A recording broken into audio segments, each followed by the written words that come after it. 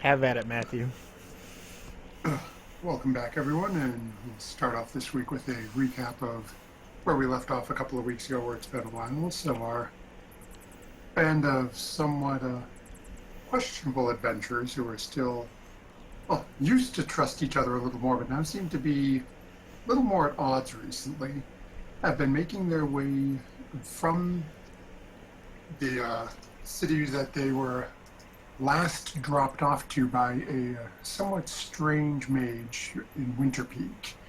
They've now headed in through the mines at the west end of Winterpeak and are making their way through the caves towards the mountain at the far end where the blue dragon, I guess we'll say helper of the ancient black dragon that is currently lording over a certain paladin's group of dragonborn, is living currently, as they've made their way through the tunnels with the help of a guide provided by a dwarven wife of the leader of the Mines Guild, who, through some fast talking by the group's bard, was bedded by Tarhoon.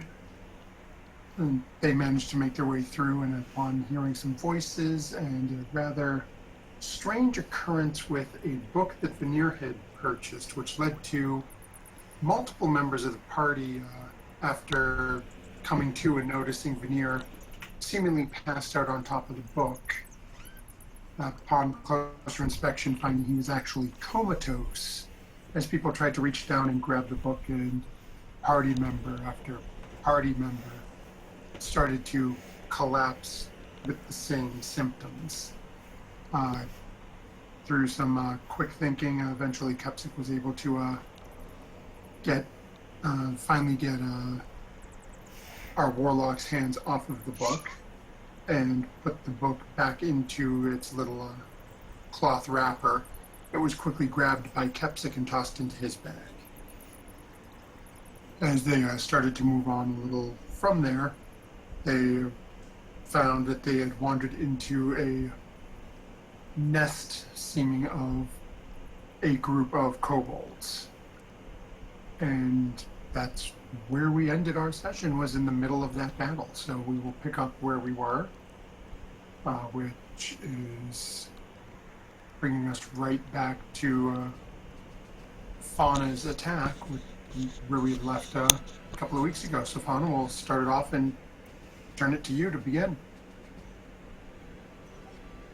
I'm gonna just stab him with my scythe. Okay, so go ahead and make your attack roll.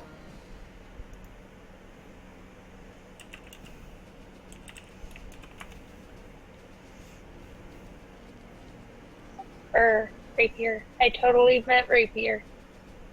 No worries, it's been a couple of weeks. Okay, let me pull him up, because for the life of me I cannot remember what his armor class is. Pretty sure that'll hit though. Oh yeah, that'll hit him. I was going to So say, go I ahead hope and the roll your 21 damage. does. I'd be scared. Oh, but I forgot. I forgot it was advantage. It's been a while since I've been in this. Okay, so I want to go ahead and describe your kill for us.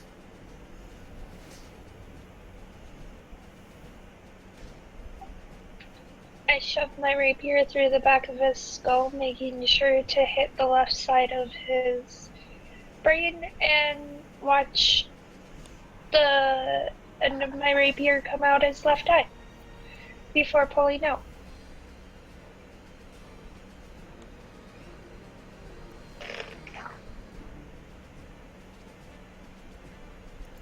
Okay, so as he collapses down. Come on. Okay, and anything else you're doing? You're moving. You've got movement and bonus. Can I use my bonus to hide again or no? Not from where you are. You are well within vision of at least three, maybe even four of them who have a clear line of sight on you. You'd have to move and break line of sight with them. If you were to come back around the corner a little bit and like come back over here, you'd be able to hide. Like right there, if you just glancing over your shoulder, you can see 3 of them that just watched you run through one of their friends.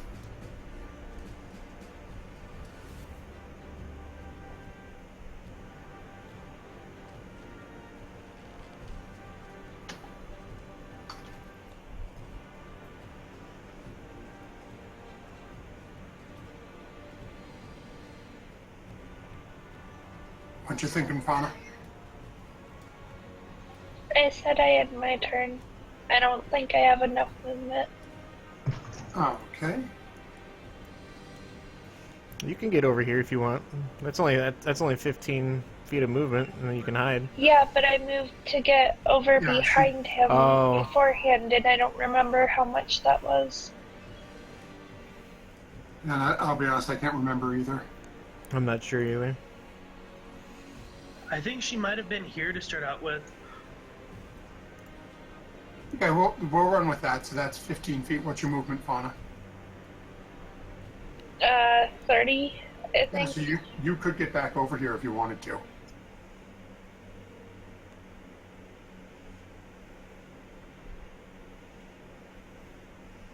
think you said you're a wood elf, so I think you might have 35. Is there good for me to hide or whatever? Like, do I have to roll stealth? Yeah, just go ahead and roll a stealth check.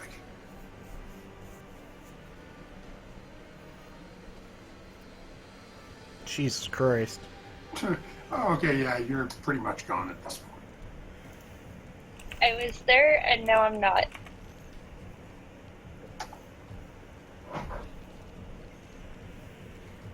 Okay, so with him being gone, that's going to bring us up to this guy. Let's see here. Seeing his person he was going to go chasing for has just vanished into the wind. He's going to come. Come on. He's actually going to use his movement to run over here, and he's going to fling a rock over at Kepsik there.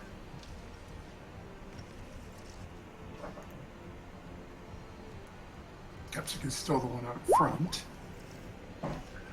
Misses. Oh my god, I'm gonna kill Kepsik and he won't even be here. Okay.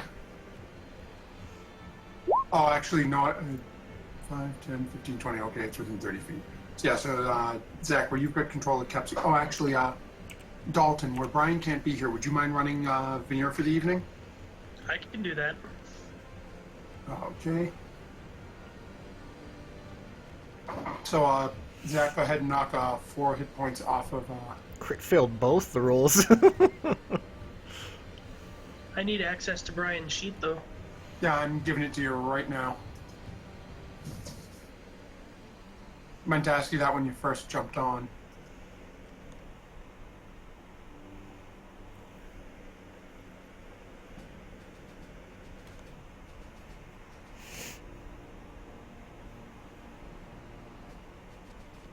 Oh, bollocks, I just closed it. Give me a second. Minor technical difficulties here, folks.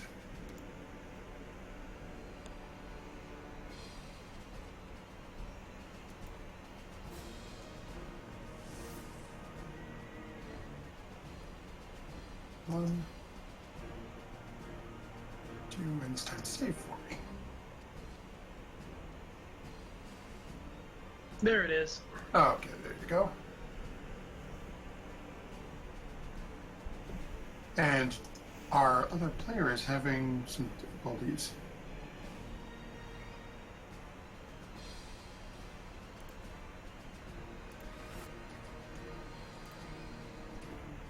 Okay.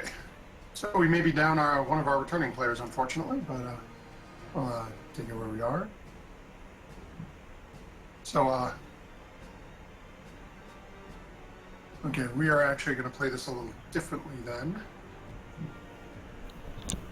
Okay. So,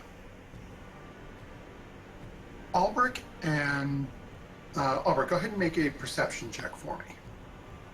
we're not gonna have Tarhoon do this because one way or another he'd notice it in a second, and as would Connor. Okay, so all of a sudden, Albert, you start hearing coming back from the tunnel down towards where Veneer and Tarhoon are, and way back at the far end where Connor is still back with the standing right in front of the horses in the wagon. Mm-hmm. As you start hearing noises and you look up, you see a little tiny face poke out of one of the numerous holes in the ceiling. And as his face sticks out and he looks around and says, "We've got you now," and reaches up back into the tunnel and starts pulling on something, and you hear a loud crack. Connor and Tarhoon both hear this as they are right next to it. And all of a sudden, rumbling in between them, piles of large rocks start to collapse onto the ground. Oh boy. Do I need to make a save? Go ahead and make a dex save. It's not really close enough to land on you. They're literally a good 10 feet away from you. Go ahead and make a save just as they start to roll down towards you. And we'll have okay, roll 1d6 for me. We'll have Tarhoon make a save as well here. It's not. This trap isn't meant to actually kill. This is meant to trap. Okay, so Connor takes 4 points of damage, and Tarhoon manages to scoot out of the way as this, and unfortunately for him, the kobold who has triggered the trap comes down with it. And as he falls to the ground and then has 4 or 5 of these large boulders fall on him, you just hear, "Ah!" And that's it. From Connor's point of view and from the others looking down into the tunnel, it's now an impassable wall of just huge stones that have collapsed out of the ceiling. Can we see Connor on the other side, or? You can't see anything. It's literally, it looks like somebody dropped dynamite and blew a chunk out of the mountain and it just collapsed. There's no opening in the tunnel. You don't know how far, or how far back it went. You don't even know if Connor's alive. You saw the rocks start to fall. You heard Connor sort of make a sound. You heard Tarhoon jump back, muttering under his breath, and then you heard the kobold scream as he realized he wasn't quite quick enough scampering out of the way and has been buried under rock. And that will bring us over to Connor for the moment, who has just seen this massive cave in collapse. I think you said you were on your cart, like you were trying to drive it through. Oh, yeah, he was Yeah, I back was trying to with the drive it horses. through. He hadn't even come up in the initiative as of yet, so he was still back sitting on the horses when all of this started. Yeah. I might need to make a handle animal because they're not war trained. Oh, okay, go ahead and make your roll then.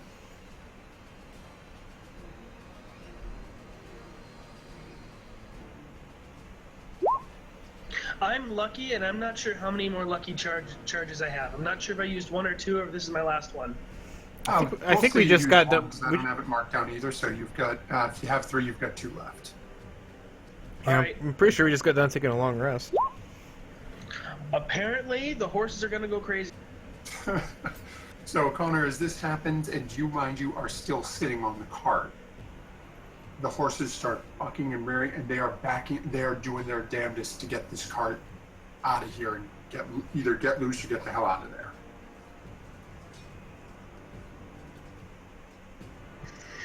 All right, can I use my action to make another handle animal check? Sure. God, I'm just making it worse. I'm lucky. There, that might do something. Okay, so they're still a little spooked at this, and you managed to get them calmed down, so they haven't hurt themselves. You go through, run your fingers through their manes a little bit, talking to them nice and soft, pointing out, look, it's off in front of you. I know it was a loud noise. We're all okay. Everything's good. And they seem to relax and calm down some. And as you're talking to them, you look at back at them, and then you turn and look at this rock wall in front of you. And from where you are, you don't really hear anything going on the other side right now. My only question is, do I need line of sight to inspire somebody? I was looking for my book, but I don't see it. I think it's 60 feet, and they have to hear you. Check. I think it says one I know it's a bonus action to do it. Because if they only need to hear me, I'm going to yell as loud as I can. Yeah, I think they just have to hear you and within 60 feet kind of thing. So, within 60 feet who can hear you. Go ahead and roll a performance check. I am lucky, and I'm going to re-roll that one for my last one. You're out of luck. You used one last time, and you used two this last. Oh, yeah. We just didn't we just get done with the long rest? When did we have a long rest last? Because remember, we took a long rest, and then we heard about the kobolds, and we moved up into this area. Oh, okay. Because yeah, of the that's right, book? So you would have the third. But Okay, then I have a 15 instead. then that'll do it for you. Who are you inspiring, and how are you doing it? I am going to just yell at Fauna, telling her that she better not let anybody over there die. I know that she's better than these kobolds. I'm sick, that's why I'm not doing the voice, so. No worries. So as Fauna, as you've driven your rapier through the back of this kobold, and you sort of ducked around the corner and steadied your breathing, and sort of crouched down behind the rocks and hidden into the shadow, very faintly, muffled, it sounds like they're yelling through 3 or 4 walls in an inn or something. You hear the bard. You can't make out everything he's saying, but you hear pieces, keep alive, better than kobold. And for some reason, you don't fully get, but it seems to calm you a little bit, as much as you dislike him. And then you end up taking your what's your inspiration die at this point? It's a D6, right?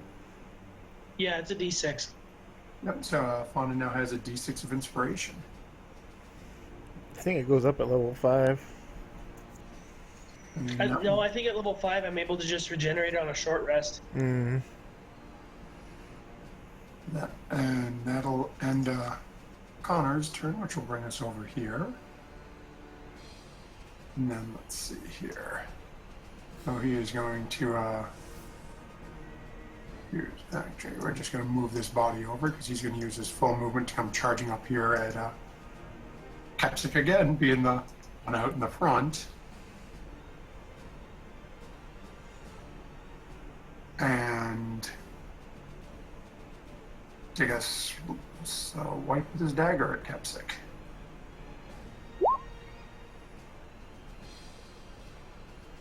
And will a 15 hit Kepsik? No. I didn't think it would. As he comes charging up, he takes a wide slash at him backhand, and he just deflects it right off his armor. Kepsik just hisses back at him. That will bring us to... Who's next? That brings us to you over here. Oh, he is going to use his full movement to charge up as well. Actually, that's. I'm just going to say again. I do not think he has line of sight on Capsic. Actually, should. Zach, can you see this guy? Yeah, you can see half of them. So he'd probably Kepsic would have half cover. Yeah, so he's gonna make his chuck. He's gonna make his What is make that? A rock plus throw at 2 him. to AC for half cover? Say who? For half cover, that's plus 2 to AC. Yep. So we've got the +2 to AC, but he gets advantage because of the pack tactics. Sure. Ooh, that'll still You're at hit. 23. Yep, that'll still hit. Okay. And that's another 4 damage. Okay,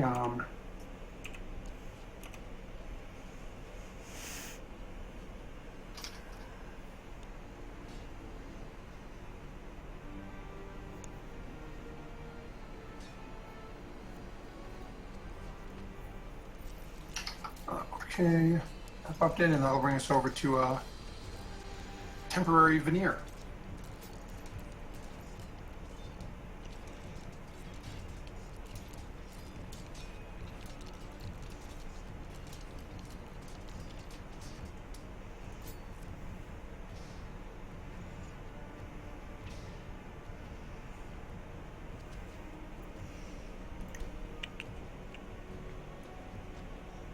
Just be a second, I had to ask Connor something real quick. We'll give him a moment to. Oh, you ran to guest book. So welcome back, Connor. It is Veneer's up. Oh, okay. He's gonna Eldritch Blast this guy.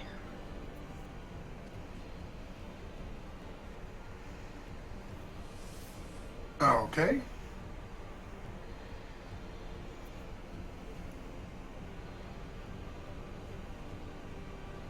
Actually, that is not going to hit. Well, I wouldn't think a 9 would hit, or an 11. Yeah. Yeah, the kobolds are low. Not quite that low. Is he moving, staying where he is? He'll move there. Okay. Bring us over. Who's next? Who do we got? Oh, we got Michael. Greetings, Michael.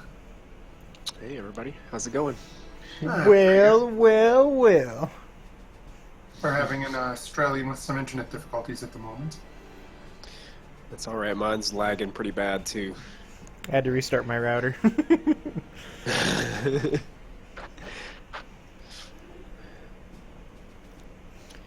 give me a second.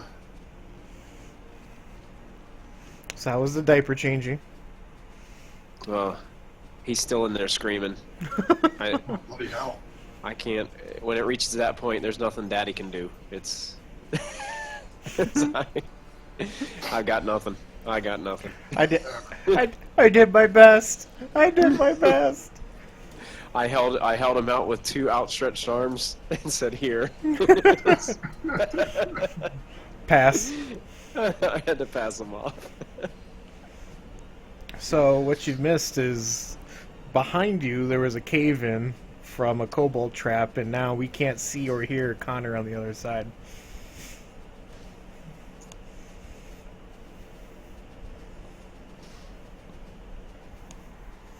So what I should do is, let's go for all purposes with this.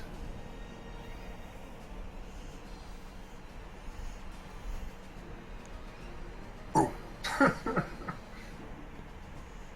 Drop the hammer. Doesn't exist anymore. And while that's going on, this little guy here is now just come charging up and is once more going to wind up with his sling and fling a little rock over at Kepsic up front. That'll miss. I doubt a 12's going to hit him with his armor. Yeah, that'll definitely miss. Okay. We run over to our next little guy here. Where are you? Ooh. Actually, is just going to do that, and then I'm right there for the time being. And then people all over the bleed map, and I got to flip all over to find them. Oh, there you are. Okay, and of course, who'd we lose? Oh, we lost Tarhoon. I feel sort of bad for this next one, but oh well. Okay. Sticking his head out of the hole in the ceiling again. This little guy rears his head once more. And is going to drop a rock on top of Tarhoon's head.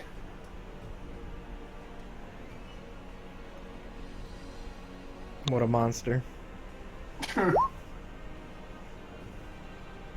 The 21. I think he has what, a 20 AC or something? I'm assuming he's either a 19 or a 20, given he's a paladin. Let me check.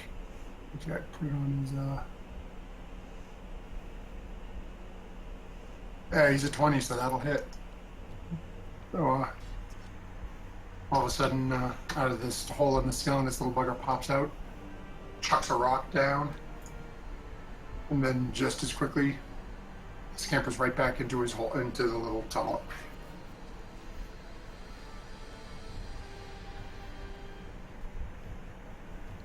And that will bring us to Tarhoon, so we'll give him a moment. He's in the process of rebooting. It's alright. I have a plan for Kepsik. He's gonna just end the fight on his turn. Huh.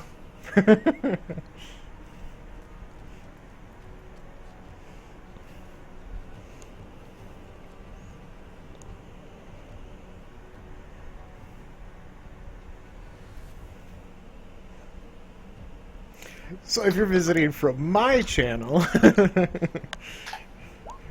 Oh, we lost Dalton too. did we? No, he's No, I'm still he's here. He's here. Oh, wow, I'm blind. It shifted on my screen. The images at the bottom jumbled their order when Michael actually left roll 20. I was gonna say he's in both for me.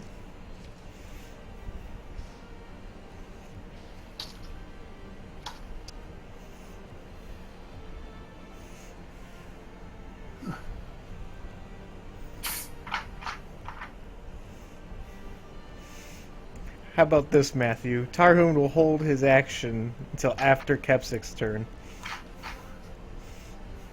Oh, we'll allow him outside of normal. We'll allow him to hold his movement and everything Yeah. until his return. Because he can actually hold his initiative. You just drop to the very end of the initiative, don't you? Yeah, we don't want to do that to him.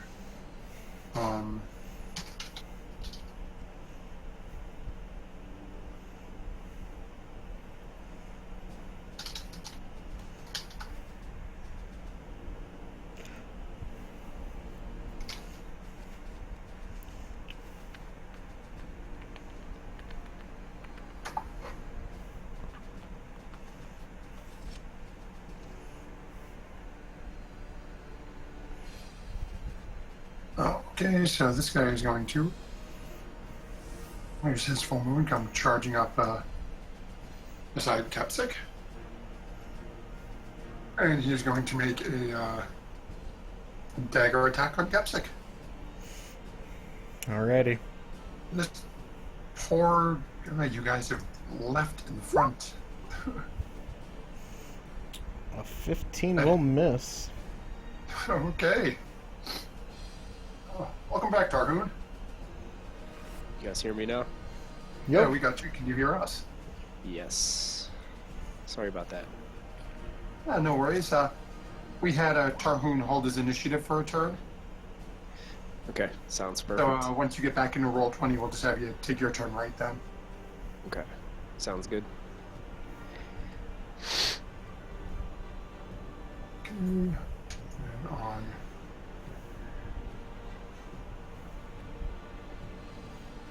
He's not doing anything yet. let me know once you're loaded in.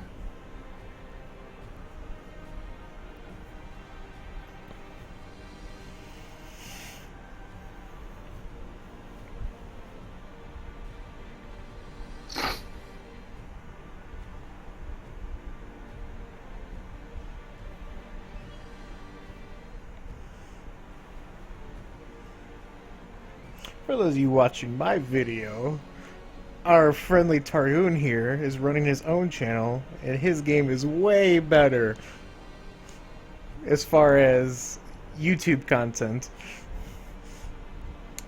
And he actually does stuff, unlike me, because I'm lazy with my YouTube. I'm just throwing up videos. He actually has titles and an intro video and all that stuff. So go over to his YouTube channel and check it out at Proficiency Bonus. Why do I feel like we just lost Tarhoon in roll 20? Are you still with us, Michael? I don't think so. Oh, wait. He might be back. He's back in roll 20, but I can't hear him in Discord. Can you hear me now? Oh, yep, we got you. I figured out what the issue was. You were hooked up to the guest Wi-Fi, huh? No, my wife sells makeup.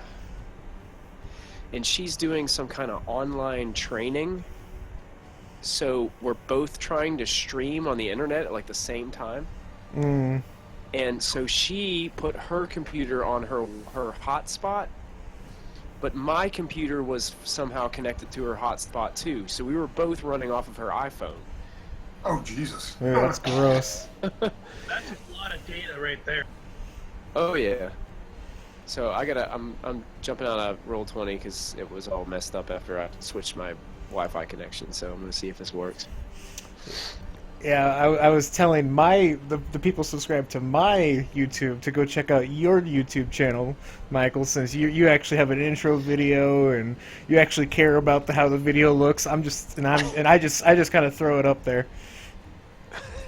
Well, I was actually going to talk to you guys about trying to get people to go to yours as well. So.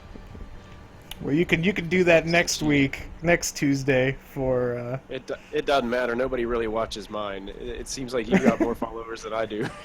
I think you actually got more subs than me. I think I only have 8 on mine. And now we've got Matthew with a nice messed up recording of me jumping in and out talking about my internet woes. Yeah, no worries at all. Nice, but technical difficulties happen when you're playing a game online like this. Now our viewers are aware of the difficulties.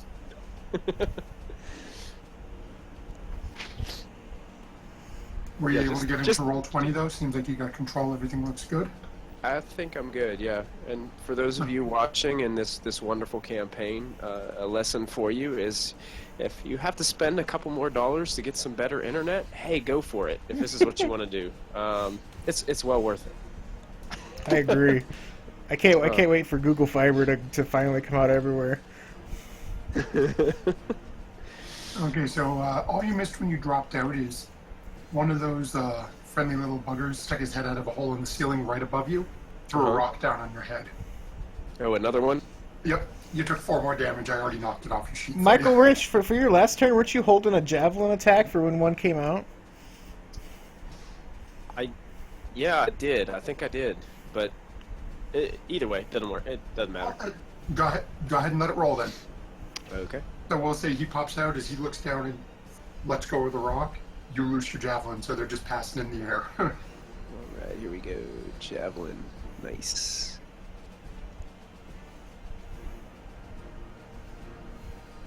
Okay, do me a favor. Make me a dex save. Dex save. Sure. Just take the kobold to the face. I think I just did. You're not wrong. That wasn't enough for it. So as this little kobold reaches out and lets his rock drop on top of Tarhoon's head, all of a sudden, it opens its eyes wide as it sees a javelin flying up right beside the rock. And as it hears Tarhoon sort of go, as the rock bounces off the side of his head, javelin buries itself into him. And as he falls out of the air, he lands on Tarhoon and knocks him prone. Yeah. So you don't take any damage from the falling body, but you are knocked down. So now that it's actually your turn, you are on the ground with a kobold basically half on top of you. What are you doing? I'm going to go ahead and use half of my movement to stand. Oh, okay. And so I'm seeing in front of me, Kepsik is basically getting surrounded up here. Capsic's got a plan. He might just end the fight right here. Oh, Jesus. We're not in the bar, Kepsik. Anyway. I think I'm going to move up to here. I think here's as far as I can go. And I'm going to go ahead and throw a javelin at this guy beside Kepsik. Okay, go ahead and make your toss. Okay. Jesus. It is, people notice that Tarhoon actually, after getting knocked down by that kobold, stands up, seems to be a little bit angry, takes a couple of steps forward and just rips a javelin between where you're standing, Ulrich, and where Fawn is sort of ducked and hidden into the shadow. And as you guys hear the sound, literally it sounds like one of your bullets, Ulrich, as it flies through the air and buries itself through this kobold's chest. It doesn't even make a sound, it just eyes go wide as it falls backwards. Tarhoon's just going to get another javelin out of his, back, the case that he's carrying them in along his back, and just say, I might stick with these for a while. Okay, so that will bring us back over to, okay, so we did him. That brings up this guy over here, who is watching all of his friends run over, and it sounds like everyone's having a good time. So he's going to come out here and basically do what everyone's doing and just keep throwing rocks at Kepsik. Perfect. Yeah, clump together more.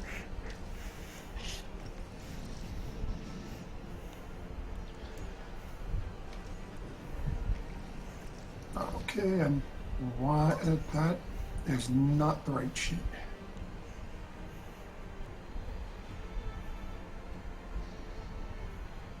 Okay. Wow, really? I was doing so well for a little while. 15 didn't hit. I know a 10's not going to then. You would be correct. So that is going to bring us over to Kepsik. Alright. Capsic's gonna go around right here, and he's going to use his Channel Divinity, which causes his thunder abilities to do max damage, and he will cast a level 3 or a second level Thunder Wave. So it'll actually be 24 damage, but they still get the save for half. Okay. You did that, and you're in a cave Yep. that just had a collapse. Uh-huh. Oh boy, this is gonna be fun. TPK. So it's a 15 cube around. Okay, so hold on a second before, let me jump back down there. I was in the process of getting something else up, and now I gotta figure that out too, so this ought to be interesting. Okay, please tell me that worked. And actually, he'll go ahead and take the opportunity attack to move one more space up in order that way he doesn't hit Fauna. Okay.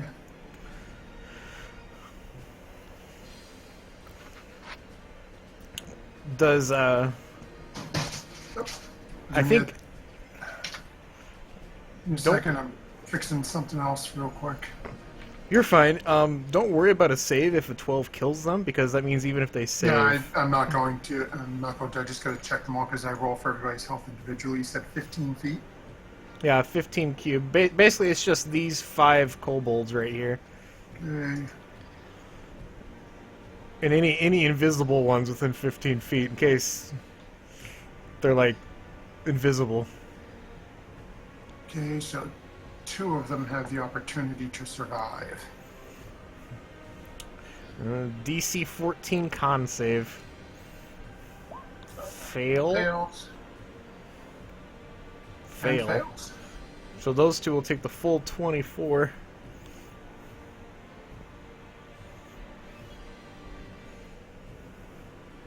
Okay, so we're just going. He did move up though, out of this guy's range. So he would, before this it would happen, he would get Yeah, he'd still get his. opportunity, but so unless he's doing 24 damage, Capsic might win this. Well, he's going to win it anyway, but he may not make it unscathed. I know he makes it unscathed. Okay, so that is going to severely change the layout of this fight, son.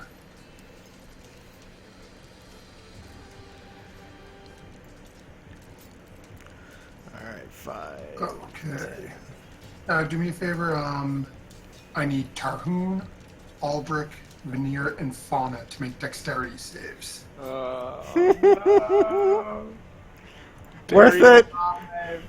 Worth it! Capsic's always causing problems.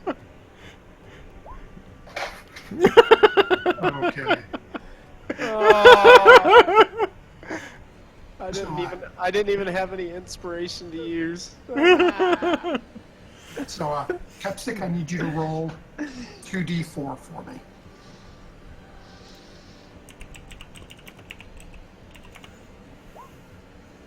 Okay, so Veneer and Tarhoon both take 7 damage as rocks and other debris are starting to fall from the tunnel above you guys. Is this one still alive over here? Yep. Oh, no, sorry. No, you're fine. I was just making sure.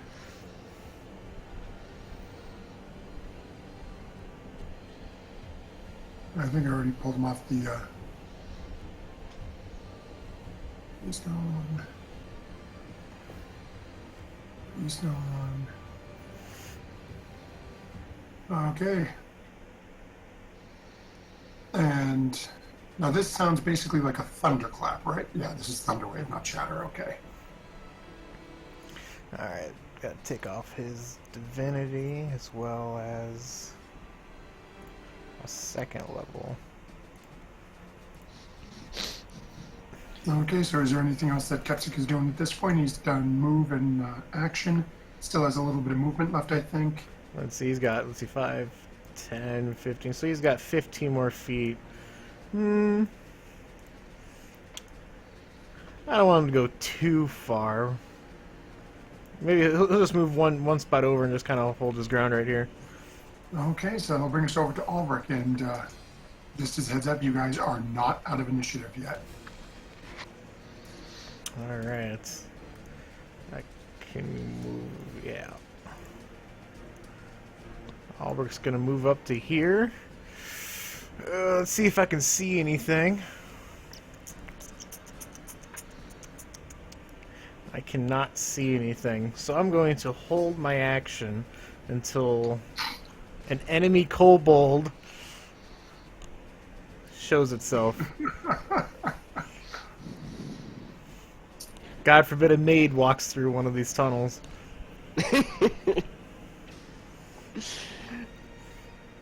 And that'll be my turn. Okay. And that'll bring us over to Fauna, who is currently hidden in the shadows.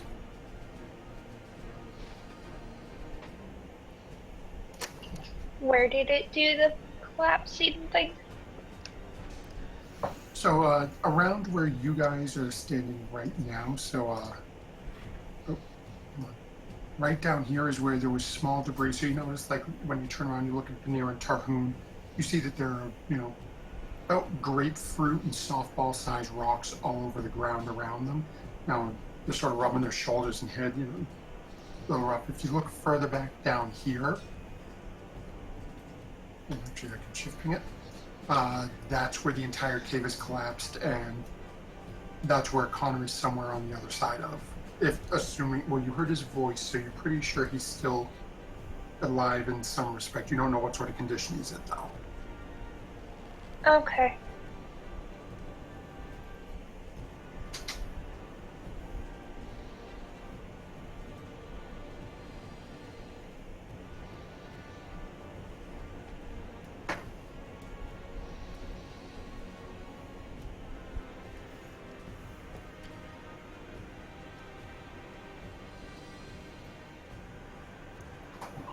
I'll hold my action here if an enemy kobold decides to pop out at me. Okay.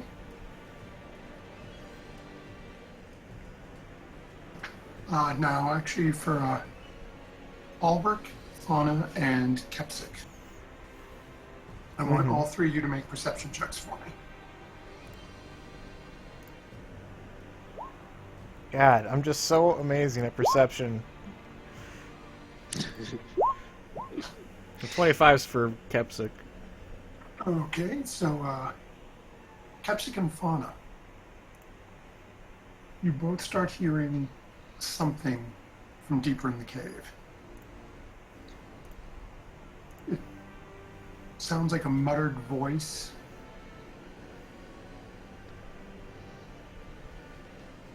Slightly irritated, is started making something of a ruckus down at the far end of the cave, but I don't think any of you can see far enough down there yet to whatchamacallit, to see it yet.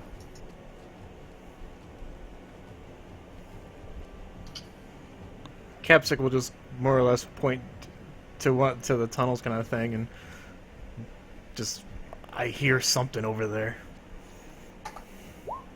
Okay. And with that, we go to that individual. I don't see him. Oh, bollocks, really? Should. Oh.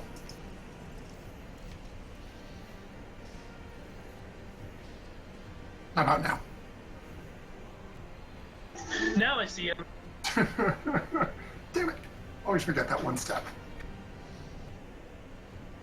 Okay, so, Gabriel, you and your couple of men were just outside this cave, dealing with some minor problems out in the this mountain range, when you start hearing a ruckus coming from within the cave.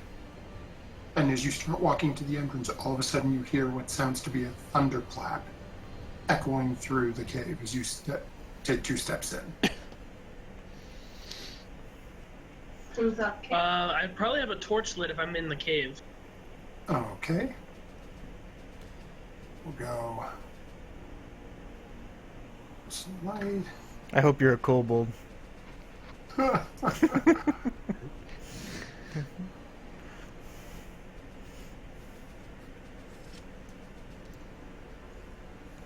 As you walk in with your torch, and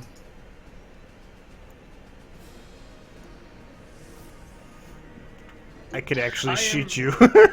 Yeah, I'm actually trying to measure out my movement right now. okay.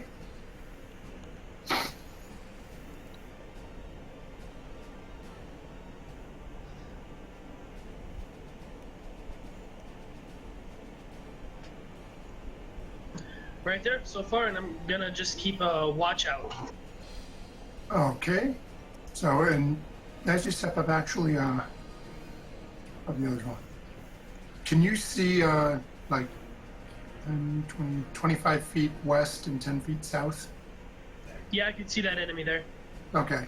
So as you take a couple of steps forward, you see this small kobold sort of hunched behind a rock. Keeps trying to sort of peer his head out a little bit, but trying desperately not to be seen by whatever's deeper out in the cave. All right. And that's all you're doing is staying right there?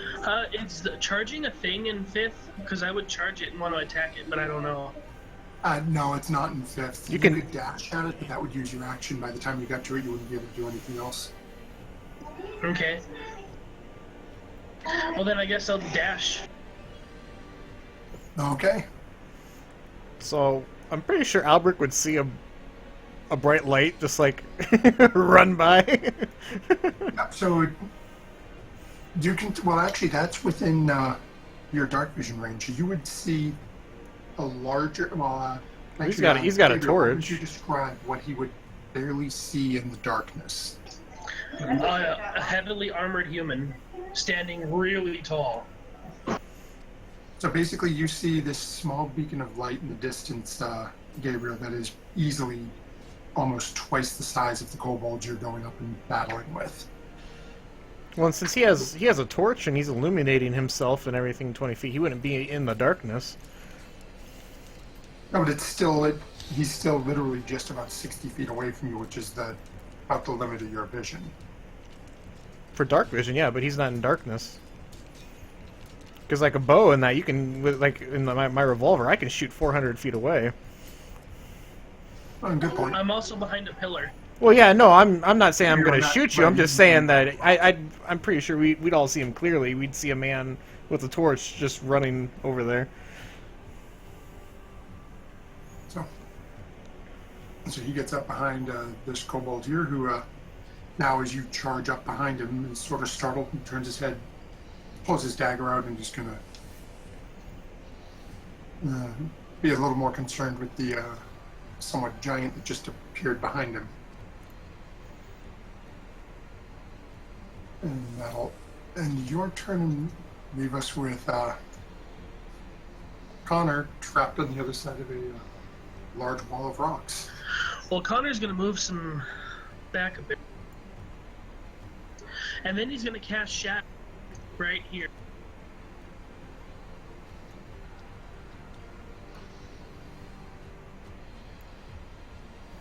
Okay.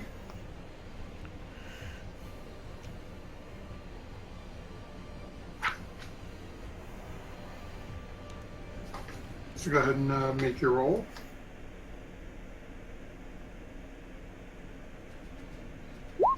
It's a Constitution save. Okay, and what's the DC on it? Proficiency bonus plus 8 plus con. Oh, no, Plus sorry, charisma. what's your DC? Your spell DC. Go to your spell page. It should be at the top. 14. Okay. So,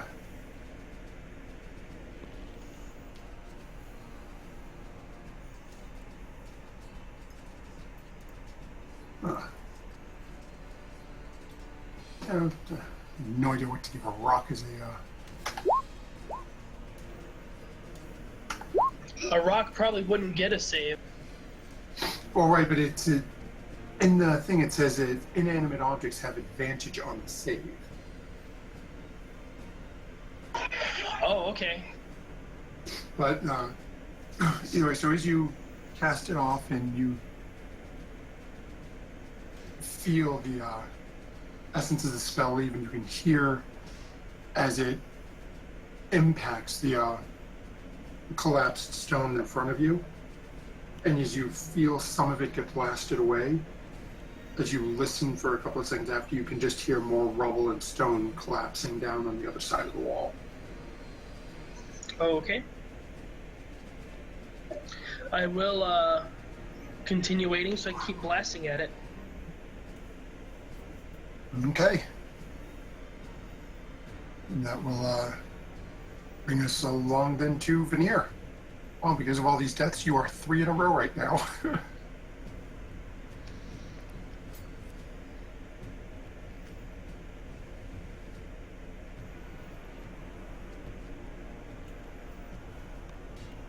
So what's Veneer going to do?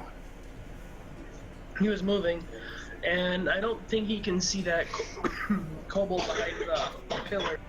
No, you can't see anything behind that pillar here. So then he will ready an action for the Eldritch Blast. Okay.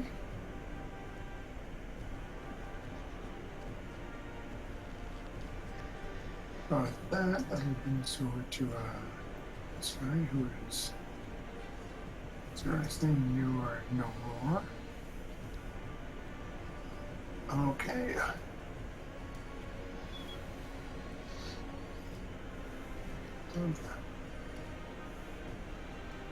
Okay, so that's going to bring us over to Tarhoon then. Okay. Tarhoon can't really see anything where he's at, so he's going to step forward into the light.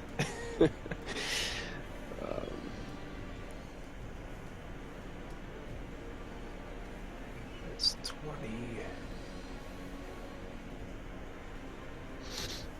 I can't really see anything.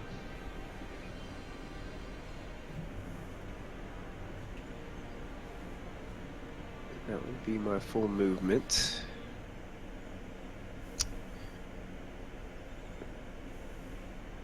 And I really don't have sight on anything. Nothing from where you guys are right now. The only person who can see anything is Gabriel, and you guys can't even really see him. Kepsik, Ulrich, and Fauna saw a human carrying a torch run across their vision, and then he disappeared behind a pillar.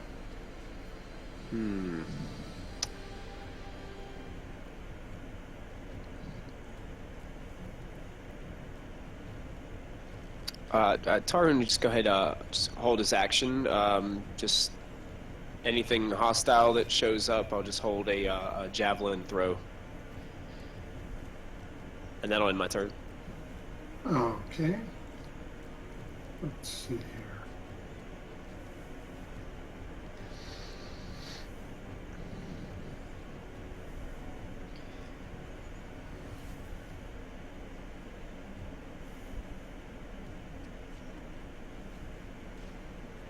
Yeah, so that's going to bring us over to this little kobold up here that has been startled by the appearance of Gabriel coming into the cave from the back end.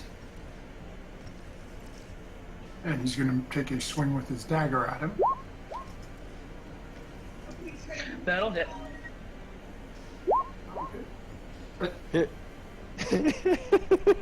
You got a hit point back. Well, I made damage. Wait, what? How do you do -1? Yeah, you take 1 damage. I get nothing on that. What? A dagger can be used as a finesse weapon. You have it as strength. Yeah, You switch it to. Strength. Yeah. I was gonna. I scared the kobold so much he forgot. You take 1 damage on that roll.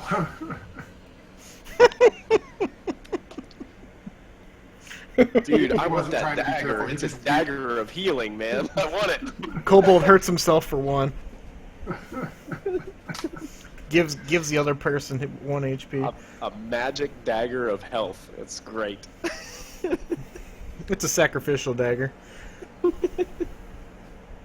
stab an Australian player's character and it heals somebody else. Okay, that is going to end his turn as he was so scared by your appearance, he just grabbed his dagger with both hands and tried to jab it through your armor. He's managed to, irritate you a little bit for 1 damage, but nothing really. And that'll bring us back to Kepsik's turn.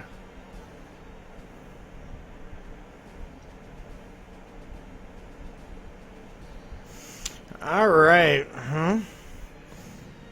Kepsik saw the motion, so he'd probably go up over here. Let's see, is this 30 feet?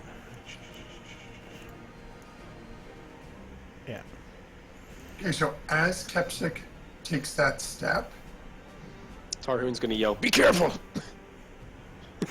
and as Tarhoon yells that, he sees a rock flying from the side at Kepsik's head. I tried to warn him.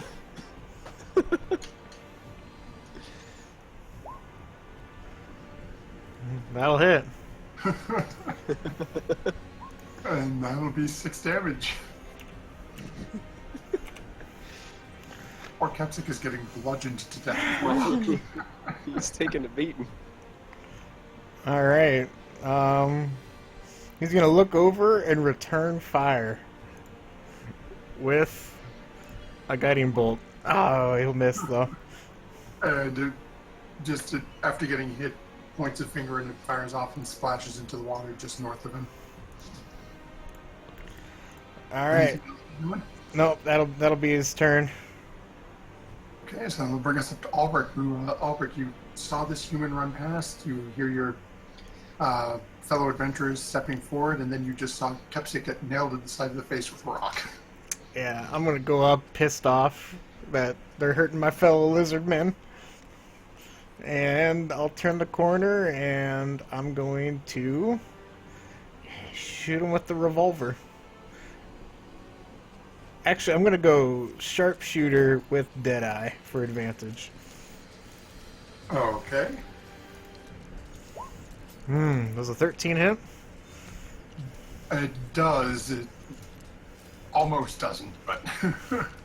Alright, he'll take 15 damage then. Damn, I rolled a 1 on the damage. That's okay, because that is enough to just turn his head into mist. Cool, I get a grit point back then. Alright, that's Albert's turn. Okay. So that'll bring us over to Fauna.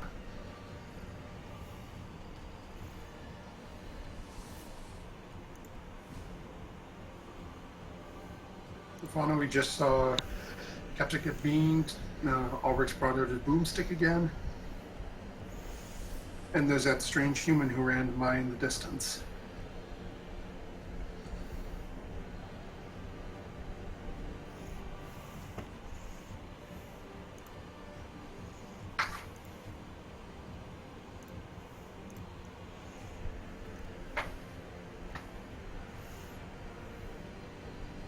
Sarah, if you're saying anything, we can't hear you.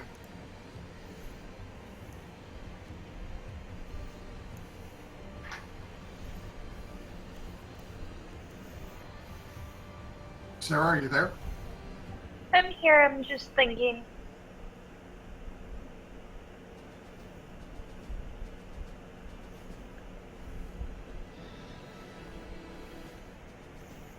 You should have partial line of sight on Gabriel. From where you are, though, that's really all you can see. She was back on this square, right? Yep. And Sarah's a wood elf, correct? So she has 35 movement, right? You can check. Because wood elves get an additional Yeah, 5. what else have 35? So if So you, you can move a little further if you want to, Sarah. yeah, you could do that. And No, then I was back here. oh, well, you still got 5 more, and then you can use, since you're a row, you can use your bonus action to dash and get another 35 feet while still having your action. So technically, you have 70 feet of movement.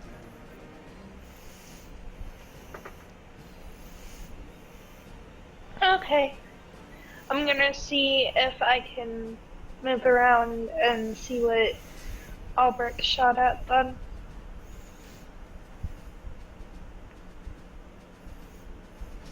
Okay, so as you look past Robert, and you can see the dead body of a kobold, and you step up.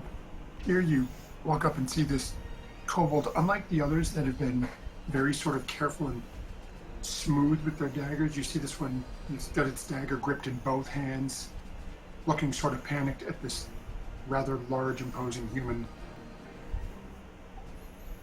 Oh, look at the little thing. It's scared.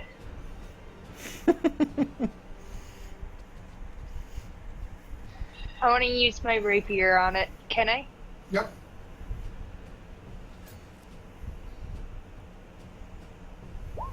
Ooh. Ouch. I don't even think there's a point to cut. That means your sneak attack gets crit as well. All the crits! Oh, wow. He just turns to a fine mist. I don't know how it's possible with rapier, but we just saw how it happened. So go ahead and roll your damage, Fauna.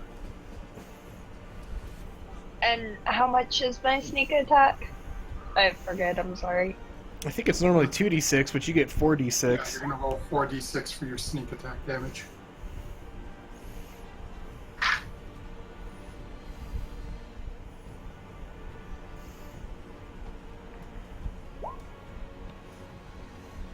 Damn, that would nearly one-shot me. I'd have 2 health left. Fauna, why don't you go ahead and explain exactly how you... Yeah, I don't even want to say destroy because it doesn't do it justice to this poor kobold.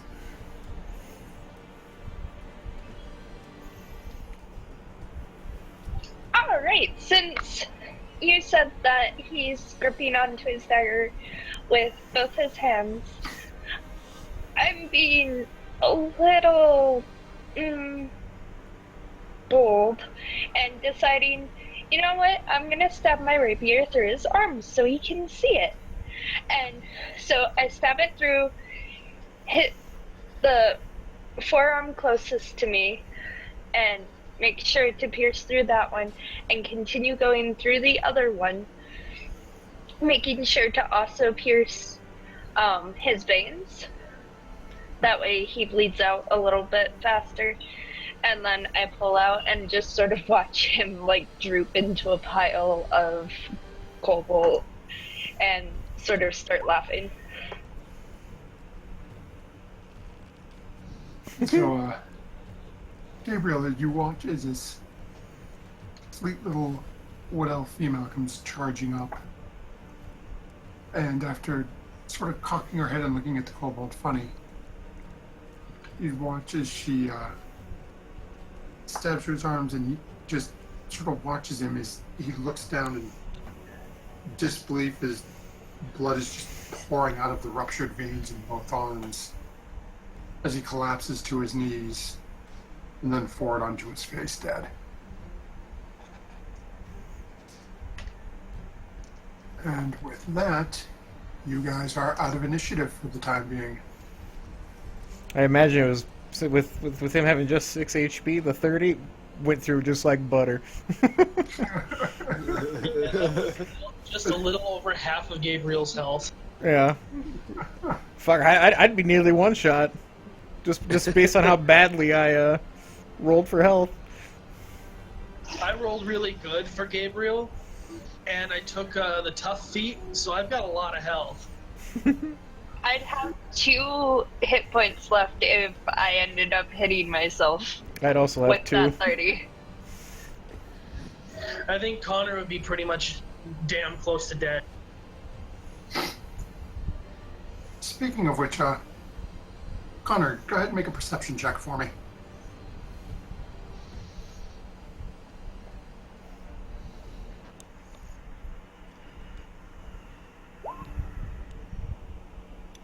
Okay. Okay. Those are some nice rocks in front of you. Actually, 30 damage with how much health Connor had left would drop him. But Connor is going to keep trying to blast his way through. Okay. He can cast that 2 more times, so... Okay. So as Connor is, as you guys are moving up, unbeknownst to Connor, and it seems like you guys are taking an interest in this new person up here. Well, I was gonna say Albert and Kepsic will probably be like, all right, let's try and go get Connor. So as you guys start coming, start heading back that way, you hear again that same telltale sound from Kepsic knows it well, from the shatter spells effect, and you can see little, as you guys are getting closer, you see little bits of rock and whatnot spray against the back wall, and again you hear the same sound of more rock and stone collapsing from above. Connor, do me a favor, make one more perception check for me.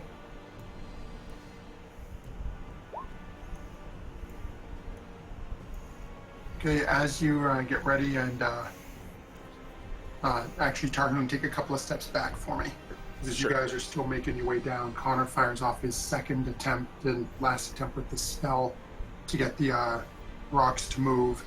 And you guys can see as another cloud of rock and stone is flung towards you out of this wall. And once more you see the roof still pouring rock and everything else down. And then as you're looking, as more stuff's pouring down, you see a couple of javelins fall down, a couple of slings that are dropped down as now the tunnel is starting to collapse in with the stone. As you finish casting that spell, Connor, you realize you hear footsteps coming up behind you. I will turn around and look. Okay, let me just see here. Make sure where I have the lines drawn here. While that's going on, Albrecht will look at Tarhoon. So I could possibly blow the rocks up as he pulls out his 8-pound bag full of gunpowder. Whoa, whoa, whoa, whoa, whoa. Do you think this is such a good idea? I mean, depends, dude. How badly do we want to get to the bard? I think this would probably clear the way. It's just, I won't be able to make bullets. The things I shoot out of the gun. Why don't we just start working on moving the rocks? That could take quite a bit of time. It could, but I'd rather move them than have a pile just fall on top of me. Okay, so Connor, as you turn around and you see a familiar face to you.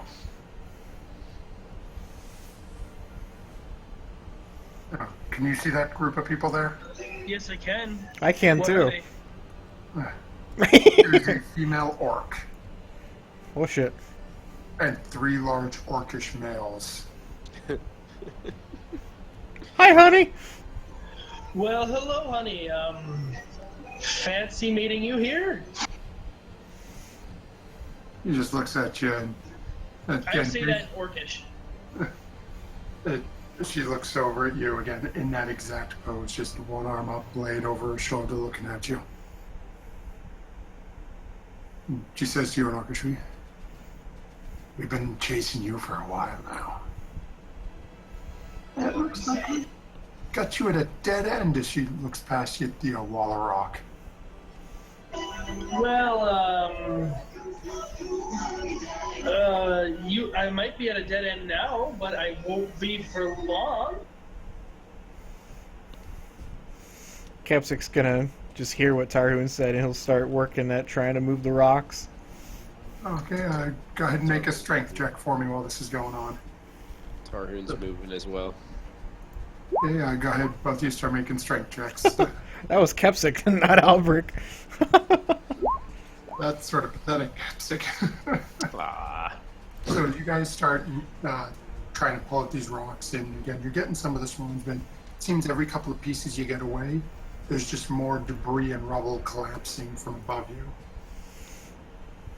Whatever it was that set off this, whatever these kobolds had set up in this part, seems to be just dumping things from the mountain above you down. You don't know how far up or how long it'll take you to try to get through all this and stop the stuff that's falling down on you, so you can start getting the bigger rocks that fall down first.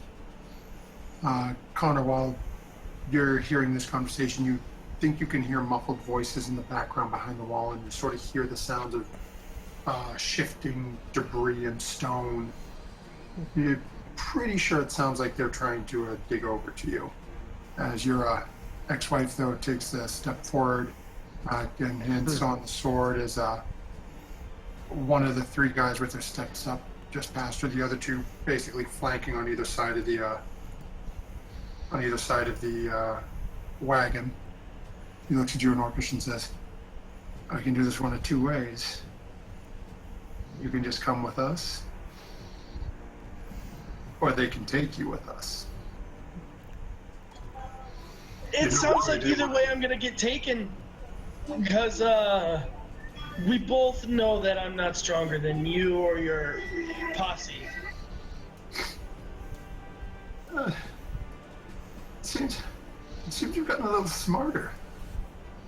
No, you got actually got dumber because of the beer. Does your dad still want to kill me?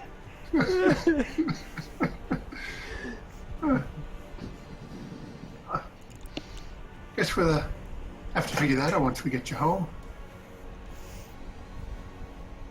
Need some help with the boy. Well, I would like to help raise the boy, but your dad wants me dead. And you just wanted me to suffer. Yeah.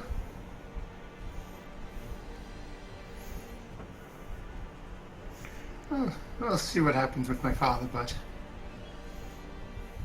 you're taking care of your son.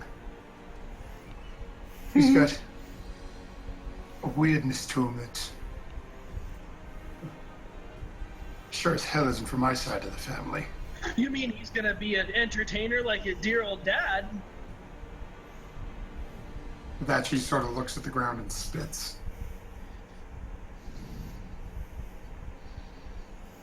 Quick, Tarhoon, it's been 6 seconds. Roll again. Capsic failed. She says, "Come along," and you guys go ahead and make another roll. And here it comes. I mean, Capsic improved, Yeah. but I mean, So as Kepsik is still just pulling down the smaller pieces, Tarhoon, you start muscling through and rolling one of the bigger ones away. Do me a favor, both Tarhoon and Kepsik make a perception check for me.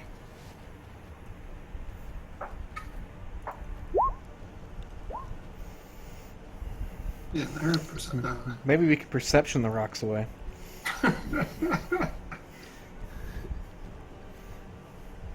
Not with my poor perception. So Tarhoon is so focused on moving these big rocks, he's got no idea what's going on. Kepsik, on the other hand, can hear voices on the other side. And Zach, you've got a sheet of what languages does Kepsik understand? Draconic, Common, and Dwarvish. So he's got no idea what they're saying. He's pretty sure he recognizes Connor's tone, but he's speaking in a dialect. He's got no idea what's being said. Sounds about right. So, Connor, as you're backed up against this sort of sloped rock wall, she looks at you once more and says, "So we leaving now?" Connor is going to, I wish I would have thought about this earlier, because Connor would have cast Expeditious Retreat on himself. But what he's going to do is he's going to try to make a break for it. And run and dash past all of them. Okay. Using the horses to sort of trample over them, because he doesn't want to be here. Okay, this is going to be interesting. They're gonna kill your horses. We're gonna see here.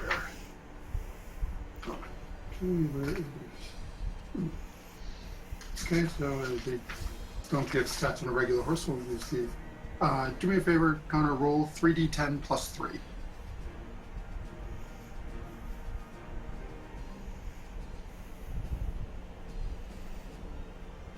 I'm going to see whether or not this horse survives running through these people.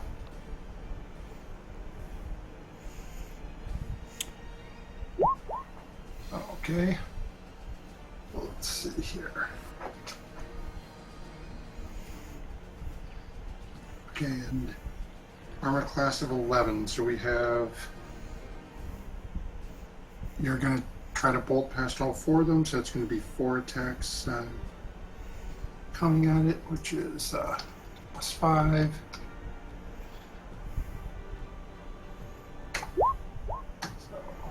1 will hit, 2 will hit, 3, Yeah, that horse is dead. And while the horses were doing that, I wanted to cast Expeditious Retreat on myself, increasing my movement speed by 10. Okay. So give me a second. So as you're sending, I'm assuming these are probably going to end up one-shotting each of these horses, but either way, that probably means you're... Flying out of the wagon and then immediately running away. Yeah, let's see here. Okay, so it's... actually, no, there won't be one shot, so you actually may make it out with a horse or two.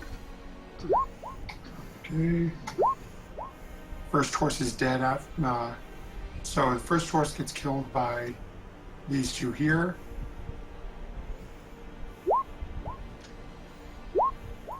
Second horse goes down to the two in the back.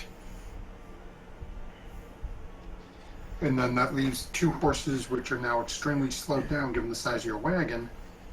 But then you're just booking off the back and running. I kind of sort of run off the forward because the horses are probably somewhere around there. Just sort of run across them. Yep, and then leap. And, and you said Expeditious Retreat? Yep, Expeditious Retreat, and can I roll an acrobatics to try to get out of here as fast as Son of a possible? bitch! Go ahead. This Tarhoon is chucking away another large jumping stone. You're good. Can we hear any of this happening? Go ahead and make another perception check. You too, Capsic. Okay. Capsic can. Yeah, there's a little more racket now, Tarhoon, so all of a sudden you can hear the sound of the horses starting to whinny and neigh and sort of cry out as all of a sudden you hear the sounds of the hoofs falling. And then a couple of shouts, and then the horse, you hear this atrocious sound of a horse gurgling. It sounds like it's being hacked to death. And then you hear another one about a second or two later. I look at Kepsic and say, we gotta pick up the pace. There's something going on over here. And then as Kipsic all of a looks at sudden you hear nothing but a string of what sounds to be extremely angry shouting and some Tarhoon, you don't speak Orcish, do you? Don't believe so. Let me double check just to be sure, but I don't think so. we wouldn't know what they were saying, but doesn't Orcish have like a lot of like loud grunting kind of thing? So you'd know it'd be like it's like bassy grunts. Yeah, you're basically hearing what sounds to be very pissed off orcs. You are fairly Yeah, certain I was gonna that say orcs on we'd the at least other know that there's pissed off orcs. We don't really know what they're saying, Yeah. but I believe the Orcish language uses the Dwarven dialect, so if anybody knows Dwarven, they might be able to pick out a few things. I mean Kepsic knows Dwarvish, but he would just know it's Orcish based on the. He knows it's Orcish, and we'll say he picks up a couple of swears, and that's about it. All he gets from it. Kepsic will look over at Tarhoon. I mean I can thunder wave or shatter. And with this Connor, though, you are gone. I wouldn't be surprised if the ex-wife can wild shape. I wouldn't be surprised. They catch up to me. No. Are you just gonna keep running? Oh, I'm gone. I'm running. I'm gonna dip around in town. I'm gonna try to disappear. Okay, so as Connor is run off now into the abyss somewhere, and again, as Tarhoon and Kepsic are working away on the stones, and then all of a sudden you hear the loud sort of grunting, angry that start to fade away into the distance. So just so everyone knows, did anyone leave anything on the cart? Albert didn't. I don't know about Kepsic. No, for gameplay, everyone jumped off with everything when they got. Even Fauna with all of her skulls. Yep, those were all in her bags. She didn't typically leave those laying around. Gotcha. She didn't like the bard, didn't trust him. So she wouldn't leave something as precious as the skulls in the cart, in the wagon.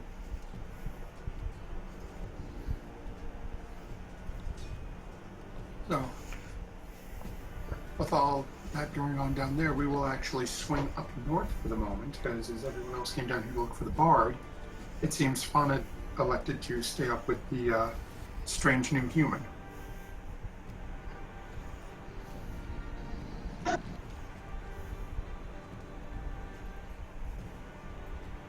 So Fauna, what are you doing at the moment up north?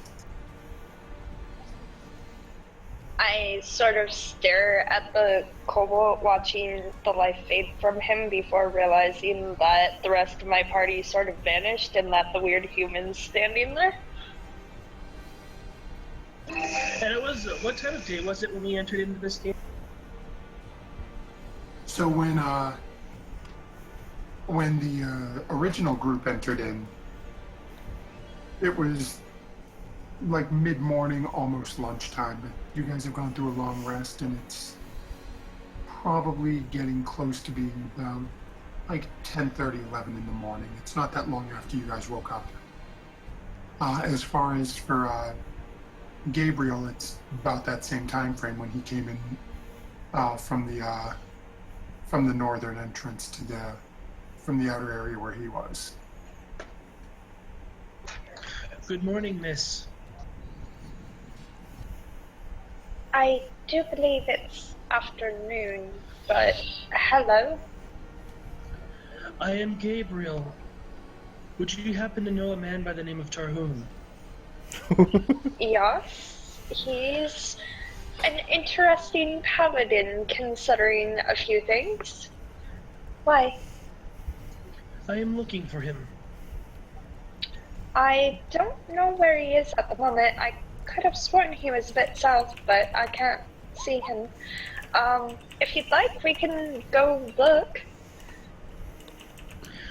That would be wonderful, thank you. And I lead him back south at least.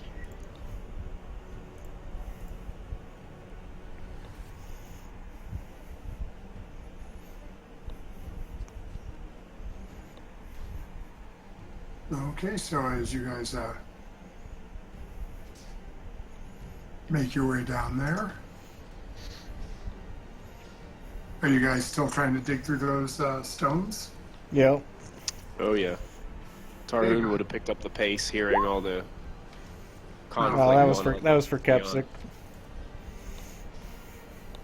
So go ahead and make another strength roll for me. Okay. Strength.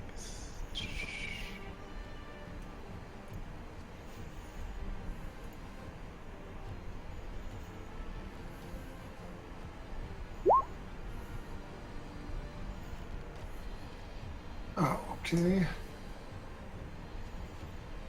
What we'll do is for everybody's sake, as far as leading, Fauna, would you keep leading him down all the way back towards the entrance?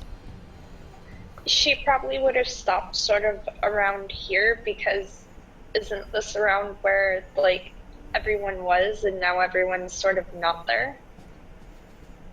Fair, good point. And actually, with Veneer being down here, you just barely sort of can almost see Veneer down here in the corner.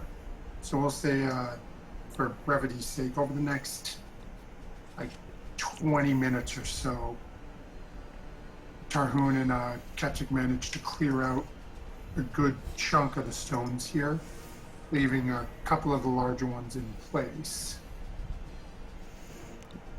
Fauna and Gabriel would probably see light coming from over here because Kepsic has light cast on him. So they'd probably see flickering of lights.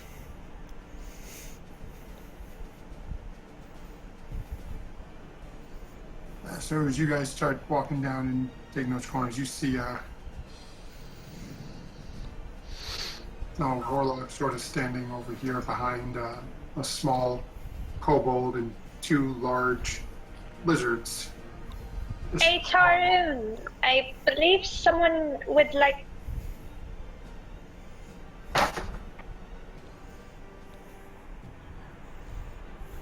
Would like to what? Sorry, I started dropping something.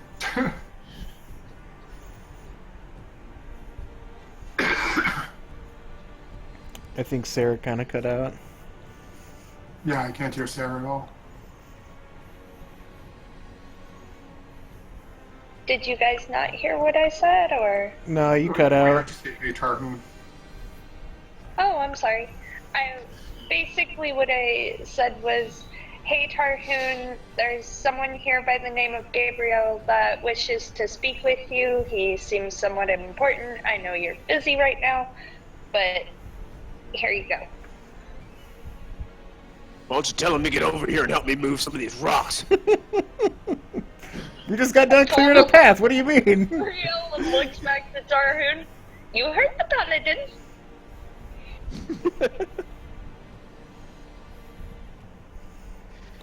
Alright, I'm not sure how I'm going to help you. It's rather narrow here.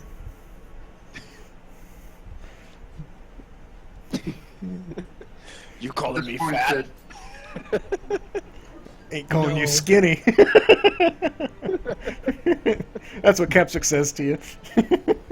At this point, you guys have cleared enough out of the way that you can see back down the tunnel where you came from. Mm-hmm. And you can see under this collapsed rocks, you can see the body of the kobold that fell out of the ceiling and was crushed, or what's left of his body. You can also see the remnants of your guide still laying under one of the large rocks to the side. As he, Our guide was under there? he was over with the horses. The horses made it out. The horses weren't hit, were they? No, he was over in front of them. And then as you look down the tunnel back the way you came, nothing. No cart, no nothing? No cart, no Connor, no... Go ahead and make an investigation check. Well, they Ooh. might see some dead horses. Oh, good. Yeah, you see, thank you. I forgot that 2 of them were killed. You do see 2 of the horses have been decapitated. Yeah. Bodies laying on the ground. The 14 was Albrick. Then, let's see, for Kepsic.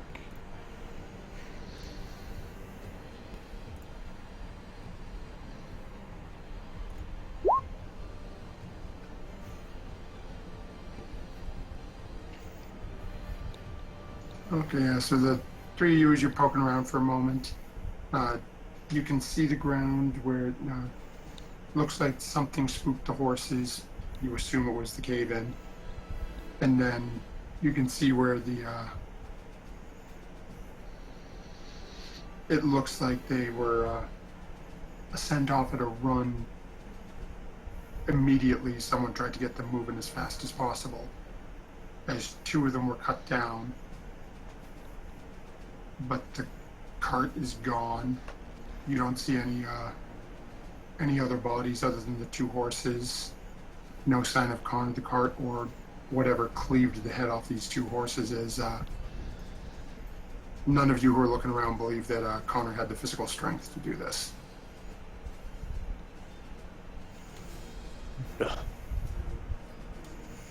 Just great. Albrick and Kepsic will just kind of look at each other and then look at Tarhoon and just be like, are we going to go all the way back to town and maybe try and get a new guide, or do you think we should just continue on down the tunnel?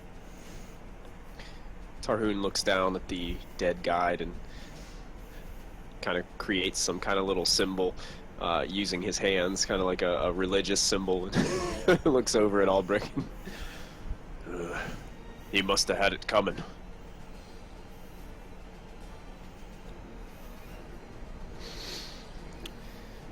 Then I look over towards Gabriel.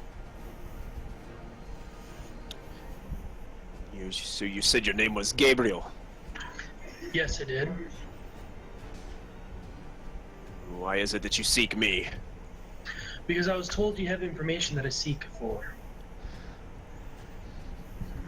What information would I have that you would need? A long time ago, my church was raided by some unsavory fellows, and I was told that you have information on where their commander is. Your church was raided. Who was it Yes. raided? Who was it raided by? Just from an army from the north.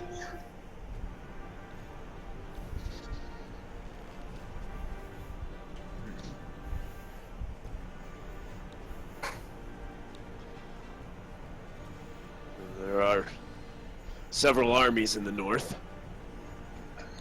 There are. Perhaps I could fill you in more when we're not in such a dangerous situation. Albert will look around and sees no sign of danger. I think we're fine. Albert, make a perception check for me. As well as I've been at this all night, I think there's nothing here. Yeah, there's nothing here. But yeah, you are absolutely certain you are completely safe right here. Just because we seem safe, Tiny One, does not mean that we are. What'd you call me? I called Albert Tiny One. I understood that. I'm just Albert's confirming with you. Maybe I did? Is there a problem, Gobo? She also seems to have, like, a slight smirk on her face. Albert is kind of like, he seems confused. Both confused anger and confused, like, do I let this go? He's gonna think on it for a bit and just kind of look back and see what Tarhoon and them are doing. Tarun's just gonna look back at Gabriel and just ask, so, how long was your church raided? How long ago was it? About 40 years ago. And you've been searching this long for answers? Yes, I have been.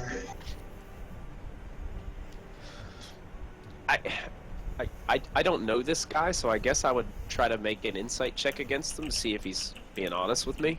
Okay, go ahead and make an insight check. And at this time, I'm putting my backpack down so that I can grab my military rank to prove that I'm not lying. Okay. So as you're looking at him trying to figure out what he's doing, you see him rummage through his bag for a couple of minutes. And then he pulls out the his rank insignia.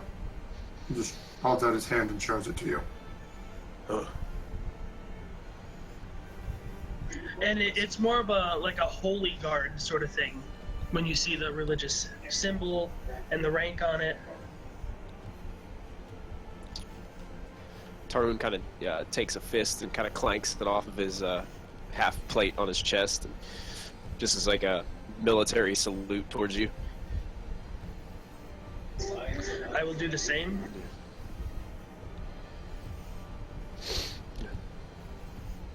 I see that you're a man of service. That I am. Who is it? Who is it that you serve? I serve the high priest of my church. I was within the high guard, and we protected him. Many of us died that day. Have you heard of the Swiss Guard? Would I've heard of the Swiss Guard? Go ahead and make a roll. Okay. Make a either make an history or religion, whatever's better for you. History or religion? Religion's a little better. Oh yeah, you've heard of them. Okay. Well, yes, I have. Not too much detail of information, though. But I have heard of them. Well, when our church was raided, there's only 189 of us protecting the church. And 42 of us broke away to protect the high priest. I was not one of the 42.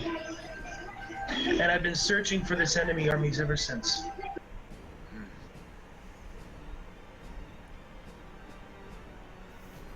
I kind of look around to the rest of the group and so do we have room for one more? Maybe we can walk and talk at the same time. Albrecht will just chuckle. I mean, we lost 2, pointing to the guide, and then who knows where Connor went. Should we go back for him? And, I mean, we could go back and look for him and possibly get another guide. Do we have to go look for the bug? Well, out of character, Albrecht doesn't know. Capsic still hasn't told Albrecht about everything that went down. So Albrecht's still fine with the bard. It's just... it feels weird controlling Kepsic and having Kepsic tell me everything, so that's why the only reason why Kepsic hasn't done it is because I think the last 2 times that we've played, I've controlled Kepsic, so it's awkward to kind of... It's hard to give yourself that information. Yeah, so I'm purposely not giving myself the information, so... So, as far as Albrecht goes, I mean, he's okay with the bard. It's not like they're great Bob's buds never or been anything, okay with but the bard.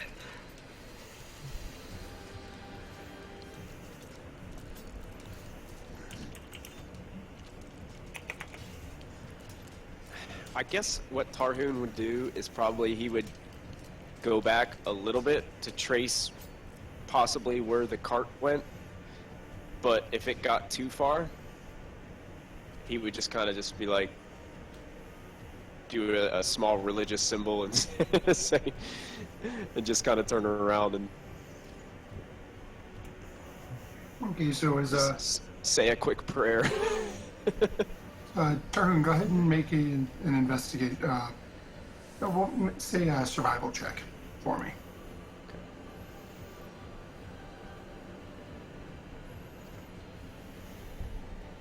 So as you and actually Albert, go ahead. Where Capsic's been helping him out, have Capsic make one too.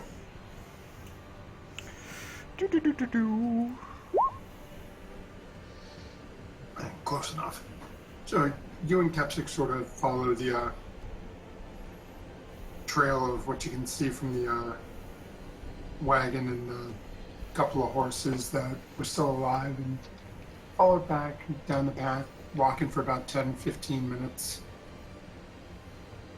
And again, as you guys are watching the ground, you can see a large, heavy footfall. It looks to be from, you're not really sure how many, you guess somewhere between like 3 to 6 people. So you're thinking a small group of orcs or what showed up on the other side of this wall for whatever reason. And you can see the hoof prints and the wagon wheels, and then a little further up you can see what looks to be human-sized footprints heading the opposite direction. Heading away from you guys. No real sign. You're looking down the tunnel. You still don't see any lights in the distance or any people. You don't really hear anything.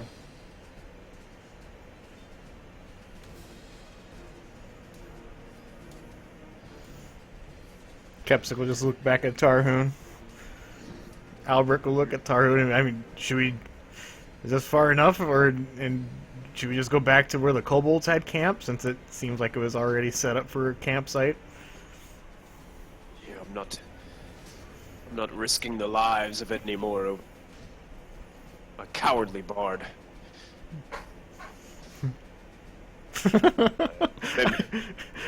Albrecht will just kind of look at you. We don't know. We don't know if he fled. I mean, he could have been taken. Cowardly's a little strong when we don't know what happened. But do you see how far those footprints are spread apart?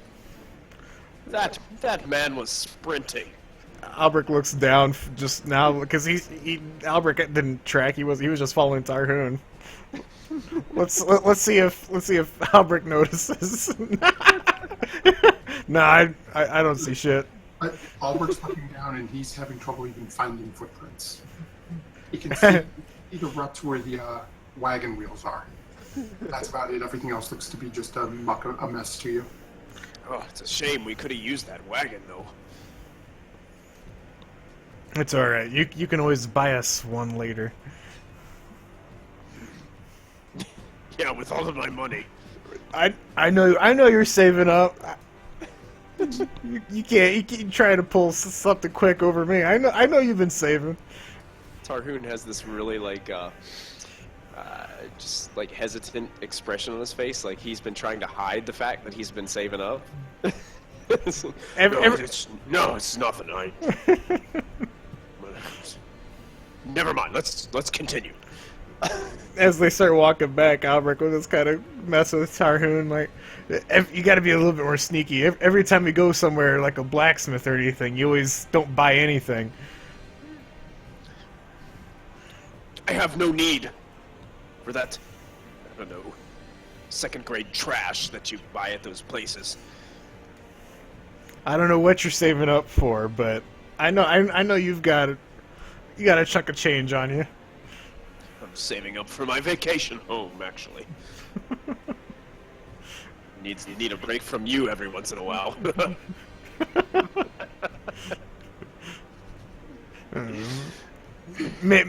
You could always go back to the last town right now. I might just think about it. You've got that lovely little dwarf lady waiting for you.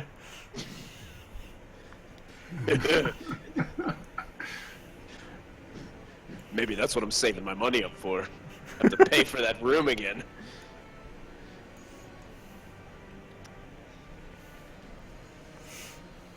The Tarhoon's a little, I don't know, he's a little shaken, a little hesitant about leaving Connor.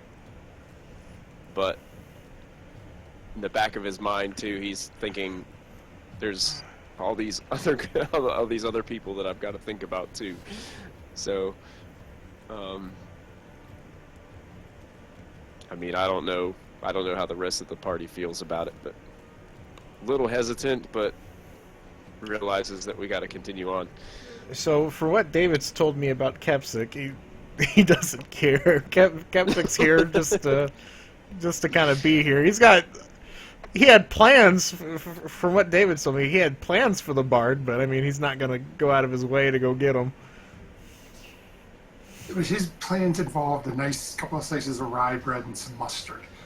Let's be real here.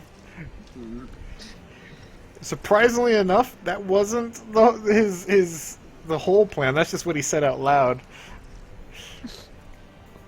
I'm sorry, you were going to turn Connor into fresh meat delicatessen. Oh, that's the only part I got out of it. So it's up to the party. Right. Let's see, Connor is in the wind at this point. He's running from who knows what from your guys' perspective. So you've got Connor's in the wind. You have a book that is currently in Kepsik's bag. That rendered the good majority of you guys in comatose until some quick thinking had you guys freed from its grasp. Yeah. Kepsik's gonna also say that he kind of looks down at everyone, and you can see his head is just riddled with marks and scrapes and everything. He's kind of hurt. Kepsik wants at least a short rest. Albrecht's ready to go though. He didn't use shit. Tarhoon's a little bit bumped and bruised up too. He wouldn't mind taking a rest.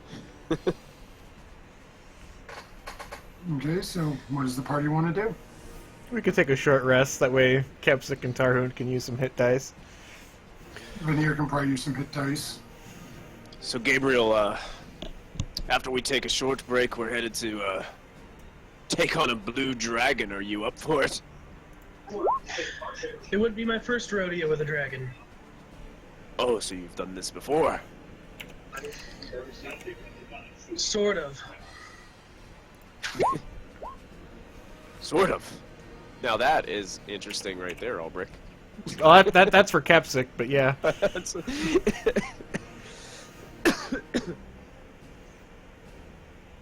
What do you mean, sort of, Gabriel? I have seen dragons, and I have fought one before, but it did not go very well.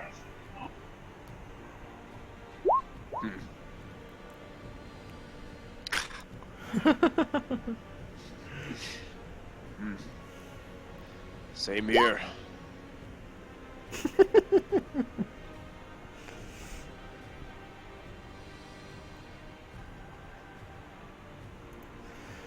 Let's see.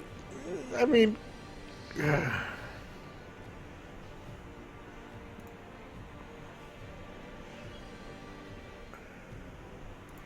I don't know if. Nah, he wouldn't do that. Okay, so I'm gonna have Veneer roll 1, 2. I'm assuming he'd want. Really? Okay, we're gonna have him burn 2.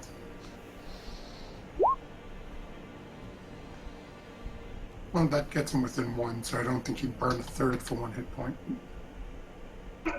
When did he get 50-some hit points? I mean, got to a little just extra change there. it to 32 to make it easier on myself, instead of putting plus in front of it. I mean, Gabriel has 58 hit points, but a warlock? There you know.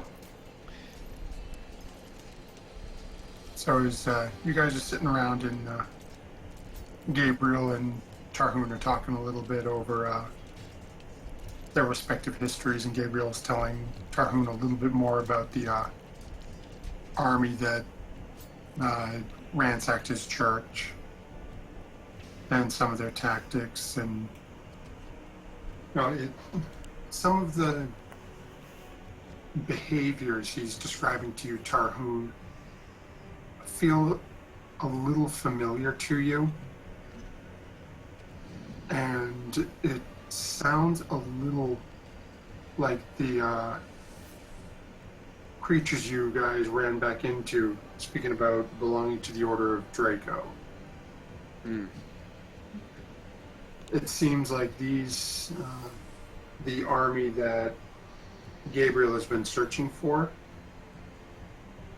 may have had a hand in training these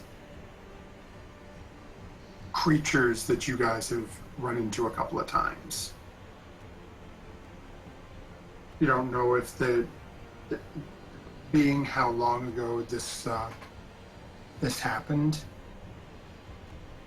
you're not sure whether or not these creatures have been around for a long time and maybe they are the army, or whether or not whoever was in charge of that army has now passed this training on to Gamroth and his cohorts.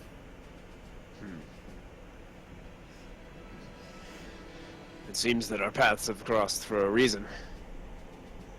As he says, BRB. During the short rest, Albert's gonna go around and loot all of the kobold bodies. So if you want to, and I'll put it in our group notes if you want to just tell me what all there is, Matthew. Yeah, I mean, Pirate, can't you see that it's just a bunch of junk? Nothing is just junk. Everything has a price. so as you're going around, you find they have a bunch of rocks on them. How did you find one? You managed to find 11 daggers, 9 slings, and the rocks are just all over the ground, so Did you can pick the up as many rocks as you wanted to. did the they have any armor on them or any money or anything? No, no money, no armor. Gotcha. Basically, these guys were wearing nothing but pretty much loincloths, basically. Ooh. How much do loincloths go for? Fucking pirate. Fine. You know what? Never mind. They're naked. The little tallywhackers are just all exposed for you. Ah.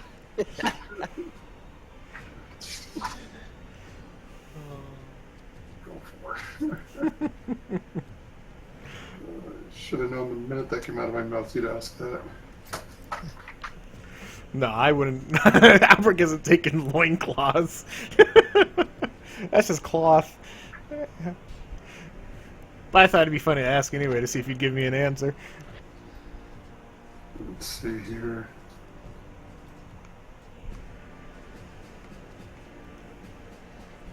And I've got nothing for a small length of cloth, so we'd say maybe 1 silver. No, I'm just messing with you. Okay, so as you guys finish up your short rest,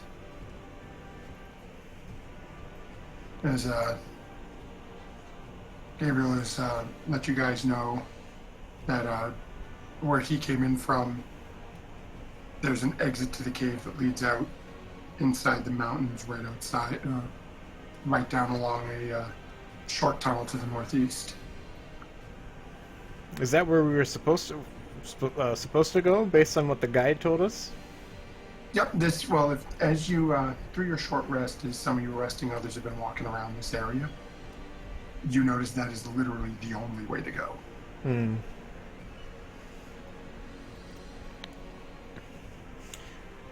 Exactly. During the short rest, and after I was going around looting all the bodies, would I have enough time to throw a Tinker Tools check in there to assemble another piece? Or do you think that would take... Through a short rest, no, not with looting everything. Gotcha. That's fine. Albrecht will just I mean, you could encapsulate... try to, but you'd have disadvantage because you'd be rushing it as people are starting Nah. to get ready on you. It's kind of a delicate process. Yeah, Albrecht and Capsic will just kind of look at everyone and we're ready to go. Tarhoon will stand and get ready, pull up his shield, and say, well, lead on. And I'm going to stick all you guys together for a moment here. Looks like you're the new guide. Yeah. So as Tarhoon says that to you, Gabriel, you remember that where you were just outside, you were in a section of the mountains, and you could see the tallest peak further off in the distance, and it seemed to be a decent open area with a couple of streams. It's probably about 15-20 minutes down the path in the northeast corner of this area. Okay, I will lead them through. Okay, so as you guys go through the end of this room, you come through, see where that poor kobold that Fauna made bleed out of his arms as he was trying so ferociously to drive that dagger through Gabriel's chest piece. And like I said, about 15-20 minutes, you guys make your way come out to, actually what I should do is, you're not in the battle anymore. Give me a second to get you guys over to the next area here.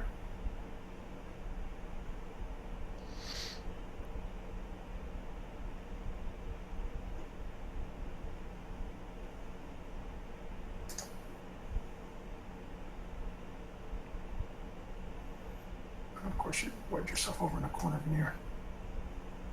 Okay. Gabriel is leading people out. Sort of tucked in the back. There we go. And then... Oh.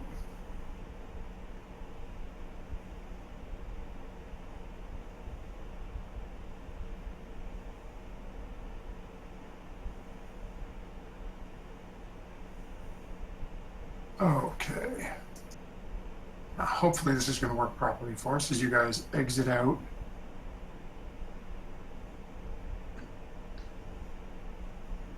Okay. So, can you guys all see on this map? I can. Yes. Okay, and there should be sections that you can't see, correct? Yes. Perfect. Alright, I have to ask. Should I see all these people over here? It's perfectly okay that you see them. Okay, what about that guy? What guy? This guy over here.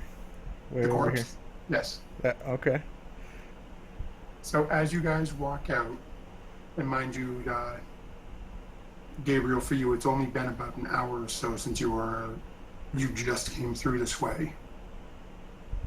And the couple of you would run into a couple of hunters out here as you come back out of the cave. Outside of the stream that runs beside the cave entrance, you see 3 corpses laying on the ground. Off in the distance, you see a couple of strange-looking people. Look sort of similar to Tarhoon, but not really. It's hard to make out a lot of detail of them from this distance. I'm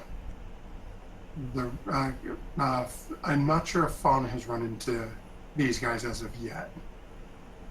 Trying to mind blank, but for the rest of you, Tarhoon, Kepsik, Albrecht, and our Warlock here, you are very familiar with what three of these creatures are looking at them.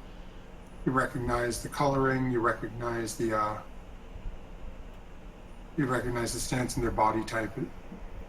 You're very familiar as you have had multiple run-ins with these guys. What are you doing? Albrecht's gonna kind of look at everyone. Should we maybe sneak up on them and take them out? Do I look very sneaky to you? I'm not very sneaky either. Well, I meant more along the lines for, like, me and Fauna to at least start the fight. And let them come to us, I guess.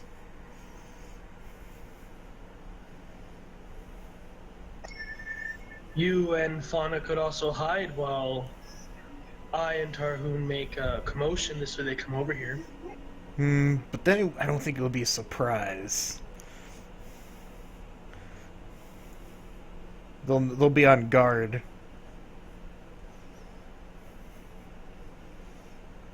Because I think right from where we're standing right now, I can shoot up to 400 feet. So yeah, I can hit these guys just fine. I'm not sure. Does Fauna have a long bow or a short bow? She has a short bow. What's the range on that one? Or what's the first one? I'm just trying to figure out how close we'd have to be.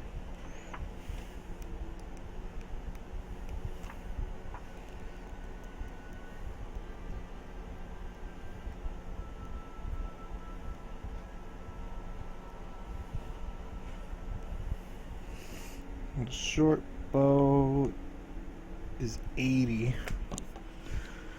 So she'd have to get at least. Alright, we could just move up and we could start this fight from right here and just, if you guys just want to hold the line while they come after us, and we'll just pick them off, since it'll probably take them a bit to get over here. Or they could run away. That's also another problem. Gabriel, do you know any of these people that are lying in front of us? I saw them an hour ago and they were fine then. They're not looking so hot now. I can see that. Were you being followed? To my knowledge, I was not followed.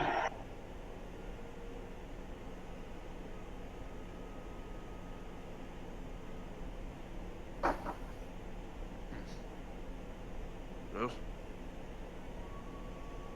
What's the party doing? Albrecht will just look at you, everyone else, and we can do whatever you guys want. It's just we could do it that way, but if they run, it'd be hard to ever catch them.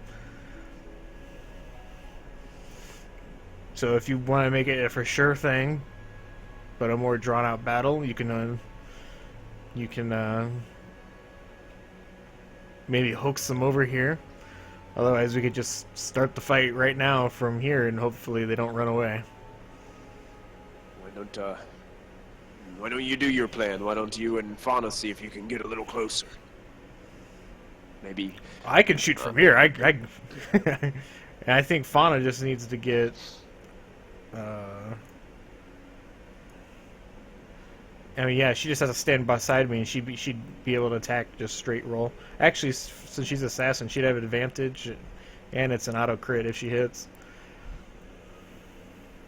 with sneak attack.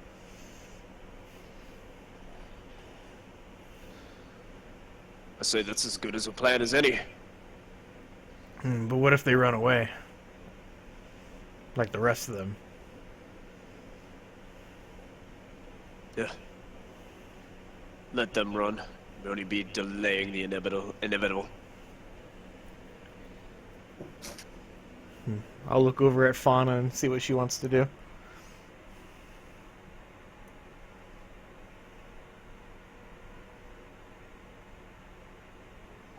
Your idea, Kobold.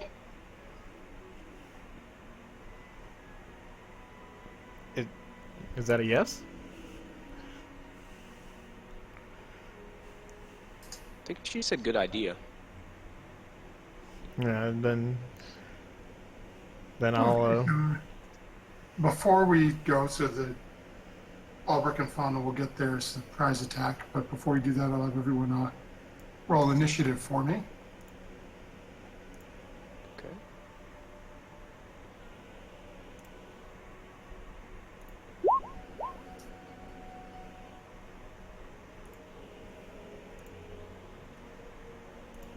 I forgot to click on my token. Dun dun dun. Dun, dun, dun.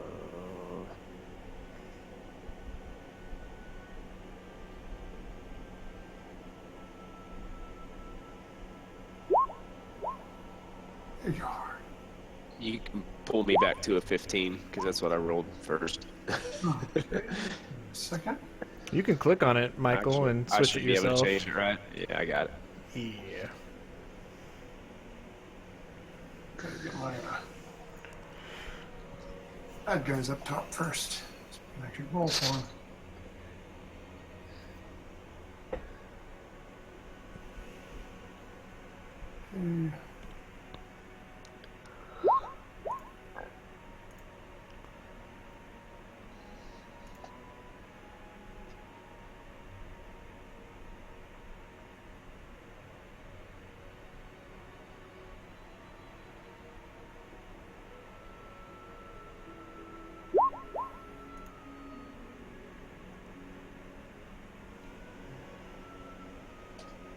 Okay.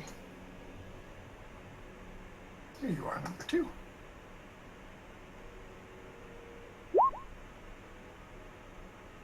Ooh, decent rolls tonight.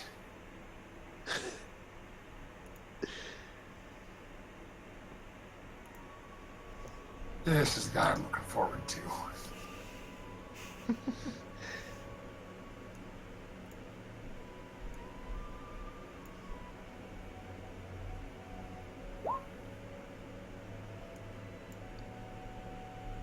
So Michael or Matthew, which of the ones are you liking the best? Like, which one's your favorite color? Oh, out of these, out of the Draconians? Yeah. You may be meeting him in a couple of moments. Is he no, out of the 4? Which one would you say is your favorite? Oh, you mean from the original stories? Which one of these 4 up here is your favorite, or do you like the best? Out of these 4? Yeah. Flat out, I'll tell you right now, it's this one. All right. I'm gonna sharpshooter with a Deadeye. That guy in Kepsic is. Let's see, how close does Kepsic have to get in order to hit him? Oh yeah, Kepsic can hit him from here. Yeah.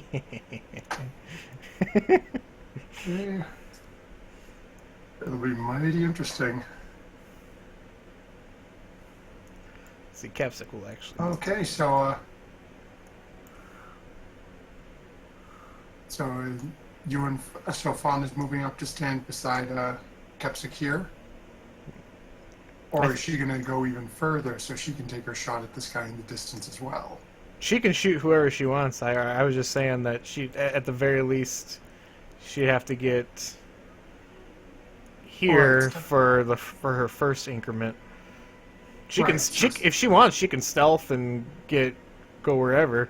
I don't know. I was just saying that she had, at the very least, in order to get just a straight roll.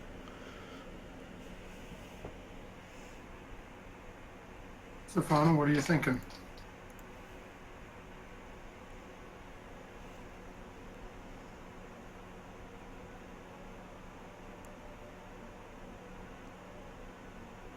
Fauna, are you there?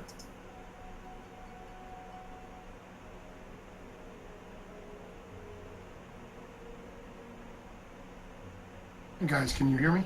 Mm-hmm. Yeah, I can hear you just fine.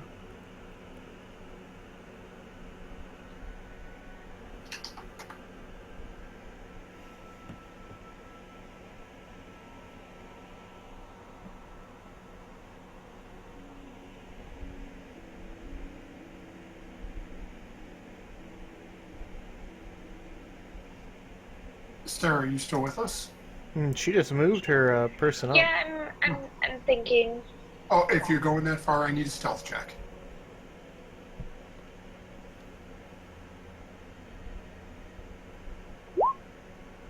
Do you ever need a stealth check from me? Every time. There's a chance you roll a 1. Really, I already rolled that one. if you had rolled less than a 15, they all would have turned around. I'm not even entirely sure I know where they are at the moment. They're up this way. There's one right there. One over here. You can shoot whichever one that you want. Yeah, but I can't really technically see them. They're not in my line of sight. Or are the black? You can shoot whichever one. The black line isn't messing with you. Alright, but that's just it from where she's standing. Oh, it might just be this rock right here. She can move around the rock. You could move one step. The problem is there are rocks, there are trees, all sorts of fun little things.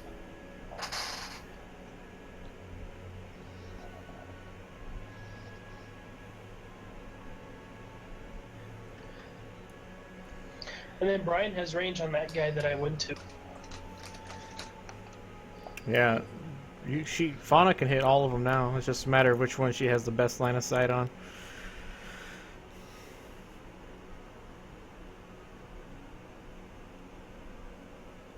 All right, Alberic's gonna hold the Deadeye sharpshooter shot with his revolver on the green one until after Fauna shoots, and Kepsik will also.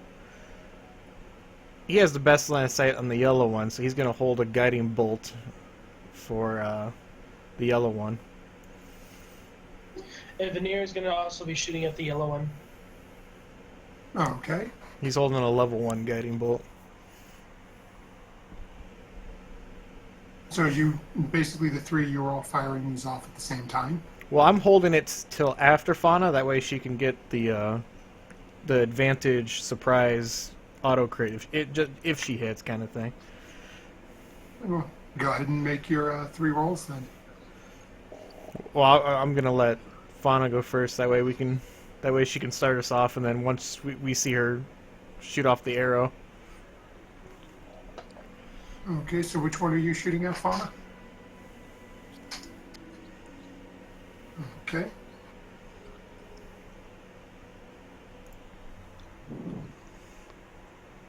All right.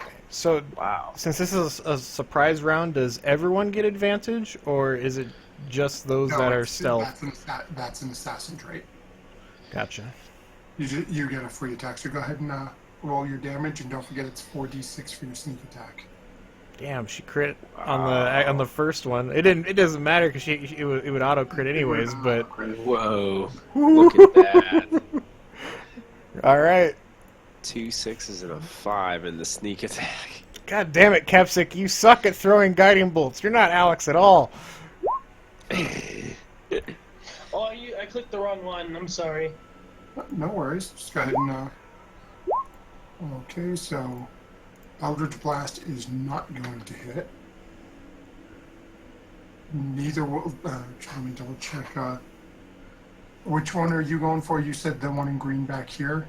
Yeah, the 21 would go for the green one, but Kepsik's guiding bolt, which was an 8, is going towards the yellow one. You wouldn't have advantage on the shot. Why don't I have advantage? I used Deadeye. Oh, you did. I didn't hear you say you used Deadeye. Oh no, you're fine.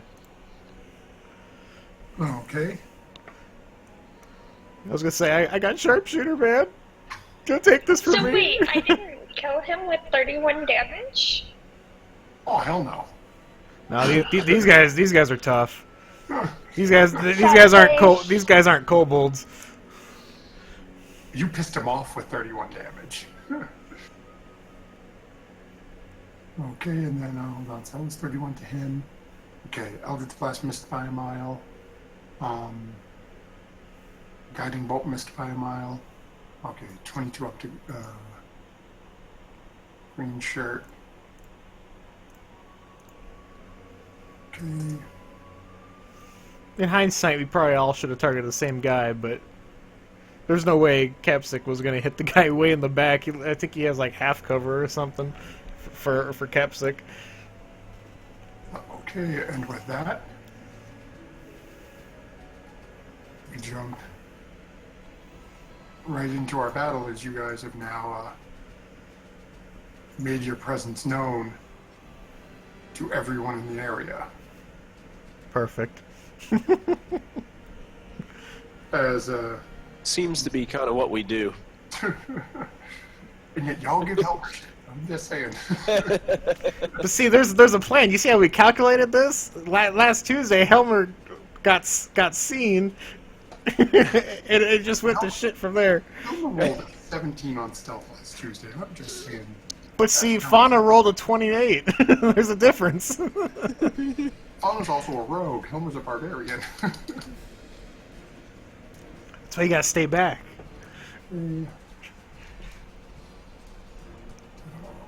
This little guy here.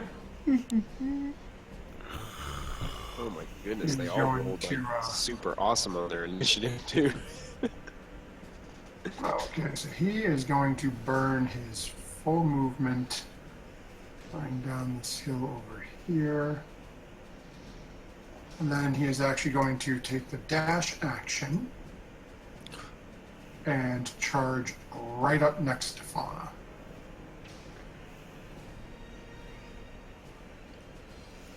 It's alright. She's a rogue. She's got disengage. Get in her face.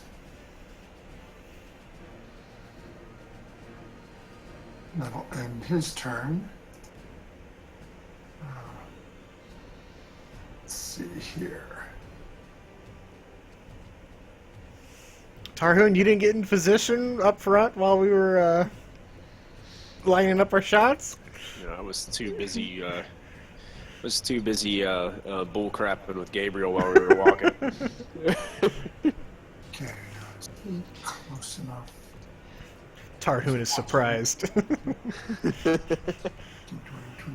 35, 40, 45. He is within. Okay, I gotta find out what sort of save Albrecht has to make. Oh man. As you caught somebody's attention and they're interested in you.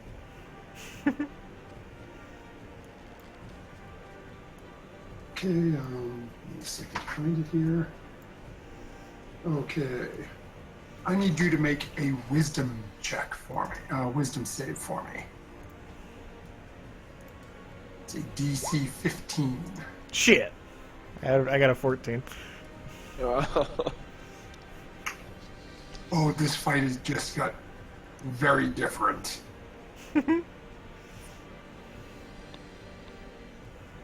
Uh-oh. As Albrecht, you suddenly feel force No. into your mind and tell you need to destroy your friends. Anyone in particular, or? But at least he might not see me as a friend yet. It tells you to attack your friends. All right, I guess I'll just go for closest target then.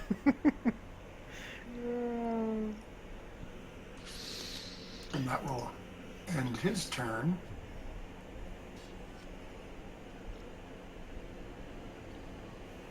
And bring up. Oh, hold on. Bring up this gentleman over here. No one knows I've been dominated, so I'll get pack tactics on the first strike, right?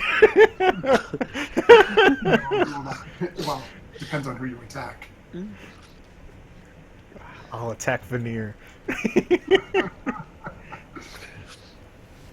Okay, so as this gentleman here decides to I'll get involved, looks down at the group that has now made its presence known here, and is going to make its own approach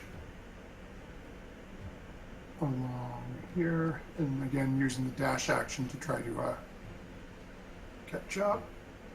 Can make it over behind this tree. That'll bring us over to Veneer. Veneer is going to Eldritch Blast this guy right here. Oh, okay.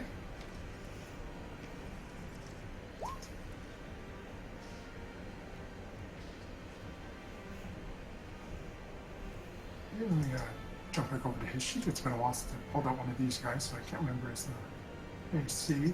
That actually will not hit him. All right. Just misses. Anything else he's doing? He's going to move back. Okay. Does green guy want me to use my reaction for an attack of opportunity? Technically, it's your call. You were told to attack your friends. It says that it would take the green guy's, the spellcaster's reaction in order to tell me to use my reaction. Oh, then yeah, go ahead. I can only follow. I can only do what he tells me to do, and Yeah, what and he'll actions tell he you tells me take to a do. swing. All right. Does he? Do I get pack tactics on this short sword No, attack? because at this point you're there. You have no allies surrounding him.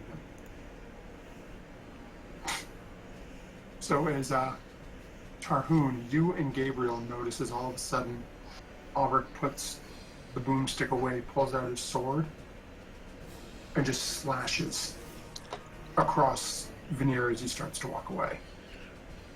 Suck it, bitch! Albrecht, what are you doing? I flick you off too. Cursed child. And the funny part about it is, you guys have no idea if this is true or not. Do I hear Tarhoon, like, cursing at Albert for being a cursed child or not? Go ahead and make a. What's your passive perception?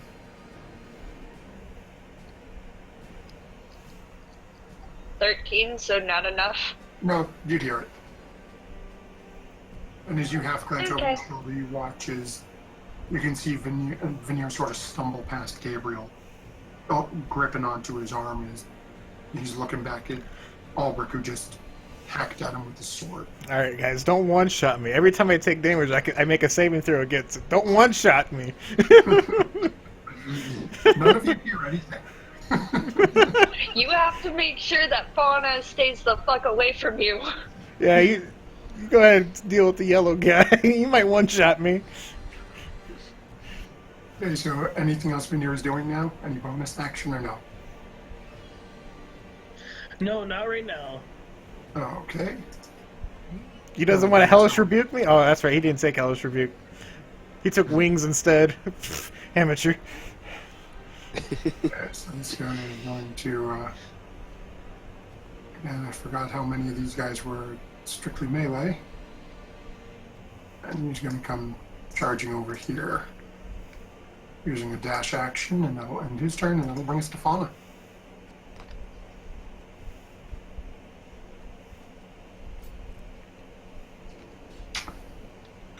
So what you gonna do, Since Fauna? the yellow guy is closer to me now, can I use my rapier on him or not yet? This guy right here? Yeah, he's within 5 feet. it's rapiering time.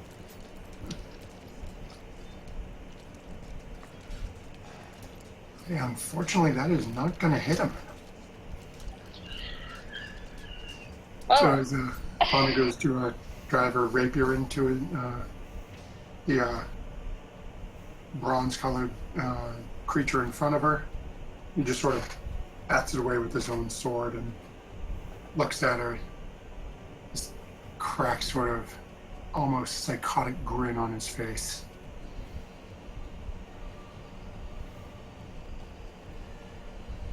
And that will bring us along to anything else you're doing? Bonus action, movement? She can disengage as a bonus action and get out of there.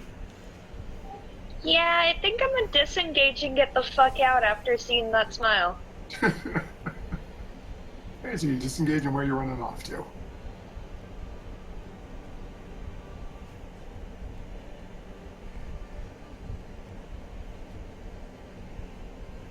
So as Fauna comes running back screaming, "Help me, Daddy-in-law, Tarhoon!" Help me in La Tarhoon, I'm being murderized. And Tarhoon charges forward and throws a javelin at this guy in front of him. Okay, go ahead and make your attack. Kind of as I'm running forward, kind of glaring at Albric, just kind of wondering why he's choosing now to take offensive action against Veneer. Hey, man. Okay, so that'll hit. As you charge forward and throw this javelin at him, it sticks right into the shoulder through his leather armor. And as a free action, I'll just pull out my flail and start swinging it in a circle, getting it ready. Now he's looking at you with a little grin on his face. And that'll bring us over to Ulbrich. Alright, what's the green guy want me to do?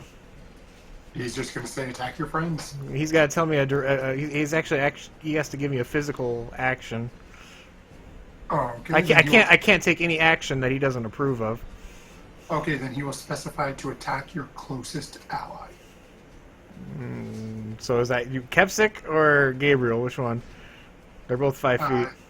Realistically, you just met Kepsik. You've just met Gabriel. It would probably be Kepsik, as you don't really consider Gabriel an ally yet. All right.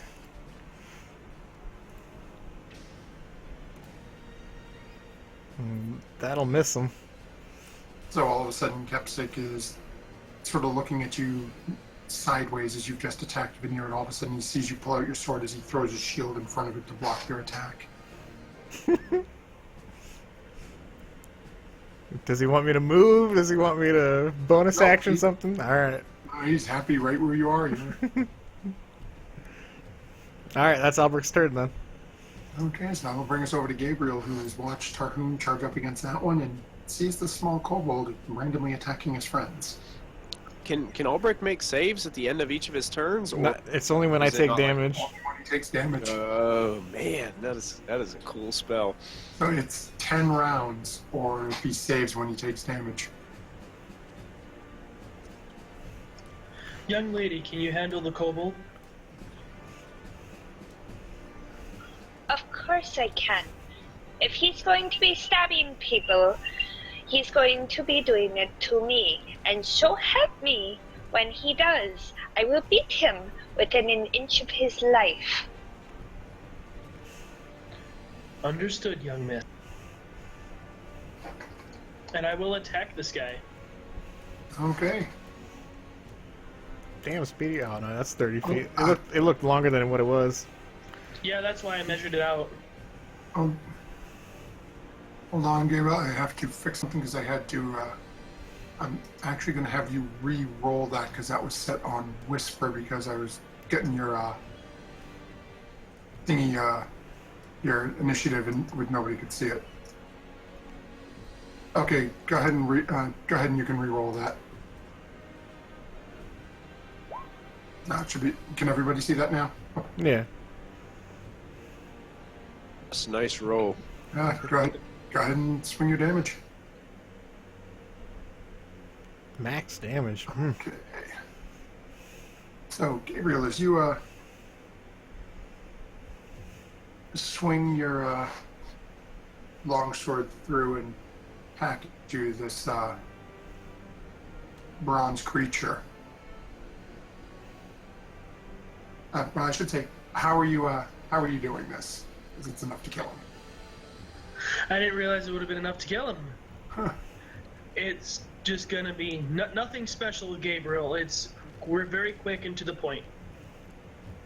Okay, so as Gabriel pulls out his sword and lines up and just jabs right through the back of this thing, through his heart to kill him, the body turns to stone and your weapon is now trapped.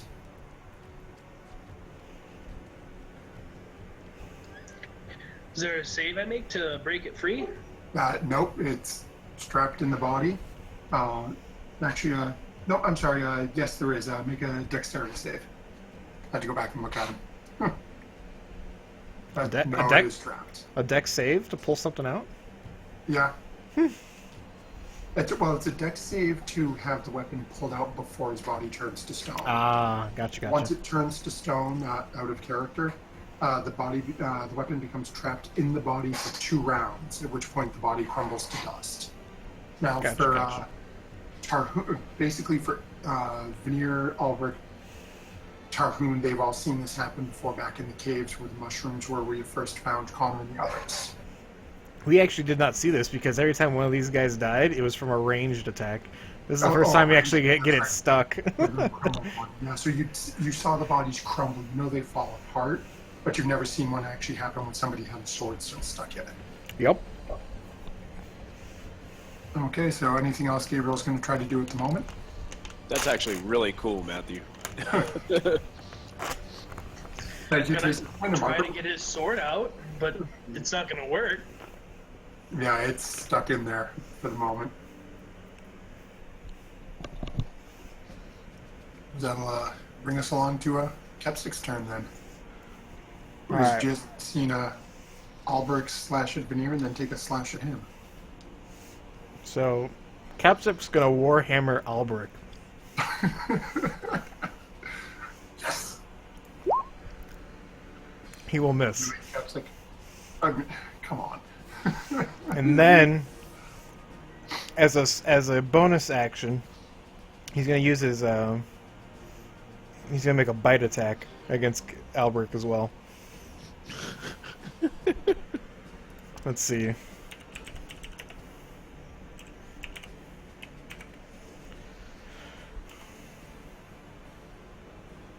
This is some sort of inception. He misses both. We've got Zach controlling Albrecht, controlling Kepsik, trying to kill Albrecht. I'll beat the shit out of my own character. I love it when I'm forced to turn on people. It's hilarious. Okay, so I should have just thunder waved. Kepsik's staying right where he is. Yeah, he'll stay in combat with Albrecht. Okay, so that brings us over to our little friend up here.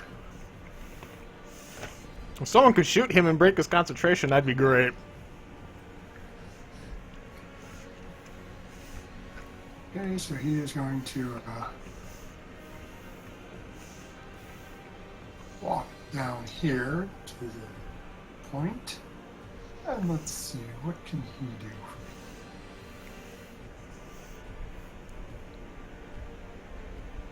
Okay, so he is going to reach out a hand here and... Oh, what is the range? The problem is I don't know the range on a lot of these yet. Tell me all of his abilities, I'll let you know. Yeah. I'll look it up real quick. Okay, oh man, 30... Really, most of these are so bloody close range. Oh, okay, so I guess we're going with a different approach here. He's going to reach out and pointing at Tarhoon. And is going to fire off a magic missile at Tarhoon. Yeah, take that, Tarhoon. Suck it. Crap. I'm currently on their team. Ouch. And that is 12 damage to Tarhoon as a group of magical darts springs forth out of this guy's hand and jabs it and drives itself into Tarhoon's chest. Sorry. Albrecht, Capsic, stop horsing around! It's alright, the one that Tarhoon's weak against, the one that explodes, is in here. Okay, so that will bring it. Oh, wait, that's right. He's dead. I hate these damn things. That will bring us up to other little friend who. Actually, I don't know if any of you guys can even see him yet. I can see you guys though.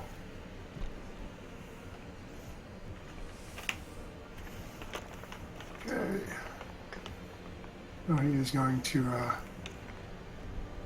take a couple of steps over this way. And then going to fire off from the higher points of the cliff above you guys.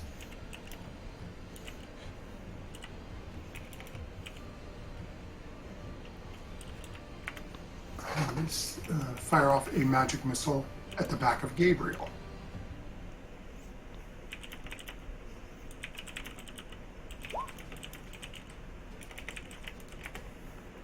And that will be 13 damages, a group of magical darts, and this one, those that just so the group has an idea of where this second person is hiding out at beyond your line of sight. You see the darts fly down from this direction.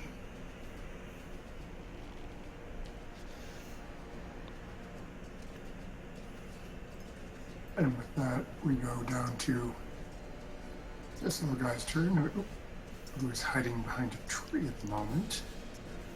And he's going to running around and can only get to here. He's not going to, I'm sure you know, he is going to burn his full movement. He's going to run up right here behind Kepsik. He can't make an attack or do anything yet, and that's going to bring us back over to Veneer, who's now standing beside Fauna, still clutching his arm from where Albrecht attacked him. He's going to attack Albrecht with an Eldritch Blast. Oh, okay. Bring it! Miss.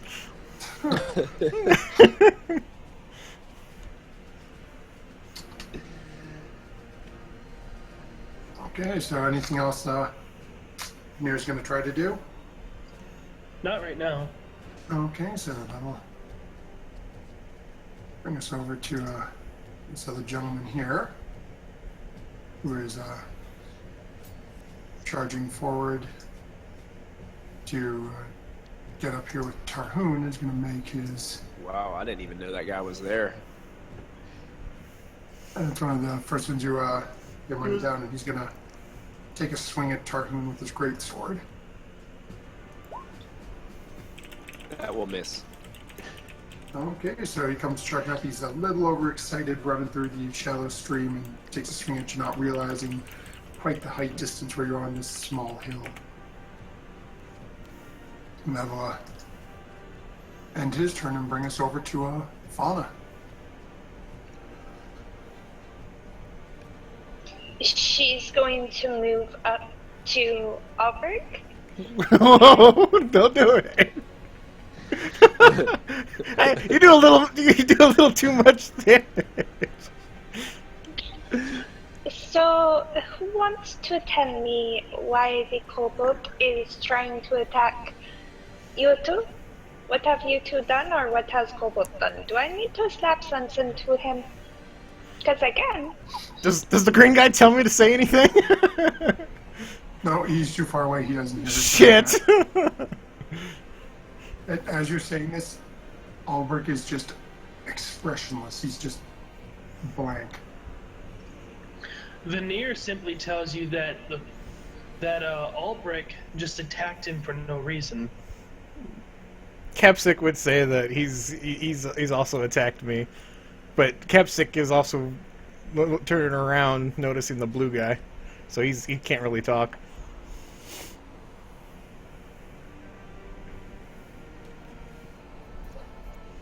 So, Fonny, you've just been told by two of your team members that Albrecht has just randomly attacked them. When you asked him, he didn't even respond.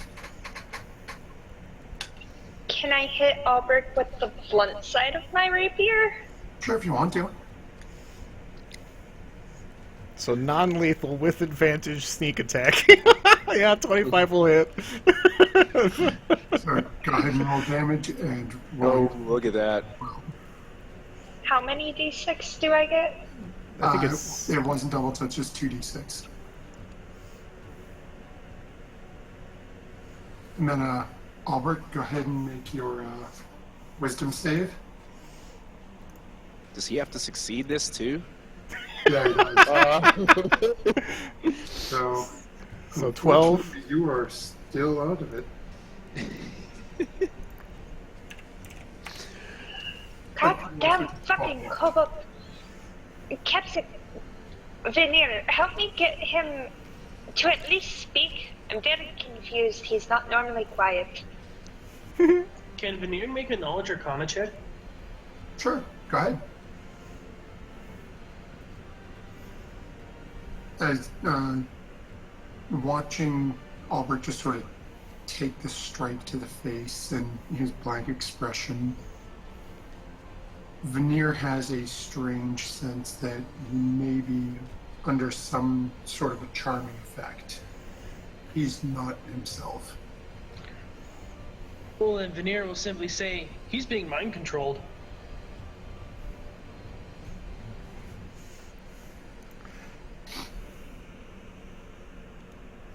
And Fauna, anything else you're doing on your turn? So we have to slap the shit out of him? Or you kill the spellcaster. Just let's not kill him yet. Well, the plan is to not kill him. That's what Veneer says. The plan may be not to kill him from you, but I'm not so sure about Kepsic. I keep hearing stories about a tavern and burning and him involved. Let's be honest. Connor isn't here, so the only person here that would kill Albrecht is probably Connor.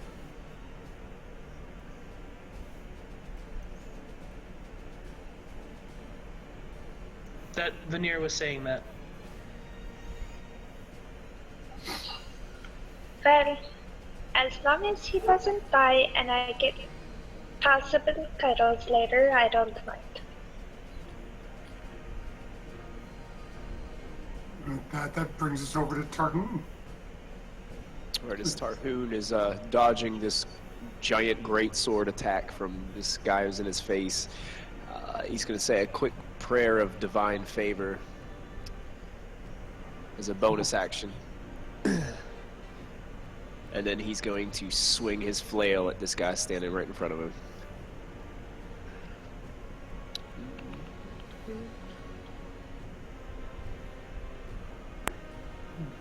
That'll hit, so go ahead and roll your extra damage. Do D4 radiant. 1. Okay, so 8.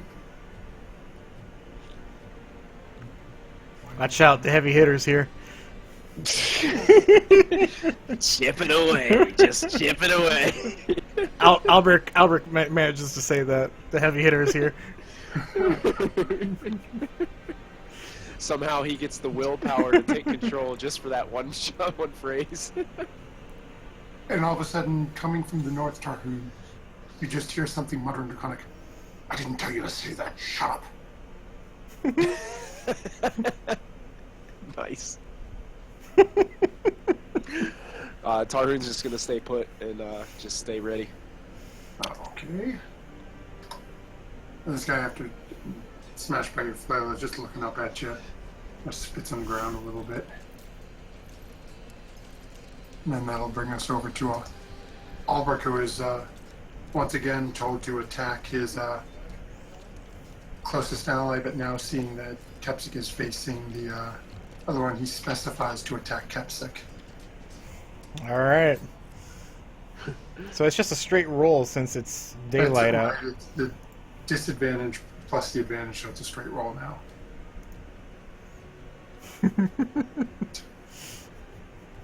So once again, as Kepsik has got his back to you now and sort of dealing with this silver-colored creature in front of him, all of a sudden he hears as your sword sort of just scrapes off his armor on the back.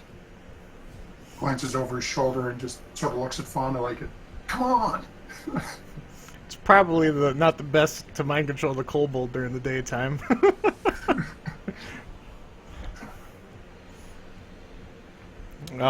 If he doesn't want anything else, that's Alberic's turn. Nope, he's just leaving you right now because you've got a couple of people tied up focused on you, so. And that'll bring us back to a Gabriel who is standing in front of a lovely stone statue which has currently grasped his sword. I'm going to take up my light crossbow, and I'm going to shoot Albrecht. Whoa, guys, let's all take a minute here and think about this. I missed, so Yeah. I don't think I'm likely to hit you with this. But yeah, 14 misses. The crossbow just goes sailing over the top of his head. Not quite used to shooting such small creatures. Anything else you doing? Waiting for my sword. You don't have any other swords or weapons? I do have this action surge ability that I forgot that I had. No, I meant like weapons. You don't have another melee weapon? Nope, Oh. I do not. Okay, so if that's everything, that brings us over to Kepsik, who's getting at this point. Let's see. What does Kepsik have that would work really well here?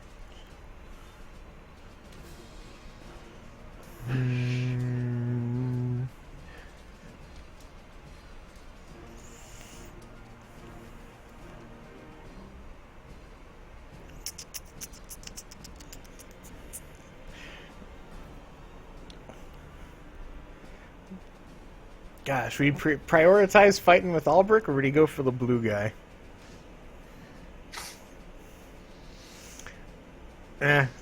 Fauna's already said that she's got this, so I guess he'll go for the blue guy. And he's going to... Yeah. He's going to look at the blue guy in front of him and cast Inflict Wounds. Okay. Seriously? 1, 1, and 3? So as Kepsik reaches out and just sort of grabs onto this guy's shoulder and mutters his prayer, all of a sudden he watches as a couple of cuts start to appear in his face. And this thing sort of growls in pain at him in Draconic and just shakes his hand off him and makes ready to retaliate against him. And then as a bonus action, he's going to bite the blue guy. Okay.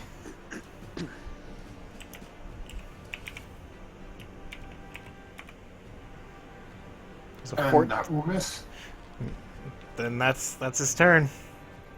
Okay. Actually, he'll move up one, so that way he's not being flanked anymore. Okay. So that will bring us over to our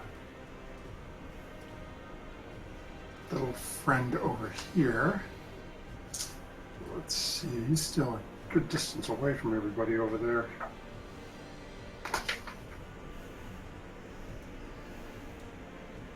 Let's see.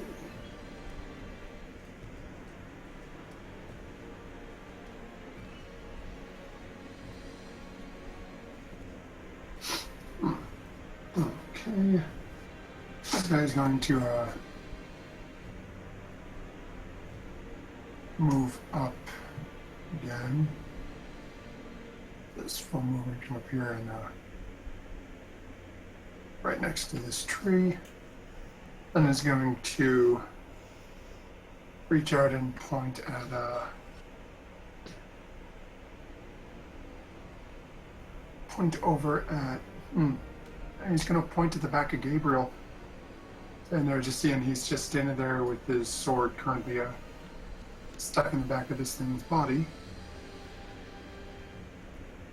and is going to fire off another magic missile at him.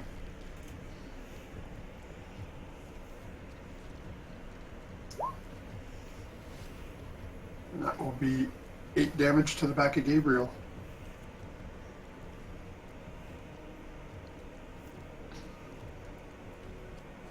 That will end his turn and bring us up to our friend who I'm sure is still hidden from just about everyone, but is going to... I can see him.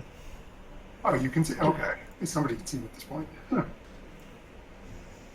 this point, he's going to take a step a little closer to everyone, and then pointing... there you are. And then pointing down at Veneer, Fauna, and Kepsik, Oh no. and fires off a Scorching Ray. So which one's that attack for? You Well, have, you have to I roll think 3 first, times. so- yeah, Veneer's the first, so... Rough day for Veneer. Oh, So, oh wait, okay, 2d6, wow.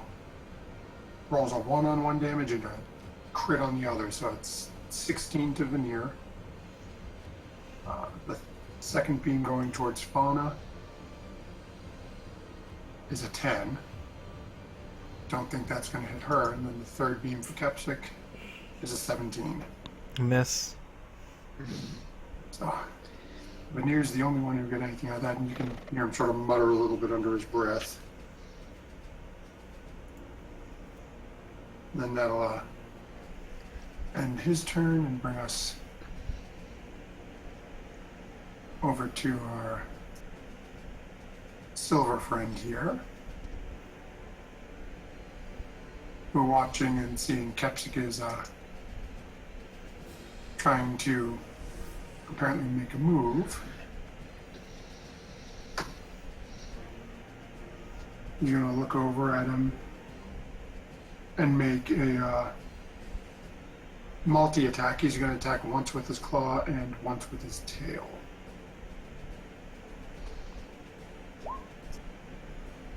So the claw is a 15 and the tail is a 19. I think those are both going to miss on him. Michael? Did he say be right back or something? Or is he just lagging? no, No, I thought that that's- was against Kepsik. That's against Kepsik. Oh! The 19 will hit. Okay, so I need Kepsik to make a Dex saving throw, DC 14. He takes 6 damage, and Kepsik is now flat on his rear end.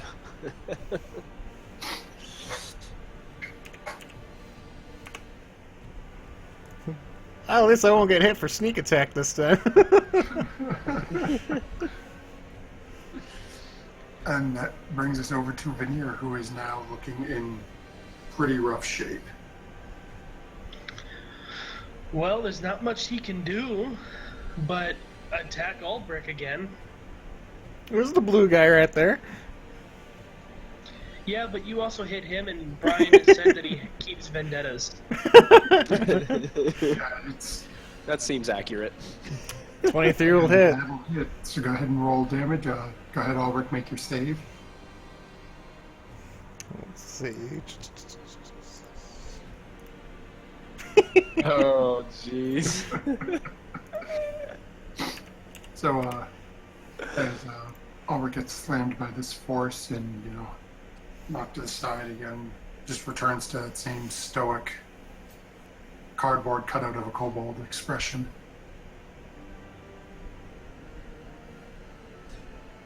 Anything else he's going to do? There isn't much he can do. Okay, so I'll bring us back over to our Silver Friend here facing off against Tarhoon. Seeing he didn't have much luck with the great sword, he is gonna put that away, and he's gonna swipe at you once with his claws and once with his tail. So we have a 10 Nope. and a 15. Nope. Okay, so both of those, he's didn't think the sword would work. Figured get his hands dirty some, and just right off the armor, no effect whatsoever to you. That'll bring us back over to Fauna. Look, Veneer, I understand the kobold hit you and that you're not the happiest with him, but I think it would be a little more productive if you left the kobold to me, and I would No, I beat like the what shit he's doing. to him. He's I would only beat the shit out of him. he's only hitting me for 3. The kobold is going to learn. Okay, Veneer? He can learn from me too. Veneer, stand down. Go help the others. I need to deal with the kobold myself.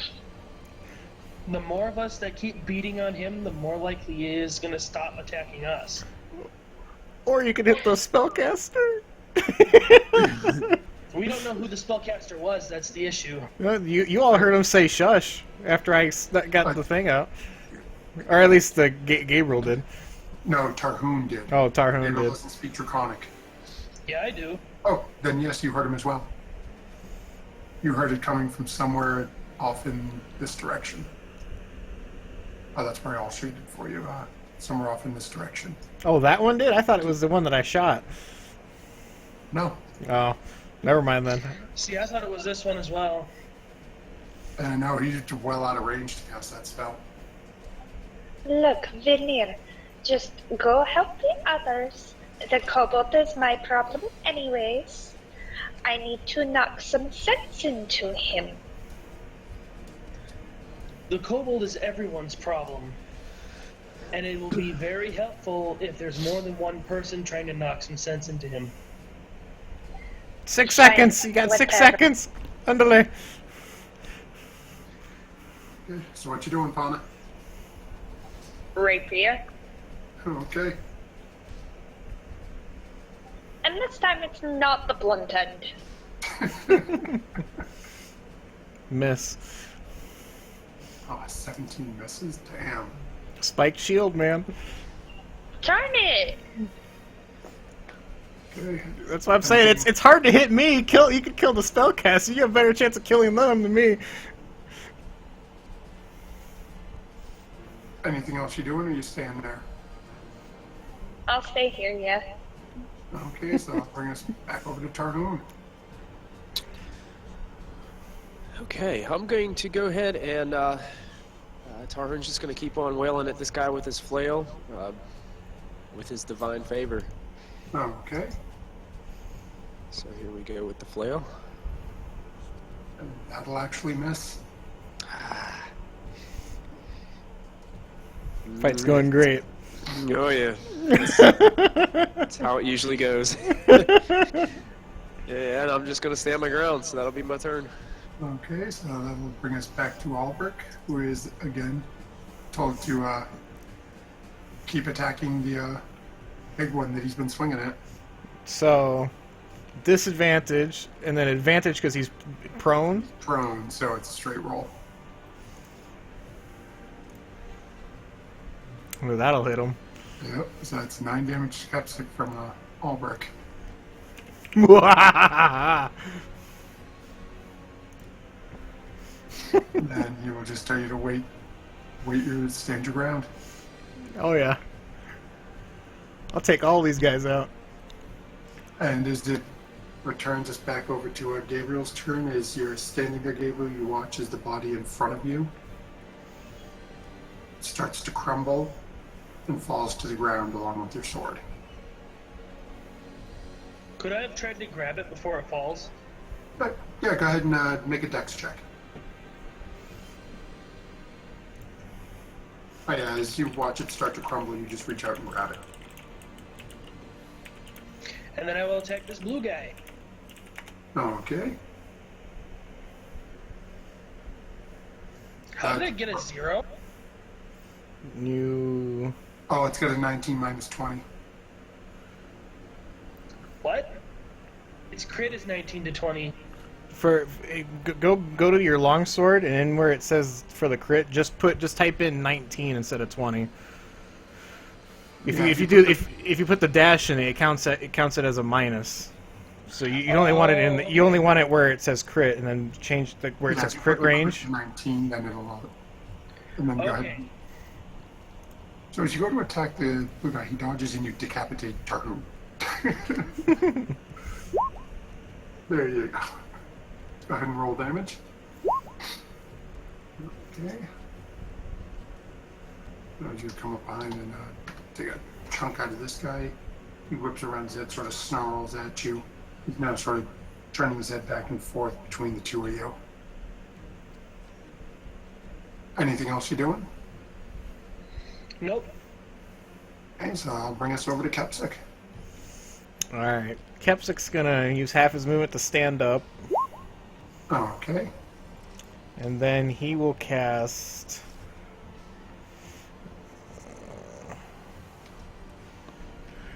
let's see, 1, 2, 3, 4, 5. Okay, so he's gonna cast Prayer of Healing on everyone, including Albrecht. So everyone will get 15 health back. How many people can you cast that on? 6. Oh, okay. I'll go ahead and I'll add it on for Veneer.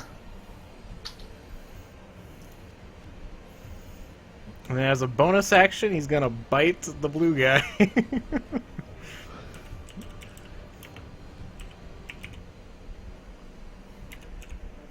You should really just give up on this. At this point, he almost bites his own tongue.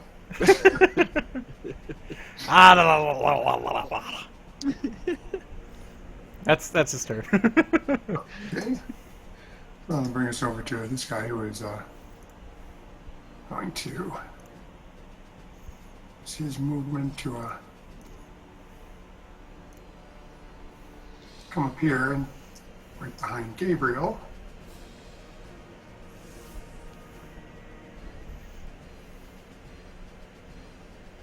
And is going to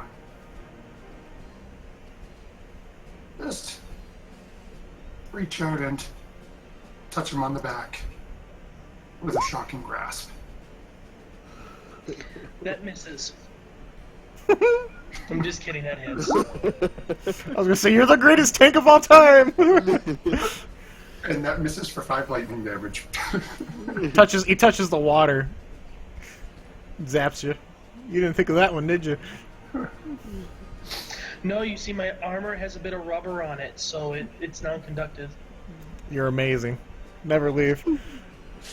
And that will bring us over to our other gentleman up in the north. Actually, let me check and see. What is this, round 4? It's alright, guys. Just 6 more turns until I'm free.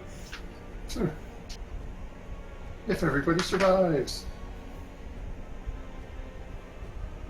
So, concentration. Okay. That brings us back up top to this guy, who is going to let's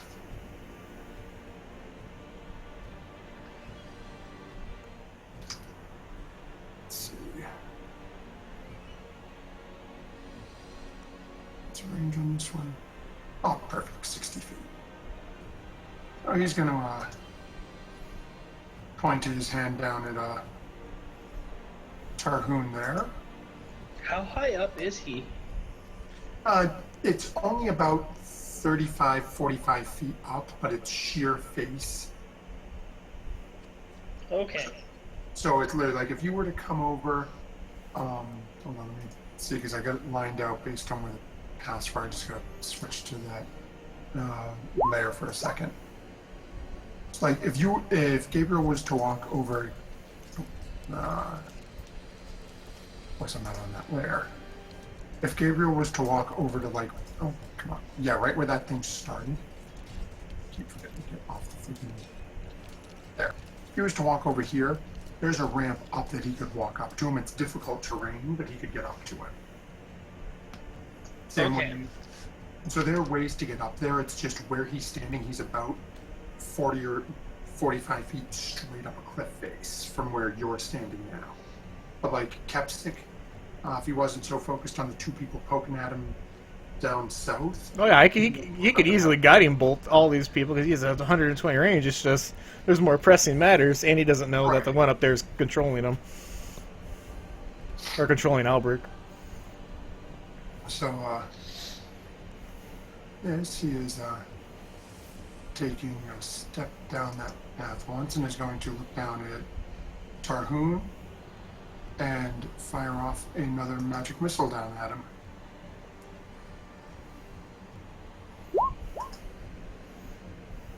Ugh. 9 damage, and then he's going to step back up to where he was. He feels a little safer. No, end his go and bring us over to our little friend who's been having so much fun with Kepsic down here, as the two of them really can't seem to do anything to each other. And once more, he's going to make his 2 attacks, one with the claw and one with the tail.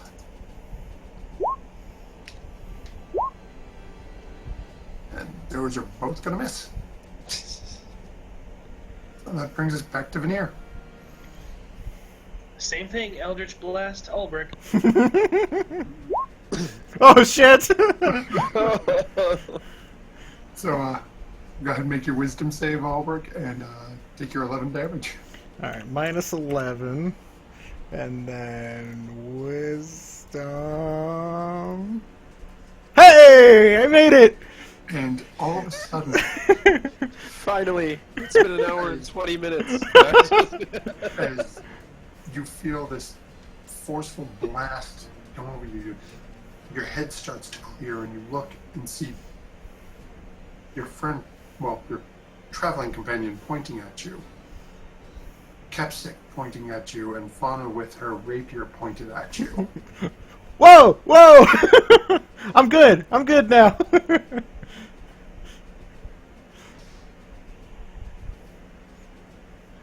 Are you sure you're good? I mean, unless they do it again, I don't know.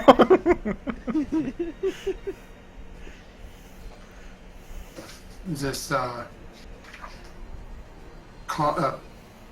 Gabriel and Tarhoon can hear muttered cursing in the background. And Draconic coming from that northern section again.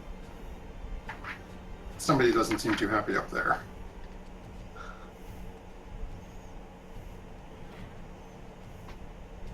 And then, anything else Veneer is doing at this point, or? Gives a sigh of relief and is going to start targeting other people. Okay, so that'll bring us up to this gentleman who is looking at Tarhoon. So he's going to make his 2 attacks against Tarhoon again. I have the feat Sentinel, and I'm going to take my attack of opportunity against him. That's an amazing feat. Yes. Okay. It's the best feat in the game. So I think the 13 misses, but the 25 will hit you, right? 25 definitely hits, yes. Okay, Connor, go ahead and roll damage, because that 18 will hit as well. You take 1 damage from his claw, as this guy now takes 10 damage from Connor coming in during that. This is Gabriel, not Connor. Sorry. That mountain dwarf did more damage with her claws. Wow. Oh. And instinctively, Kepsic, Veneer, Albrecht, and Fauna all sort of gag a little bit. And that'll bring us along to Fauna, who is now seeing that Albrecht seems to be his usual, somewhat abrasive, mouthy self. you go quiet again, and I will shove my rapier into you. Yeah. You could try. I saw you miss. It was the blunt side. No, you hit with the She blunt does side. that, You miss with the she's sharp gonna- side. She's gonna aim for the blue guy up here with her short bow. Unless I can't reach. Go ahead and make your roll.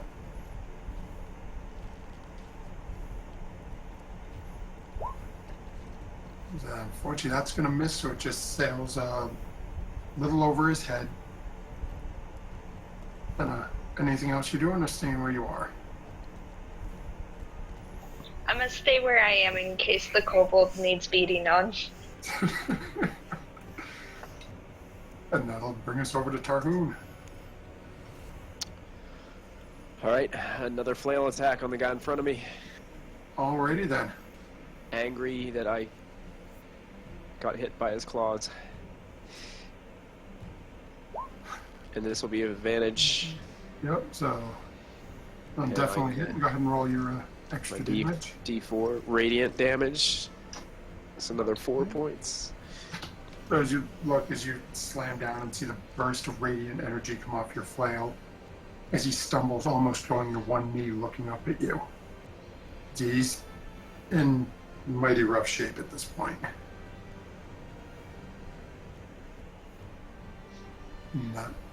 Staying right where you are, I'm assuming. Yeah, I'll stay right here. Okay, so I'll bring us back over to Albrecht then. All right. I'm gonna pull out my revolver. This, free of his own mind. And I'm gonna use sharpshooter and hit the blue guy.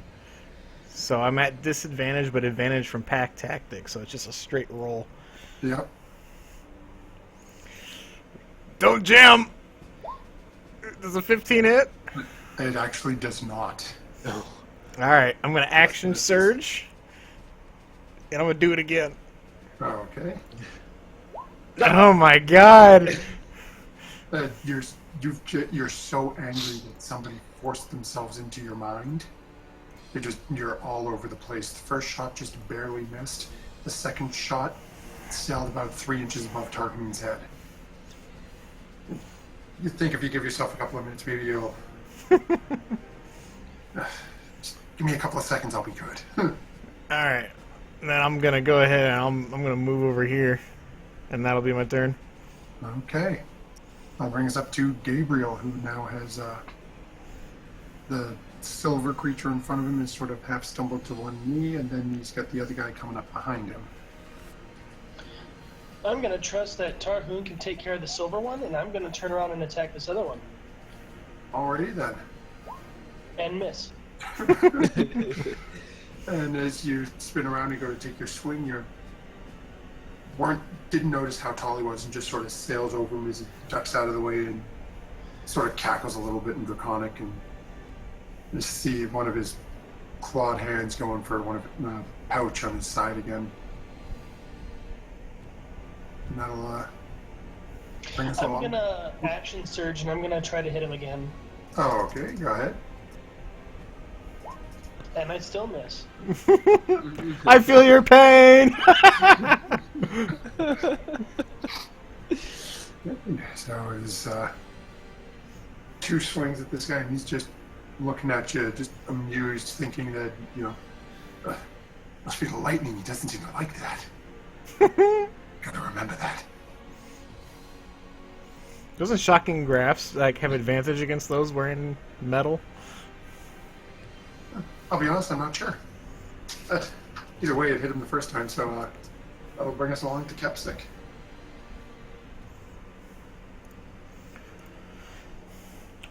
Hmm.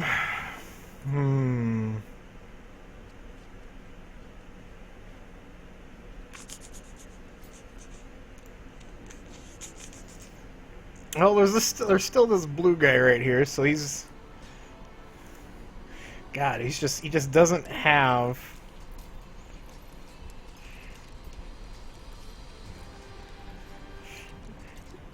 everything that he's good at requires him to use his spell slots, but he doesn't have very many left. So, and then his actual fighting stuff isn't all that great. He doesn't have a very high strength.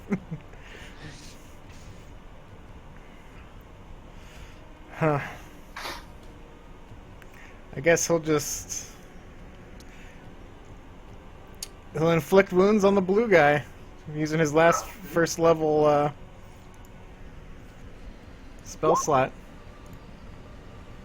Nah, I don't think a 10 will hit him. No, it's not going to hit him, unfortunately.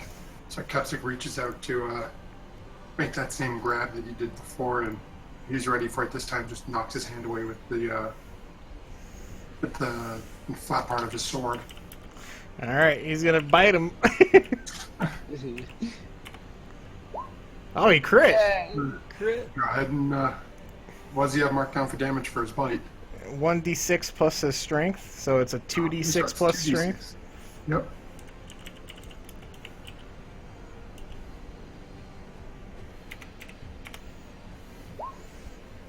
Okay, not bad, 9 damage.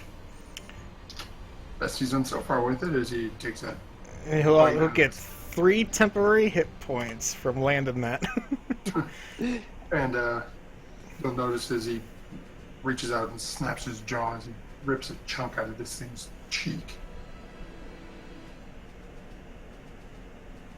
Anything else he doing?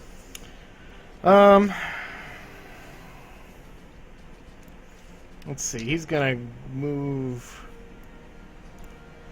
He's gonna move back like around him. Matthew, there's like a black spot right here. Is there something right here that he's standing on? Yeah, he's standing on a rock. Hold on. Oh, okay.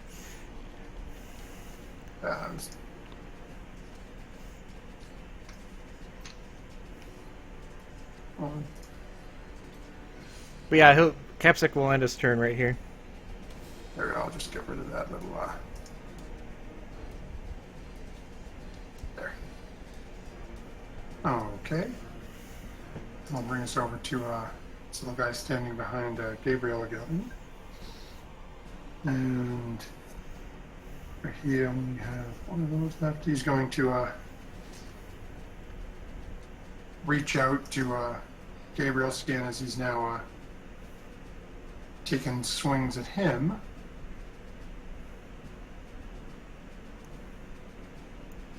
And cast blindness on him. I need you to make a Constitution saving throw, DC 15. On who? On Gabriel. I am super blind. Are you lucky? I did not take that feat. Son of a bitch. So, Connor all of a sudden is, he reaches out and mutters something real quick under his breath. As you're looking at him, as you've just swung your sword twice and missed him, all of a sudden, the world goes black.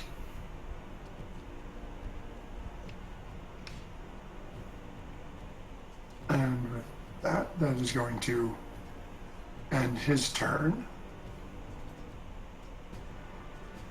We're going to go to his friend up here, who is looking down and seeing a rough state of affairs. He's going to reach out and what's the range on that one?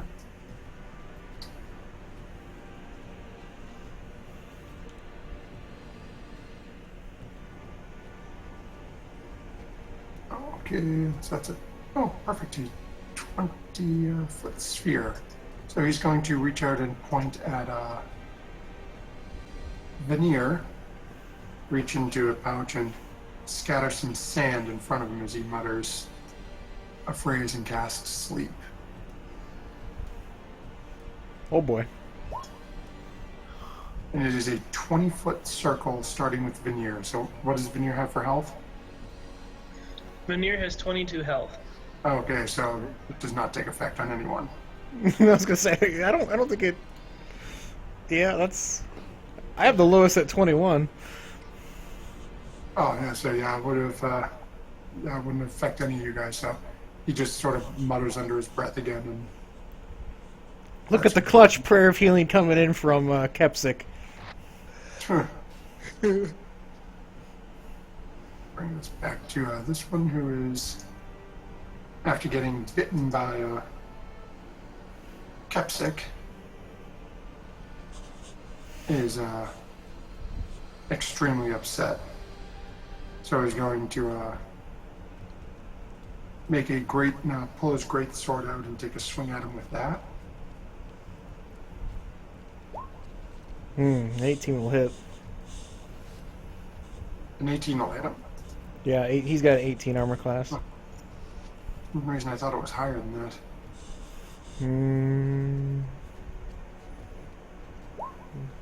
He will take a 10 slashing damage then. Yeah, no, he's got chainmail and a shield. All right. So And as that happens, this silver creature in front looks around and realizing that things don't seem to be going that bad. He's just gonna hang it out and keep playing hack and slash with Kepsik over here. And that brings us back to Veneer. Veneer is gonna Eldritch Blast the one right here. Okay.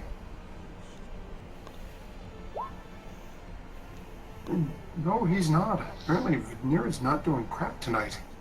You're buying a ration of shit. he crit me. What do you mean? He broke me out of the mind control. He did everything. Yeah, that wasn't much. Whoa, whoa. As far as Elfin, I'm assuming he's staying where he is, not moving. That is correct. Okay, so that'll bring us over to Tarhoon's best friend here. He is going to, once more after taking the pounding of that flail, he's going to try another claw tail combo. Well, I have the feet sentinel, so I'm gonna attack him back. The tail will hit. You have So advantage. go ahead and make a dexterity save for me. Ooh. You take 4 damage. And I think this that's guy's dead, definitely though. gonna hit. No, Gabriel, so go ahead and roll damage. And Tarhoon, you are flat on your rear. So as this tail comes sweeping out and knocks you to your feet, all of a sudden you see Gabriel's sword slash through him. Do you have Injuring- Sorry, Matthew. Go ahead. No, go ahead. I was asking Connor if he had 2-weapon fighting. No, I do not. I'm using a sword and shield. Oh, gotcha. And Gabriel, not Connor. Did the same thing I did. Oh, fuck. Yep. Okay, so and Gabriel, as surprised as you are seeing how he fell to his knee a moment ago, he's still standing, although he is now almost drooling blood. So much is pouring out of his mouth. I just realized I'm blind. Oh, so it'd be at the 12. Or it'd cancel out because he's flanking, right? Yeah, it would. But Yeah, did but Tarhoon he's did flanking. Tarhoon fall before, or is Tarhoon prone before or It's after the his same time. strike? Okay, So when this guy's attacking, so is Gabriel. gotcha. So it's literally it would be disadvantage for blindness, advantage for the flanking, cancels out, gets the first roll, which is the crit. Even with the crit, isn't enough to kill him. Because I rolled garbage on the damage. Yeah. So that'll bring us over to Fauna.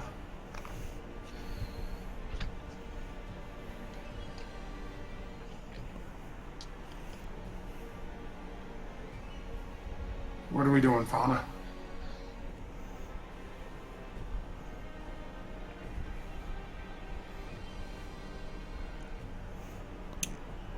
Go down. If you go down one more square, you'll be flanking, so you'll have advantage. Yeah, Let's assume she's looking for him. that's true. If she's going somewhere else, never mind then. I have no idea what she's doing. That's true. I just assumed. Oh, okay, so that definitely is going to hit, so go ahead and roll your damage. She Wait, also gets- that hit? You're flanking because, Oh, right, yeah, sorry. and then you also get sneak attack from the help with Kepsic. At 18 damage. So you go ahead and jab your rapier through it. Again, you get this strange feeling that he is on his last legs as you pierce through him with your rapier. And he sort of coughs, and you can see blood coming out of the mouth and the numerous holes he's got poked in his body from different people. He is not looking too good. Anything else you want to do?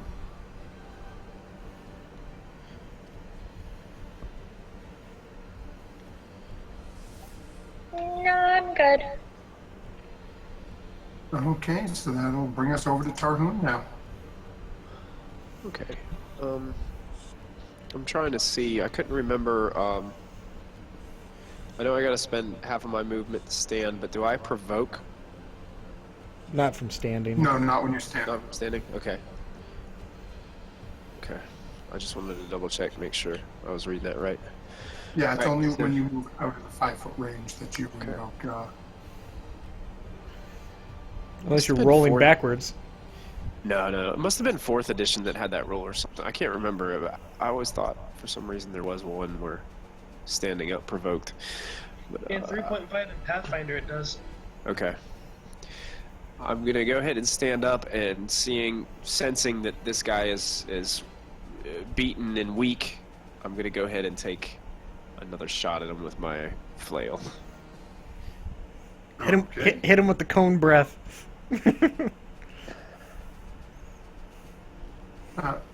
Here's the question, and I'm not sure, Michael. I'm tossing this at you. Specifically, Gabriel's blind. Would that still be considered flanking for you? Good question. I'm not sure. So Well, I it's can kind of still your hit him, so I would it's your think it call, would be- Matthew. Would he be threatened by Gabriel?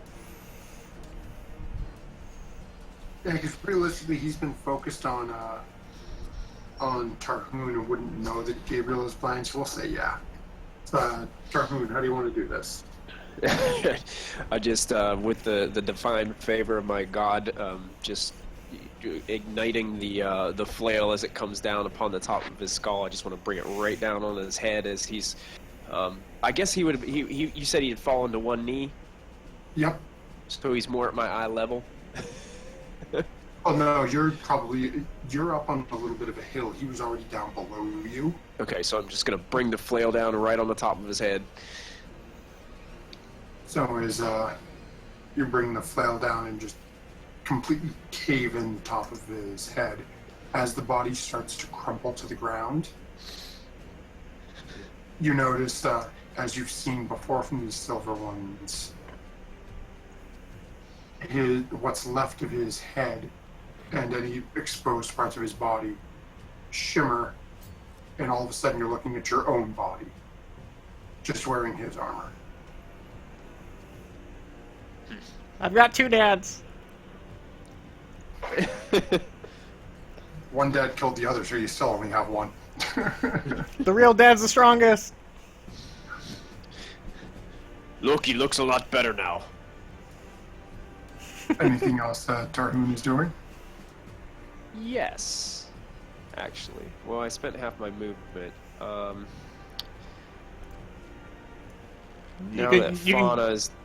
that Fauna's there, I don't feel so bad about Fauna being up there.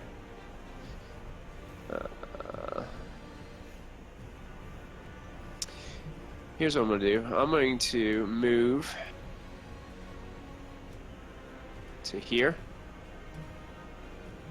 And I am going to point at this guy above me, and I'm going to swear a vow of enmity with my Okay. channel divinity, which basically means that I have advantage on all attack rolls against him for 1 minute, or until he drops to 0 hit points or falls unconscious. Okay. You're a monster. And you're making this vow at him in Draconic, I'm assuming? Absolutely. How are you threatening this man's life? You're Oh, this is going to be interesting. Just Okay, with that, we'll... just something as simple as you will meet your end, just as your friend. Okay, yeah, you'll meet your end, essay. Yes, eh? Bring us over to Albrecht, who just watched a Tarhoon cave in the skull, and as he moved, he saw Tarhoon there, and then started climbing up a hill. The All right. draconic luchadors. I'm going to. I'm a sharpshooter this guy. Which guy? Between Kepsic and Fauna. Oh, okay. Go ahead and make your roll. Alrighty then, and much like Fauna did earlier, that's not a little more than was needed. What exactly did you... Poor person who had 1 hit point left. I was thinking that he might only have 1, so I was maybe thinking maybe straight, but I was like, nah. Last time I thought that they lived, so nah. I just look over him. I look over at him, shoot him right between the eyes, and I just kind of go back and just mutter, "Fucking dragons, dragonkin."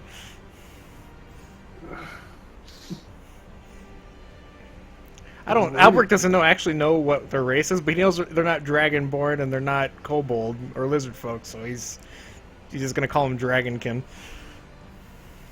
Nothing wrong with that. And you're staying where you are?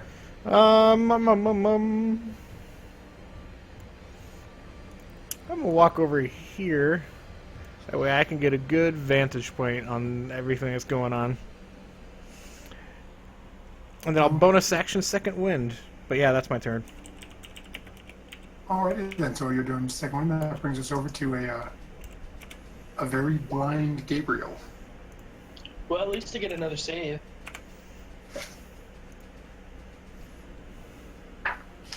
And I still fail. And I'm going to still try to attack this guy at disadvantage.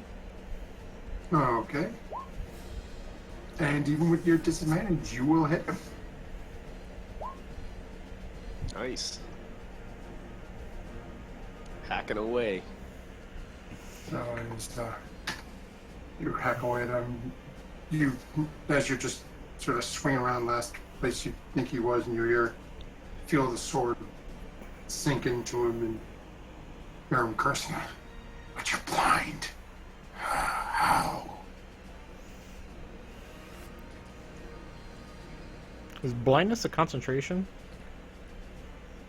No, Yeah, it's it is. no. It just says No, duration. it's a 1 minute straight effect. Yeah. Oh. Sorry, man. I was trying. I was reaching. Good, and staying where you are. Anything else you're doing? I'm kind of blind, so I'm not going to move anywhere. And so I'll bring us down over to Capsic. All right. Capsic's gonna go to the other side of him, and he's gonna do a warhammer. That's what Ash should have been with advantage. Let's just make another roll on it. Oh yeah. On the bright side, it was the same damage, so we could just do the 4 + 3. Okay. Anything else you doing? He's gonna bite him. Bite him.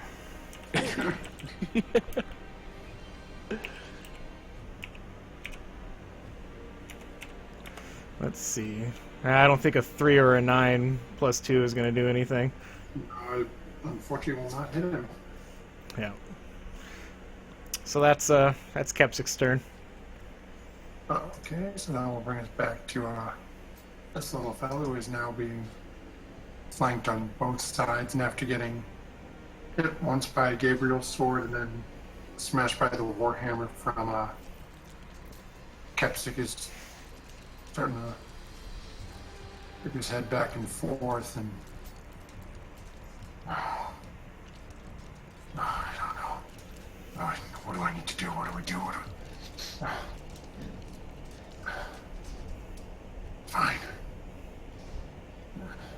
Gotta try anyway. And he is going to actually step around to the back of Kepsik. So he's still going to provoke an attack of opportunity. From And you, if I yes. happen to hit him, he doesn't move because of Sentinel. Okay, go ahead. And that'll hit him. 13. So he doesn't move. Go ahead, roll your damage, and 15 damage as he goes Well, to turn one way. it's not a crit because he's blinded, but he's flanking, so it's the 13. Yeah, so it's a 13, so it does not hit. Thank you for reminding me of the straight roll. So he does manage to move around. And with that, he reaches out his hand, open palm, facing at Kepsik, and fires off a lightning bolt Oh, Jesus Christ. Oh, it's gonna be right through Kepsik and Gabriel. So I need a dexterity save from both of them. So you both take 11 damage as you both made the save. Kepsik's gonna use his Wrath of Storm reaction. Whoa. Okay, Wow. let's see here. So it's a 14 dexterity save. If he has 11, it doesn't matter. If he has 11 health, he's just gonna die. He's still got more than that. Gotcha. It's a dex save. And this is a magic effect, so he has advantage on it. So he makes it. He takes 11 damage.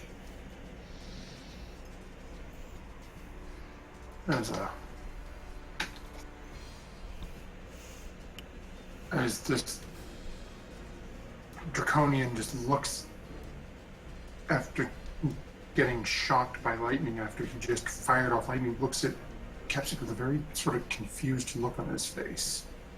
I don't think he rolled the damage for the lightning. Oh no, there it is. It's up there. So Kepsik takes 11. Yep. Yeah, both Kepsik and Gabriel made their save, so they both take 11. And then he made his save, so he takes 11. 11 all around. And that'll bring us up to this one up at the top, who is just been threatened by Tarhoon, who looks at him and says, "You and me, huh? Okay." Reaches out his hand and fires off an acid splash. Dexterity saves. Can't stand these dexterity saves. Dang it. And then 9 acid damage. Ouch. That'll end his turn, and that'll bring us over to our resident warlock again. He's Who's gonna just- move right about there, and he's able to see the guy up top, and he's gonna Eldritch Blast him. Okay.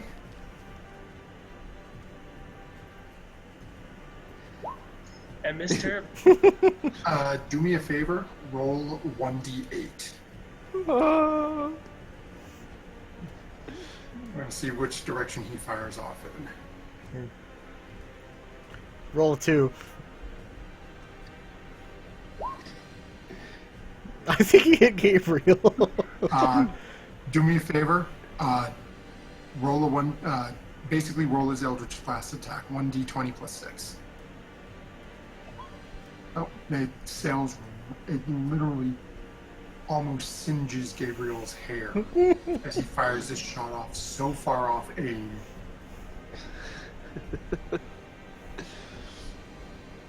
It's almost like a arrow brushing his hair with the breeze.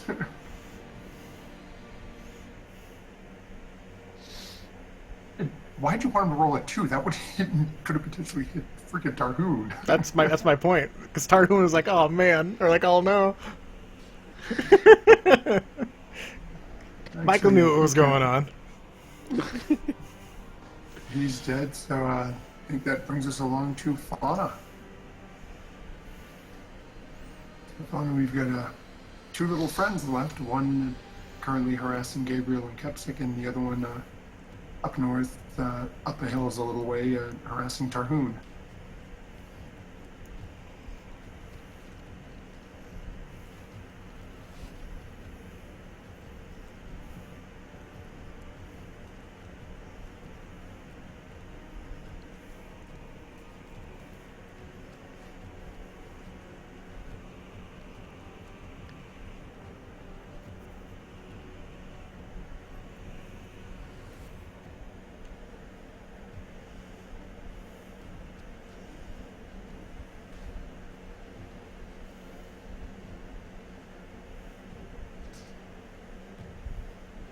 Sarah, if you use your bonus action to dash, you can get behind him and have advantage in sneak attack.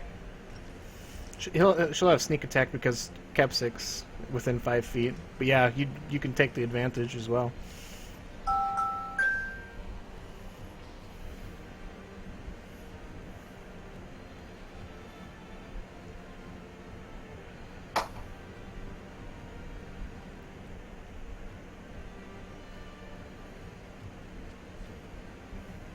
Okay, so unfortunately, Fauna, that is not going to hit. So are you doing anything else, or are you staying where you are?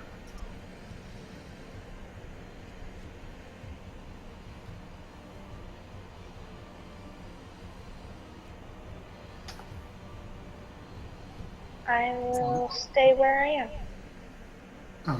Okay. And then that will bring us over to Tarhoon.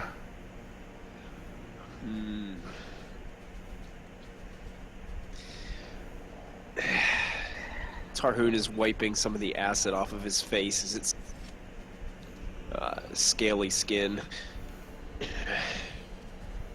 Just pure anger in his face, approaches and takes a flail attack. This will have advantage because of the oath, Yep. the vow, and I also still have my divine favor currently. You will not hit, though. Tarhoon, why? As Tarhoon walks up and makes a swing. It's acid in my eyes. That'll do it for my turn. Okay. That will bring us over to Albrecht.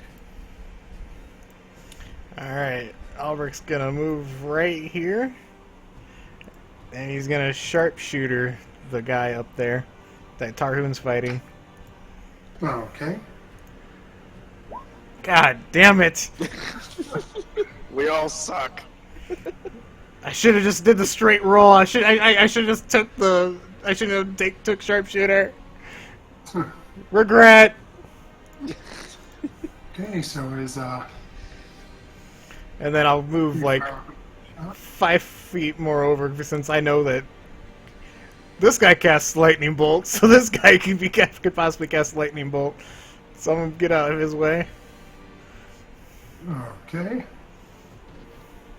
So with that, that'll bring us over to Gabriel's turn. And I will attempt to attack him. Okay.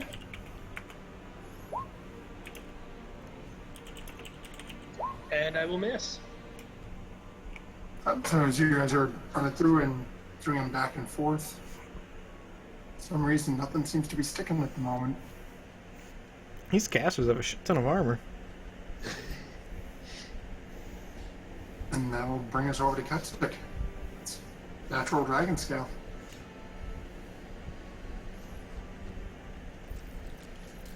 What is Kepsik going to do with this almost cornered individual?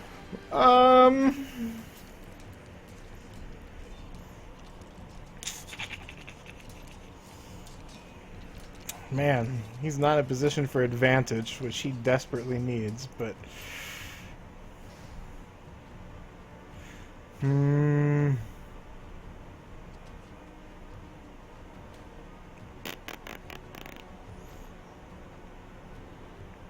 he's just gonna go straight Warhammer and bite. Okay. Damn it, Kepsic, you...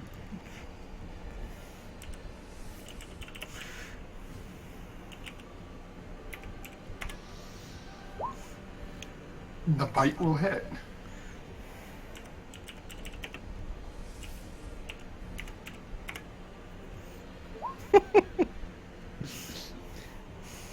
Okay, so that's 4 damage to him. And he'll get back 3 temp hit points. Ah, Kepsic, you... What a guy. I feel like Alex playing this guy.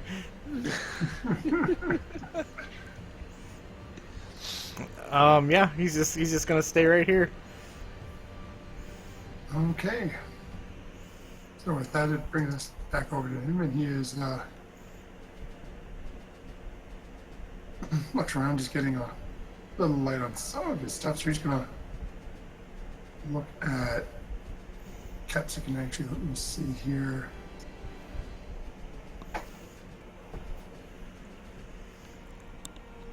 "60-foot cone." 60-foot cone? What the cone of cold? Nope, not cone of cold. And this, I'm going to need a Constitution save. Oh wait, I'm sorry, not 60, 15. Damn it. Oh man, I was thinking, what the fuck could this be? I misread. I need a Constitution save from Kepsic.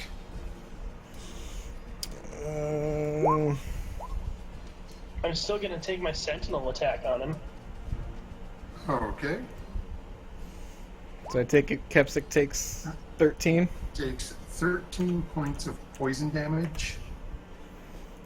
And he is now considered poisoned. Gotcha.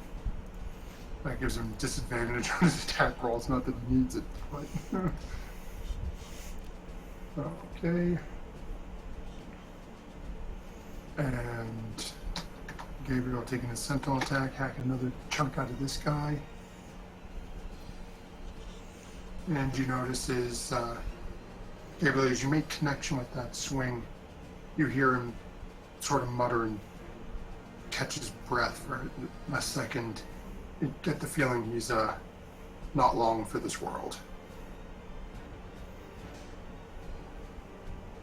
That will end his turn and bring us to this one up top,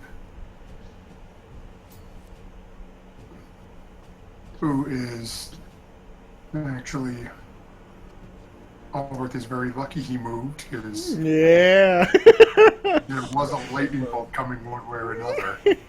So I need a dex save from Tarhoon and Oh, Oh man.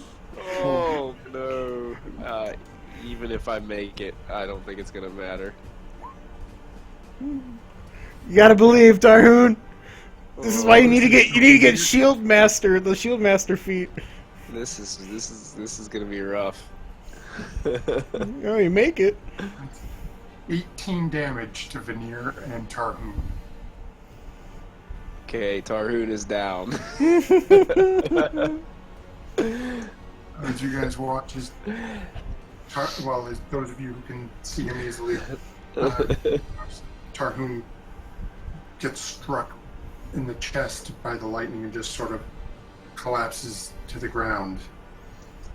Veneer also seems to manage to struggle, still standing, although looking more than a little singed. There goes my divine favor. And that'll end his turn and bring us to a very singed warlock. Well, he's gonna cast Eldritch Blast and miss terribly. What the fuck is wrong with the staff?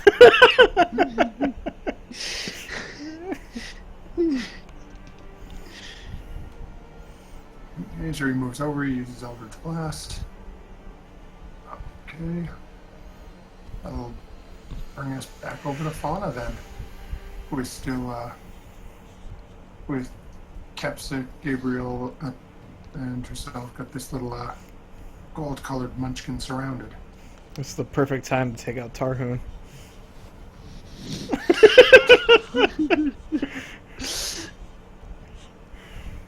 I'm gonna try and use my rapier on him again. Okay.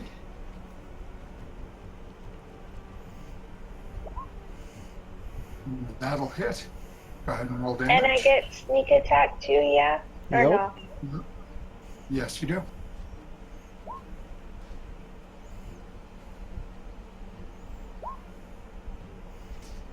Okay.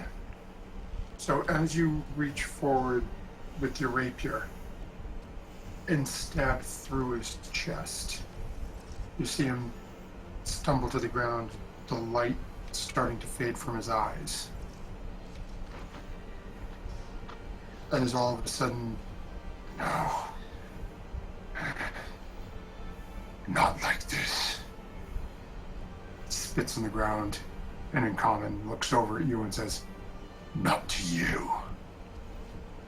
And all of a sudden his body bursts forth, Uh-oh. completely covered in green flames as he's staring at you. Is there a save I need to make? Or am I just gonna stand here burning? No, his body is covered in flames, not yours. Quick, disengage and run! Okay, sorry. And he's looking right at you. Disengage and run! What are you doing? Yeah, that sounds like a good idea. I'm gonna disengage and run like fuck.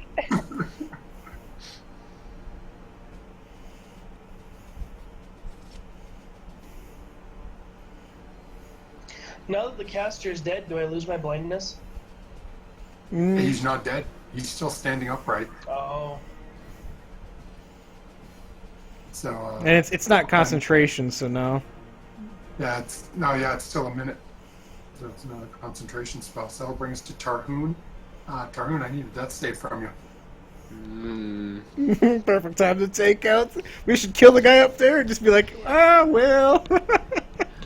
Death save. And Yeah, I got a success.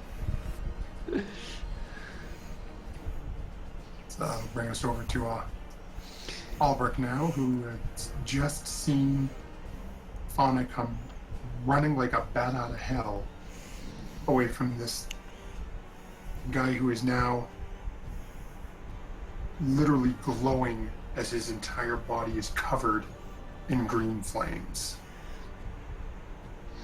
I'm gonna use a grip point for Deadeye and sharpshooter the guy up top next to Tarhoon. Okay. God, just end me now.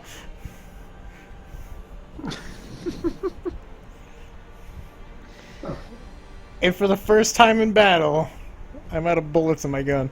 I have to reload. But yeah, I'll finish my turn by moving back over this way. Okay. So that will bring us over to Gabriel. Let's see if I'm not blind anymore.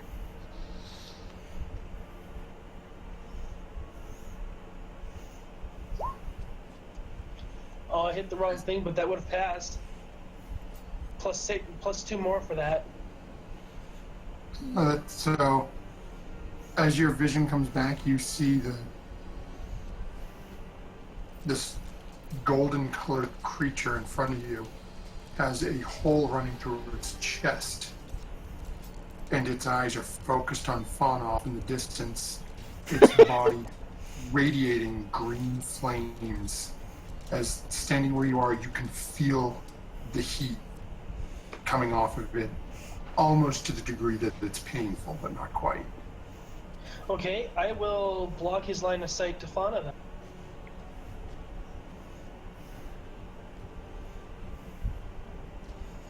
And And I he just turns his slightly at you. now he's looking at me. Yep, just ever so cocked his eye just a little bit at you. And then I will attack him. Okay. Wait, man, And, Capsic's right there, man. He's Capsic's not looking very good. let him walk away. Oh shit. Okay. As you reach out and slash your sword through him, you watch the cut dives deep into his chest, and there is no reaction on the face. But as you swipe your arms through the green flame surrounding his body, you take 6 fire damage.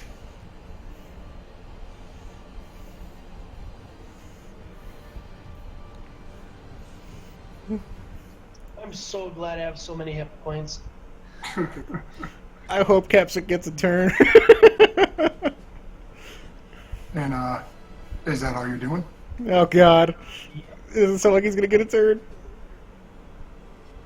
Okay, so that'll bring us over to Capsic. Oh, thank god. He's gonna use his last second level spell.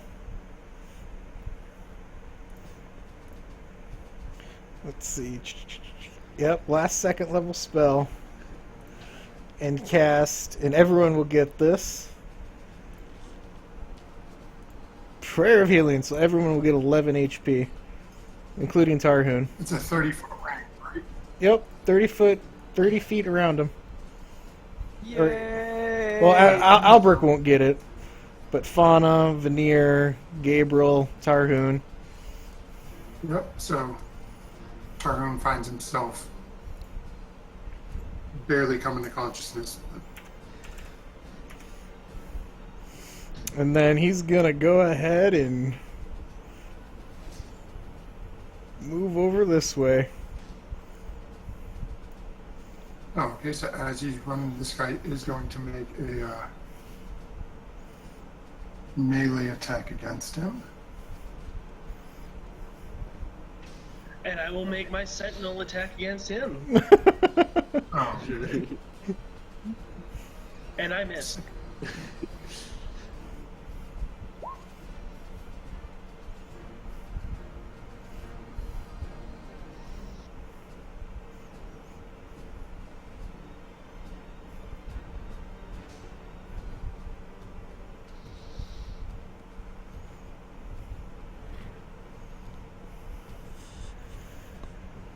I'm about to roll like 9 claws. Okay, so it would have been a 23. I'm assuming that hits him. Yeah. Okay. How does he get so many attack? I think he missed. I think he was just clicking on them to see if they would load. Oh, okay. Unless Matthew says all 3 of them hit. But I think Matthew's lagging. For some reason. There it goes. 5 damage. Minus 5. Only one instance to 5 damage. Okay, so that will and Yeah, Cap, Capsic's that's... turn then. Yep. And that will bring us over to our lovely flame wreathed friend here, who is just going to attempt. Actually, you've already used your reaction, so he is going to run right past you over to Fauna. And looking at Fauna, is going to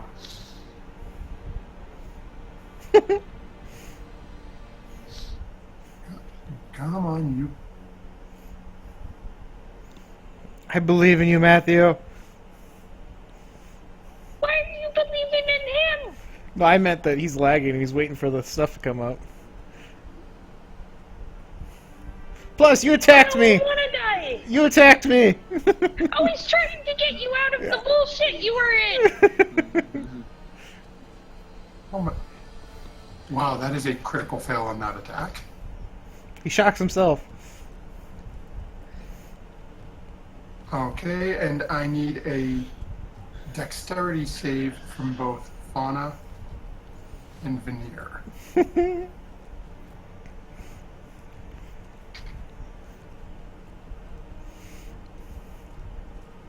Okay, and they both fail.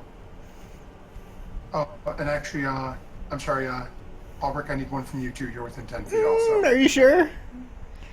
Yep. Shit. You actually make yours. So.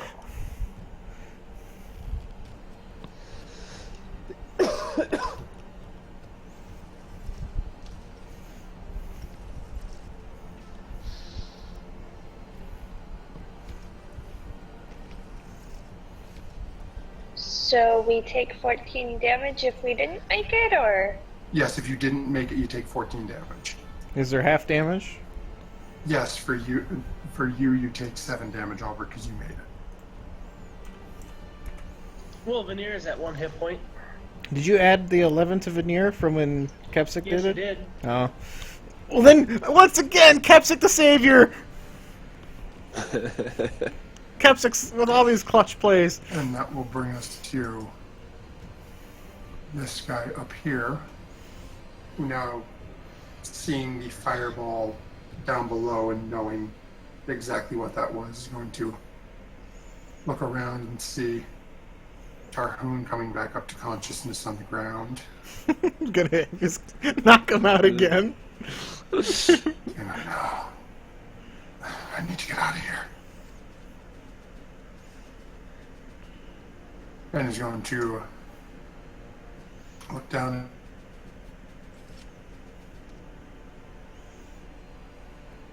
I think you roboted, Matthew.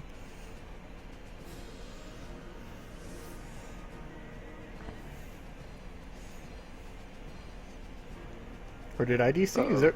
Oh, I Still hear you. here? no, There you go. Now we know you're you. back now. Okay, yeah, my connection's going a little wonky. See if we can get through this and then call it moving before it decides to hate me. Mhm. Oh, I do not have a connection to Roll20 though, so let me see if this is even going to work for us. He's going to look down and burn a 3rd level spell slot to cast Sleep on Kepsik, centered on Kepsik. Oh. So it's a 20-foot circle. Oh. So we have- 11. That's 42 health, so when he was at 1, he's unconscious. Well, you said centered on Tarhoon, or did you say, or is it on Centered Kepsik? on Kepsik. Oh, okay. That's a 20-foot circle. So he'll take the 1, Yep, so that leaves 41. How much is Kepsik at? 11. Tarhoon, you're at 11 as well? I am. Yep, so both you and Kepsik are both asleep. So that's 23 down. That leaves 19 left. Fauna, how much health? She's at 18. What are you at, Albrecht? 21. Okay, so we've got Tarhoon's asleep, Kepsik's asleep, Veneer's asleep, and Fauna is asleep. The only two still standing are Albrecht and Gabriel.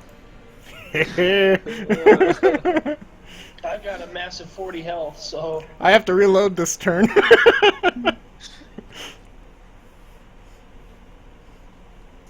Okay, so that will bring us to, I guess I don't technically have to, but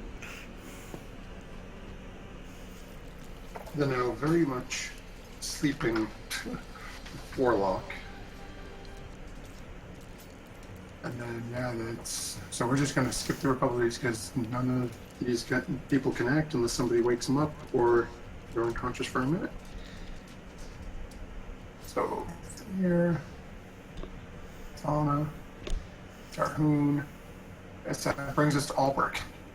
All right, I'm gonna step out, pull out my longbow, and just do a straight roll with the longbow. But this will be at disadvantage because Tarhoon's not threatening anymore. Yeah. Son of a...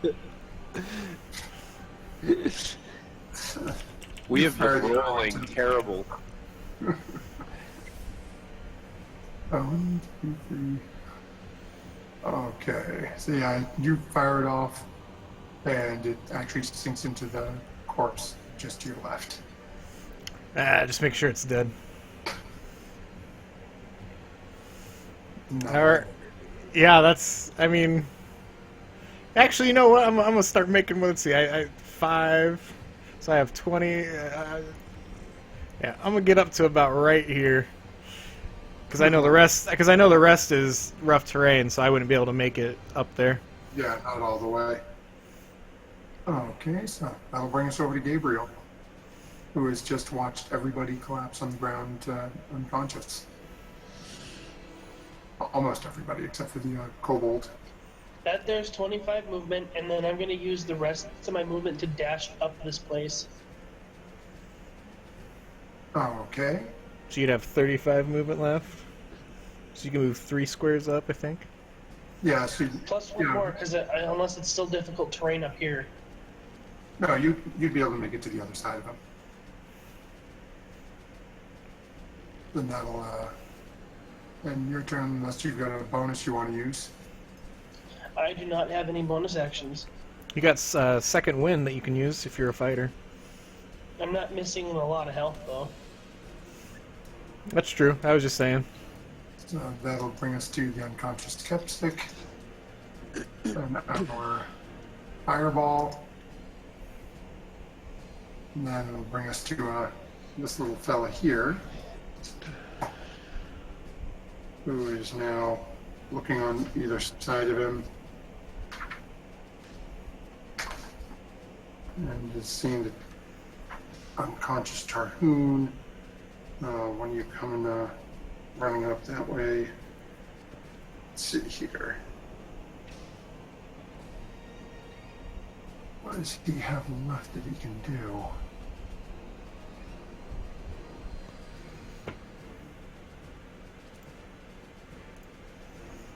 He is running out of options here.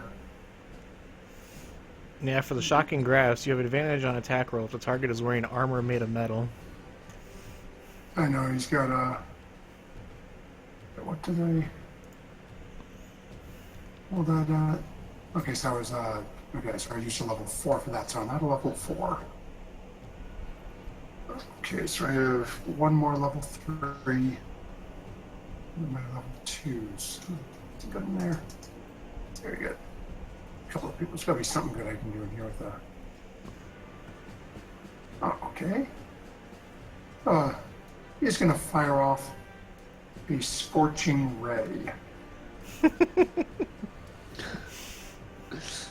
And he's going to send 2 at Albrecht and 1 behind him at Gabriel. So we have. So these are at disadvantage because he's in melee, right? They will be to Gabriel. He's not melee with you. So it's Right. an 11 and 17 to hit you. Both miss. And then for Gabriel, it's a 14. That's a miss. And then that will end his turn. I think And you then- get a. I think you get a reaction for Sentinel, don't you? Oh, yeah, I do. Thank you for reminding me. Or is it? Or maybe not, because I think your ally has to. Or no, it's a creature that attacks one of your allies within 5 feet of you. So. Yeah. And that'll miss. Yep. That brings it back around with everyone still asleep. Brings us back to Albrecht. All right, I'm gonna go right up here next to him. Oh wait, yeah. And I'm gonna put my shield away. I'm just gonna go ham on him with short swords. So first one, and then with my offhand. Nah, the offhand won't hit. So the first one definitely hits. And congratulations, he's finally taken damage. Oh God. Ugh. So, Sorry, we're just gonna with beat the that, shit out of this guy. Cut it into him. Then, anything else you doing, or you staying where you are? That's all I got. I got nothing else.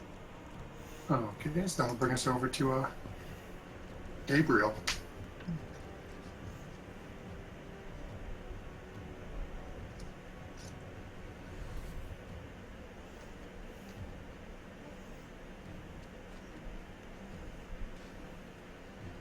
I saw you paint. Oh, there you go. And that'll hit. Go ahead and roll.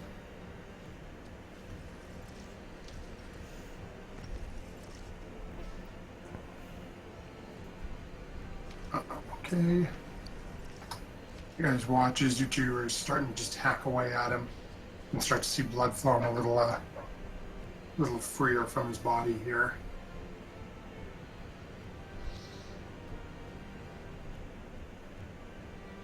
Okay, and that'll bring us back over to him. Actually.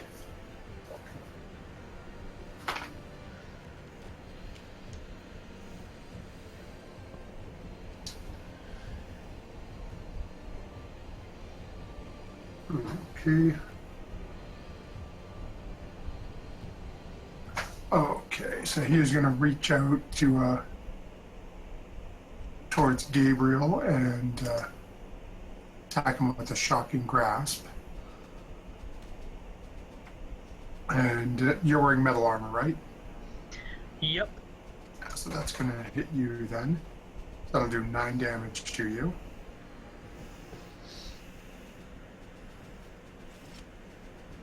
Then he's just going to sort of cast his glance back between the two of you. And then every once in a while just sort of have down at Tarhoon and just sort of chuckle at his It's all right. I've got the perfect plan. This will work. Tarhoon is dreaming of smashing this guy's skull in. All right, I'm gonna short sword him again. God. And then with my offhand, I'm gonna attack Tarhoon. God damn it! I can't hit a sleepy. Do I have advantage? Or I can't because I already have pack tactics. It's a straight roll. Yeah, it'd be even if God damn it! Well, he's prone, so you'd have advantage on the melee, but it's Yeah, you bring its disadvantage because of the light. because of the light. Yeah, I know. That's why I'm saying.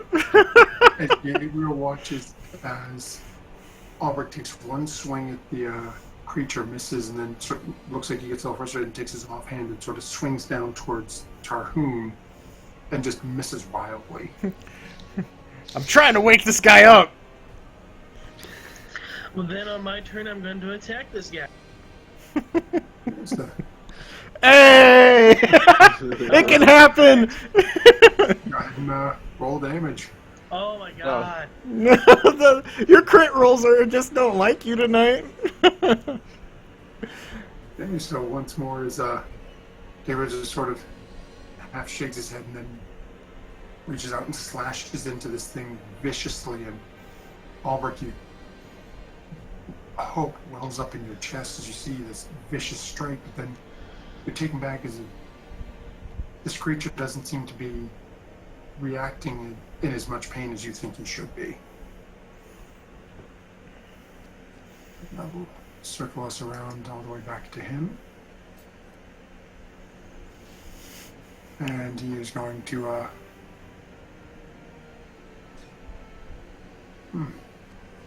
he's going to go back and once more shocking grasp Gabriel. He is he's the one who seems to be putting the hurt on him right now. And that'll be God. 15 lightning damage to Gabriel. Well, I've got 16 hit points left.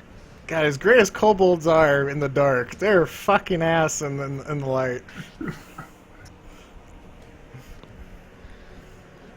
And that brings us back to Albrecht. Alright, I'm gonna do the same thing as I did last turn. I'm gonna short sword him with my main hand. Hopefully that hits. That'll hit. And then with my offhand, I'm gonna hit Tarhoon. Does it at least bounce off his armor to wake him up? Just for go ahead and make a perception check, Tarhoon, with disadvantage. Perception with disadvantage. Alright.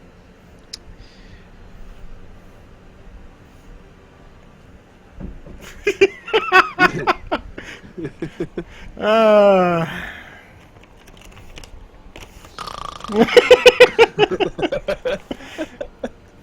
God damn it, Tarhoon! Wake up! So that once more brings us back over to Gabriel. Okay, that'll hit. Go ahead and roll damage. Yeah, you can see this thing is starting to look a little rough, but How many rounds does sleep last for? it's a minute. It's 10 rounds. 10 rounds. And so it's been like 4? Yeah, this is when it gets back to him in a minute. This will be the 4th round. Yeah.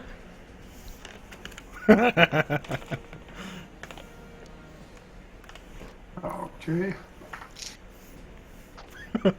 What I need is for him to attack Albrecht so I can get I my know, right? on him. Start taunting him. But that's my whole action. I wouldn't be able to attack then.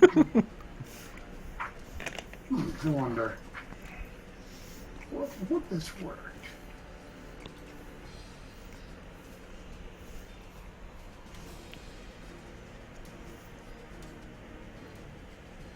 No, he doesn't have much other than.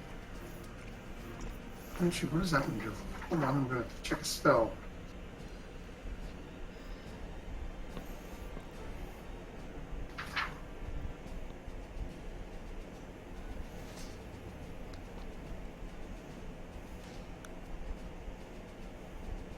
Okay. Gee. He's going to look over at Albrecht, actually, and cast True Strike.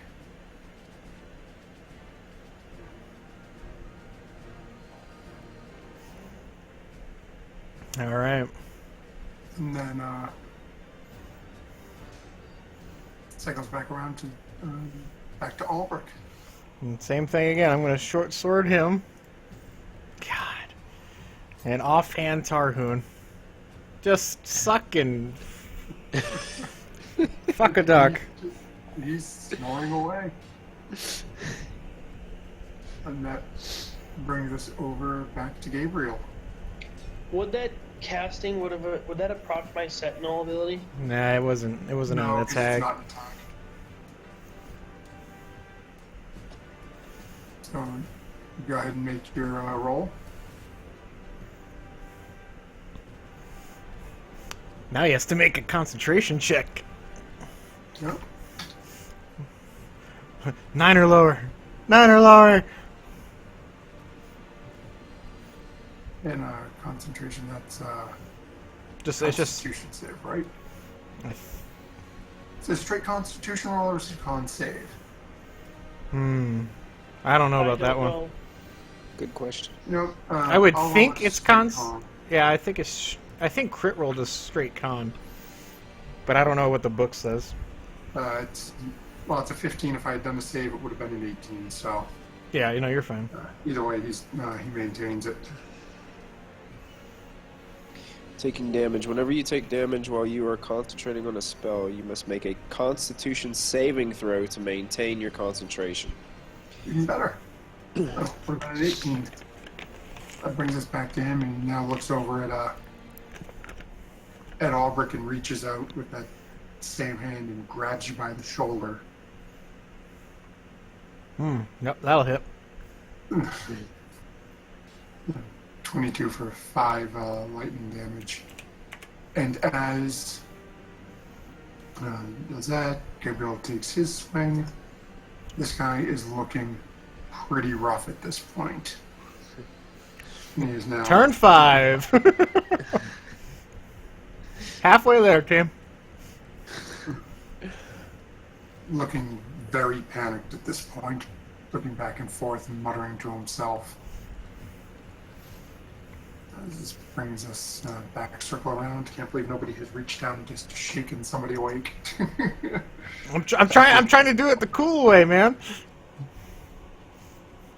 All right, short sword against him. Misses. Short sword offhand versus Tarhoon. Did I at least hit his armor? No, he's still snoring away. It's only been a couple of seconds, so.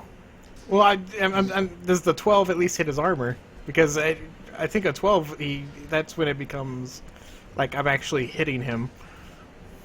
Okay, go ahead and make another perception check with disadvantage. Well, I was just saying, Matthew, because I think like if it was a 9 or lower, I think it's a complete miss. But 10 and up, that's where you actually have, I think, like AC and blocking. Still doesn't wake up. Oh. That brings us back over to Gabriel. I'm gonna roll my second wind. Yeah.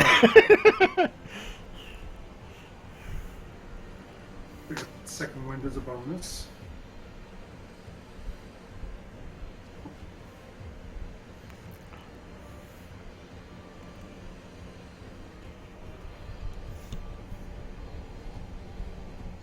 I gained 6 hit points. Okay.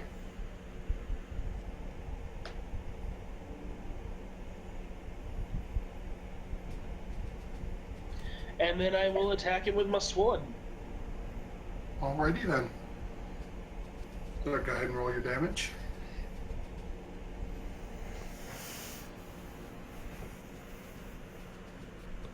So he's looking back and forth and looking panicked.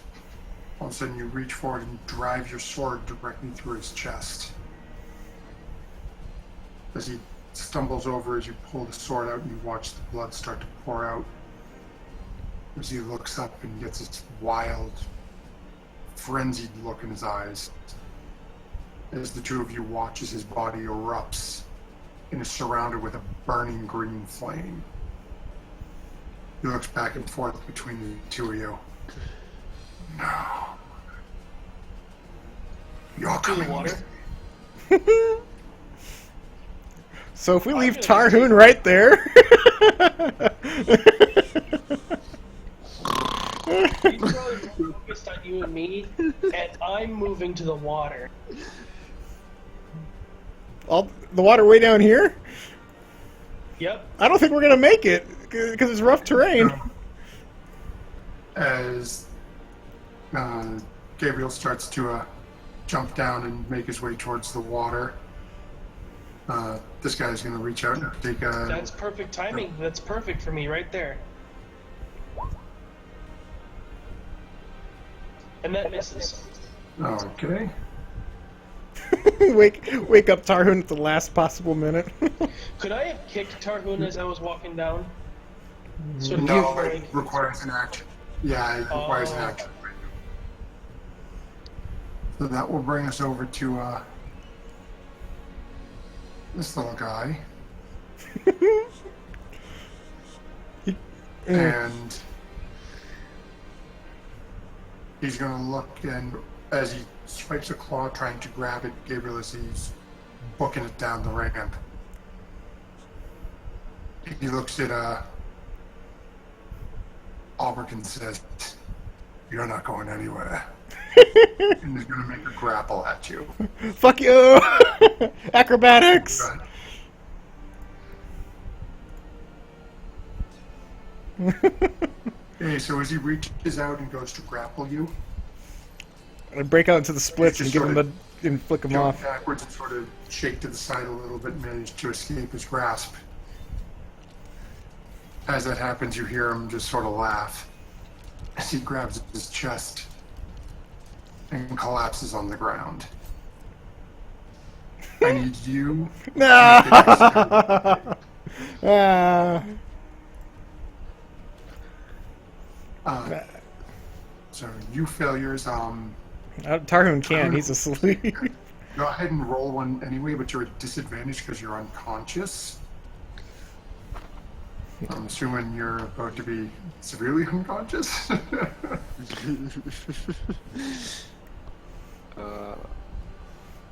Oh, Albert, that is 12 damage to you and 12 damage to Tarhoon. Yep, I'm back out again. I'm fine. And with this, what was left of his body is turned to ash as he explodes. And you guys are out of initiative. I want to. I will wake up Kepsic and have him go heal Tarhoon. Kepsic will run up and stay. He doesn't have any more spell slots, so he'll walk up and just medicine check And then I'll Tarhoon. wake the other two up. So as Kepsa comes up and makes his medicine check, he's able to stabilize Tarhoon fairly easily.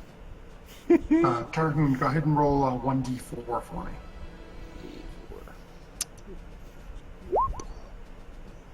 So after Kepsa goes through and checks him out and everything, he looks up at you and says, he's stable, but he's going to be out for at least 3-4 hours before we can move him, before he's up and unconscious.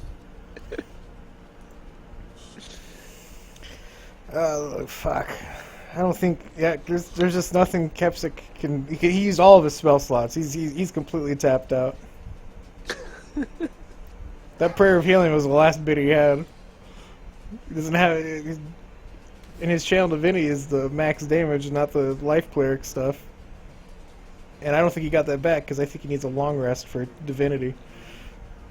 So yeah, me and Kepsic are gonna drag Tarhoon down, like over here, and we're just gonna start setting up camp.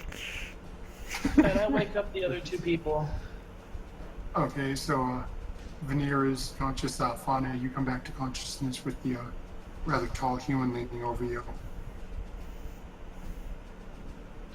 And as we set Tarhoon down over here, Alberic's gonna like walk over and start making his way over to Fauna, but he sees that the other guy's already here.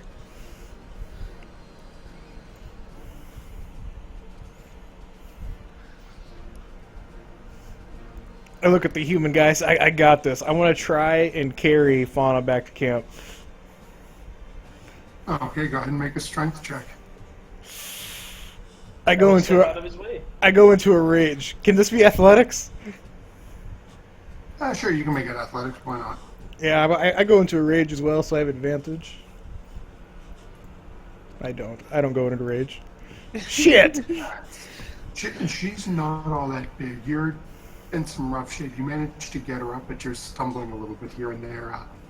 Fauna, you've been woken up, so you're conscious while Alberic's attempting to lift you and carry you over, and you can see he's in rough shape, but he's got his arms around you and you guys make your way over there slowly.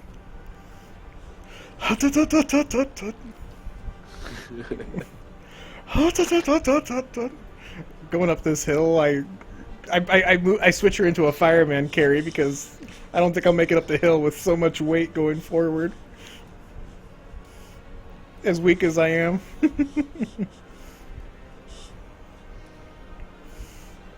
And then I'll put her like against a tree and notice she's awake. You could have said something if you were awake.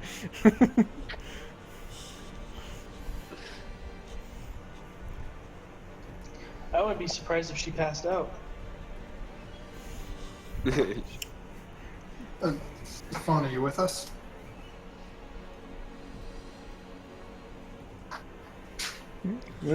She could have fallen asleep.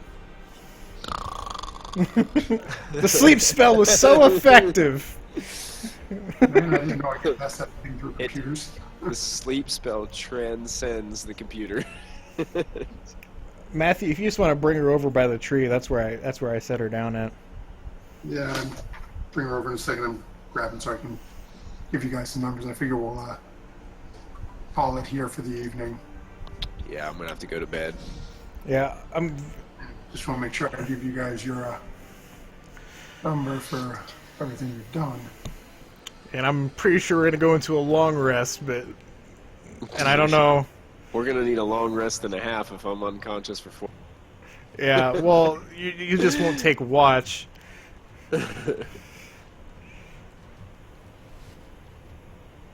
Actually, does anyone have a potion of healing? Nope. I don't believe Let's so. see. I have poison. I could put that in the target and see if that'll wake him up. I'm sure it will do the trick. Some black powder. Just pour it in his mouth, light it.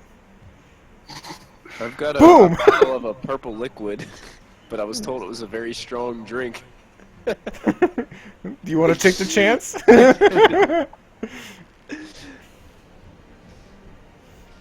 Does I still have half a pound of mushrooms that are probably really rotten by now that I got from that cave with Orvie. Dalton, does Veneer have any form of healing on him, like any potions at all? I doubt it.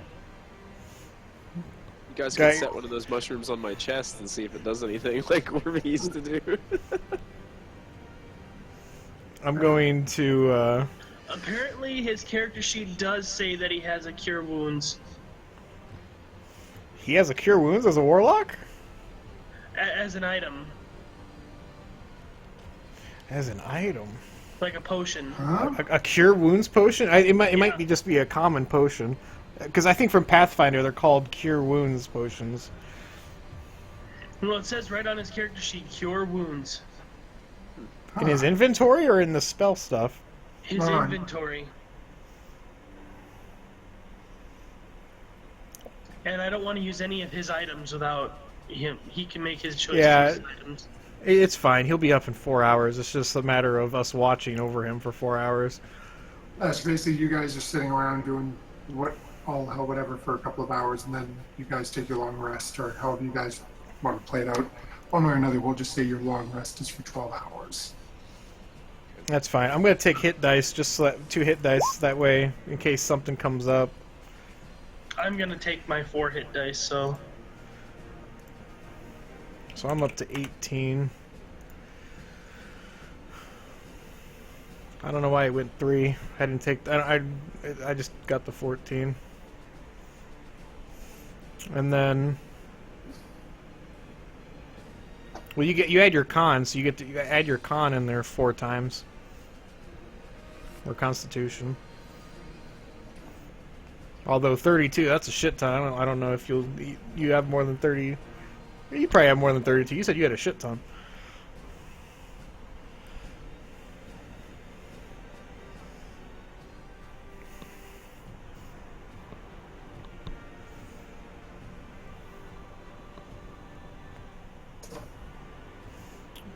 Well, that overhealed me by 10 points.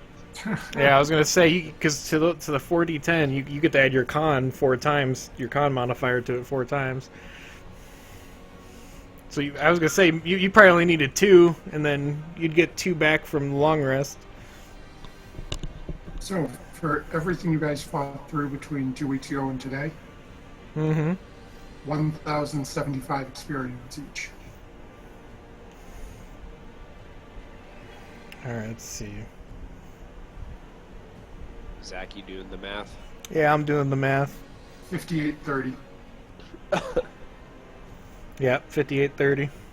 5830, still not there. This battle was supposed to go a hell of a lot quicker. You were supposed to have somebody else here with you.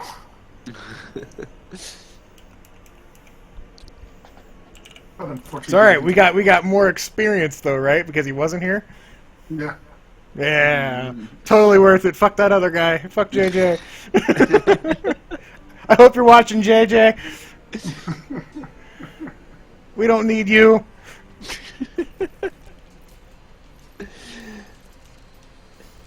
Alright. I'm opening it because I've got a really interesting little plot point tied for that. And then just so that way you know, Matthew, for for next time when we play, since we're taking 12 hours, I want to try and get some Tinker Tools checks in there to start putting some stuff together. Okay. All right, good night, everybody. Good night, guys. Have a good Good night. night. Have a good night, man.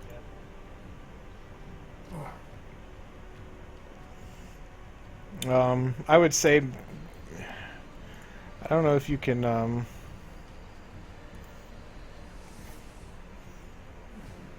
With what? I was gonna say I don't know if you can just kick Sarah from the general, so that way she's just not sitting in here, and when she wakes up, just in case someone might happen to be in here, they don't hear her in her room. I guess you can mute her too, though. Oh, hold on, let me try this. I'm going to kick you out, see if you can come back in. Sure. Oh, no, I'd have to re-invite you to the entire chat. It would literally... Yeah. Just go ahead and server mute her. That way people just can't hear what she's doing, but she can hear. I'm just trying to check. If you click on her in the general, Yeah, it should. There you go. That way, if she's in the room, she doesn't feel like, oh my god, they listened to me all night. Yeah. I think she's on push to talk anyways, but just to be safe. I should have stopped the recording. If you're still watching, remember, go check out Michael's wonderful YouTube channel at Proficiency Bonus. I also do the recording for that channel over there, thanks to Michael's wonderful permission. And Michael's crappy internet. I don't know, it works out well. That way you can check out our Tuesday night group, where I play the total opposite of Albrick. I actually care about people's lives, and I'm the one with the murder hobos. You're the Yeah. healer hobo on Tuesday nights. You heal the enemies. And the more I stabilized them. the more I play in Matthew's campaign, I realize I'm a terrible player. I am always unconscious. And my party is always having to drag my big old butt around. It's all right. You do so much for the group. I do a lot of getting in the way. No. You're the group meat shield. We appreciate it. But yeah, remember to go check out his channel. I'll make sure to put a link to his channel in my description. So go check him out, guys. And that's all from us. Have a good night. Peace out.